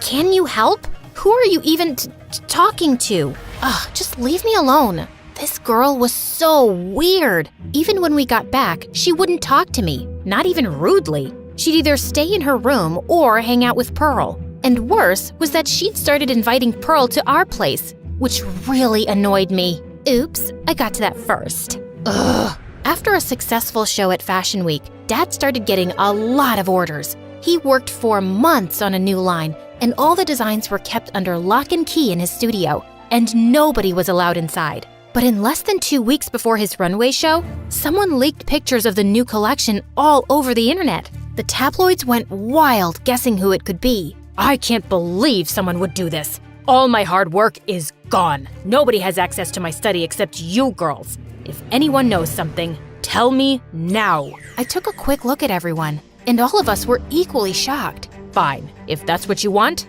you're all grounded with no phone privilege or allowance. But we didn't do anything. That's not fair. But Dad simply frowned and left. We all know you did it, Olivia. Just admit it. It wasn't me. I would never do that to Dad. Relax, guys. This is not the time to turn on each other. Dad didn't talk to us for days, and it really hurt me to watch all my sisters so sad and depressed. But Olivia looked extra worried. She would stay in her room, refusing to talk to anyone. One day, I was taking an evening stroll in the garden when I noticed Olivia slipping out of the house, and she looked really anxious. I wanted to stop her, but then I decided to follow her, and she stopped in front of Pearl's house. Ugh, what do you want now? I know you're the one who stole my keycard and then stole Dad's designs and leaked them, Pearl. I should have never taken you into the study that day. Yeah, that was kinda dumb. Especially since you know my mom's company is your #1 competitor. You made it so easy to steal your designs. And now we'll be on top, while you guys will eat dirt. In your dreams, you sick psycho. No, not when the whole world would know what big fat cheaters you all are. Olivia looked at me in shock as I pulled out the phone and started playing back the recording with Pearl's confession. Give me that. Not so easy. Besides, I've already uploaded it, so there's nothing you can do. Pearl was at a loss for words, and suddenly her phone started ringing. Must be your mom. If I were you, I'd think of going underground for a few days. Pearl ran away crying, and Olivia turned to me. I'm so sorry, Grace. I should have been smarter. You should have, but right now, we need to figure out how to help Dad. We don't have much time before the show. So are you with me? Yes, of course I am. My sisters and I locked ourselves in the mansion for a week straight, staying up late every night, altering his designs. Harper and Quinn did all the sketching, and Margot and Beatrice gathered all the fabrics and accessories Dad would need. Then Olivia and I helped Dad put everything together. When the day of the fashion show arrived, we were ready. The paparazzi and critics were waiting for the curtains to rise, expecting the show to be a disaster with all the leaked designs. But when the curtain rose and the spotlights came on, the entire audience gasped. The new designs were even more beautiful, and the show was a massive success. And Dad was super proud. You set aside your differences, and you worked hard. You pulled together as a family. I'm so proud of all of you. It was Grace. She's the one who brought us together on this. Team effort. That's what sisters are for. Olivia and I smiled at each other as the rest of my sisters hugged me. I just knew everything would always be fine as long as we stuck together.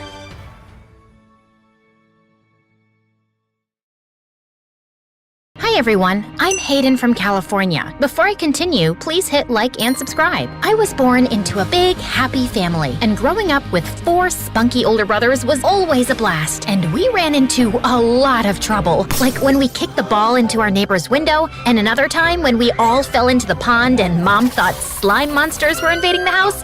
Yeah, we were all grounded, except for my younger sister Rose, the only odd one out who never joined us and only cared about her looks and her clothes. Ugh, Hayden, I can't believe you dress like that. Why can't you wear a proper dress? I can't believe you like those clothes. Look at this t-shirt. It's large so I can get underarm ventilation, and I can stuff my face without veering my waist. And these pants, they have pockets. Here, want to see the frog I found? Yay! Well, my brothers became super boring after they started high school. They got girlfriends and hobbies. Ugh, it's not like I need them to have fun. I can find my own friends. One day, when I was on my way home from school, I spotted some meanies hassling a puppy. Not under my watch. I grabbed a stick and rushed over to them screaming, but then I tripped on a stone and fell. They all started laughing at me, but I got back on my feet. Let that puppy go. Or what? You'll fall on your face again? Or I'll teach you a lesson. Ooh, we're shaking in our boots. An army of ants is coming our way.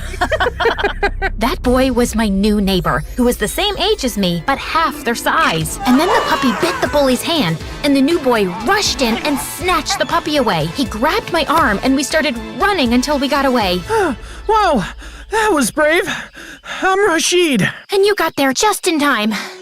I'm Hayden. He adopted the puppy, and from that day on, Rashid and I became best friends, and everyone called us the Terrible Duo. But things changed the summer before high school when Rashid decided to visit his grandparents in India. Can't you stay home? Aw, I'll text you every day, and then we'll be in the same class this year. Finally, we can sit together. Without him, I was so bored that I even tried spending time with Rose. She pulled me out for shopping or a salon, which I never liked. She even dragged me to her ballet class. Ugh, all that pink tulle and that boring music. I was starving, so I searched for a vending machine and almost crashed into a girl doing a backflip. I peeked into the classroom and everyone was doing backflips and handstands, and the splits, they looked free, strong, and flexible. I wanted to be one of them, and that was my true calling. I caved in and trained every day, and by the end of the summer, I had already won 3 trophies at local competitions. I couldn't wait to show them to Rashid. On the first day of high school, I got in early to save us the best seats, but when I got in, someone was already there. Hey, can you? The guy looked at me, smiled, and Hey, Hayden, I missed you. OMG, Rashid? Wow, I almost didn't recognize you. He looks tall, and the glasses are gone, and wow,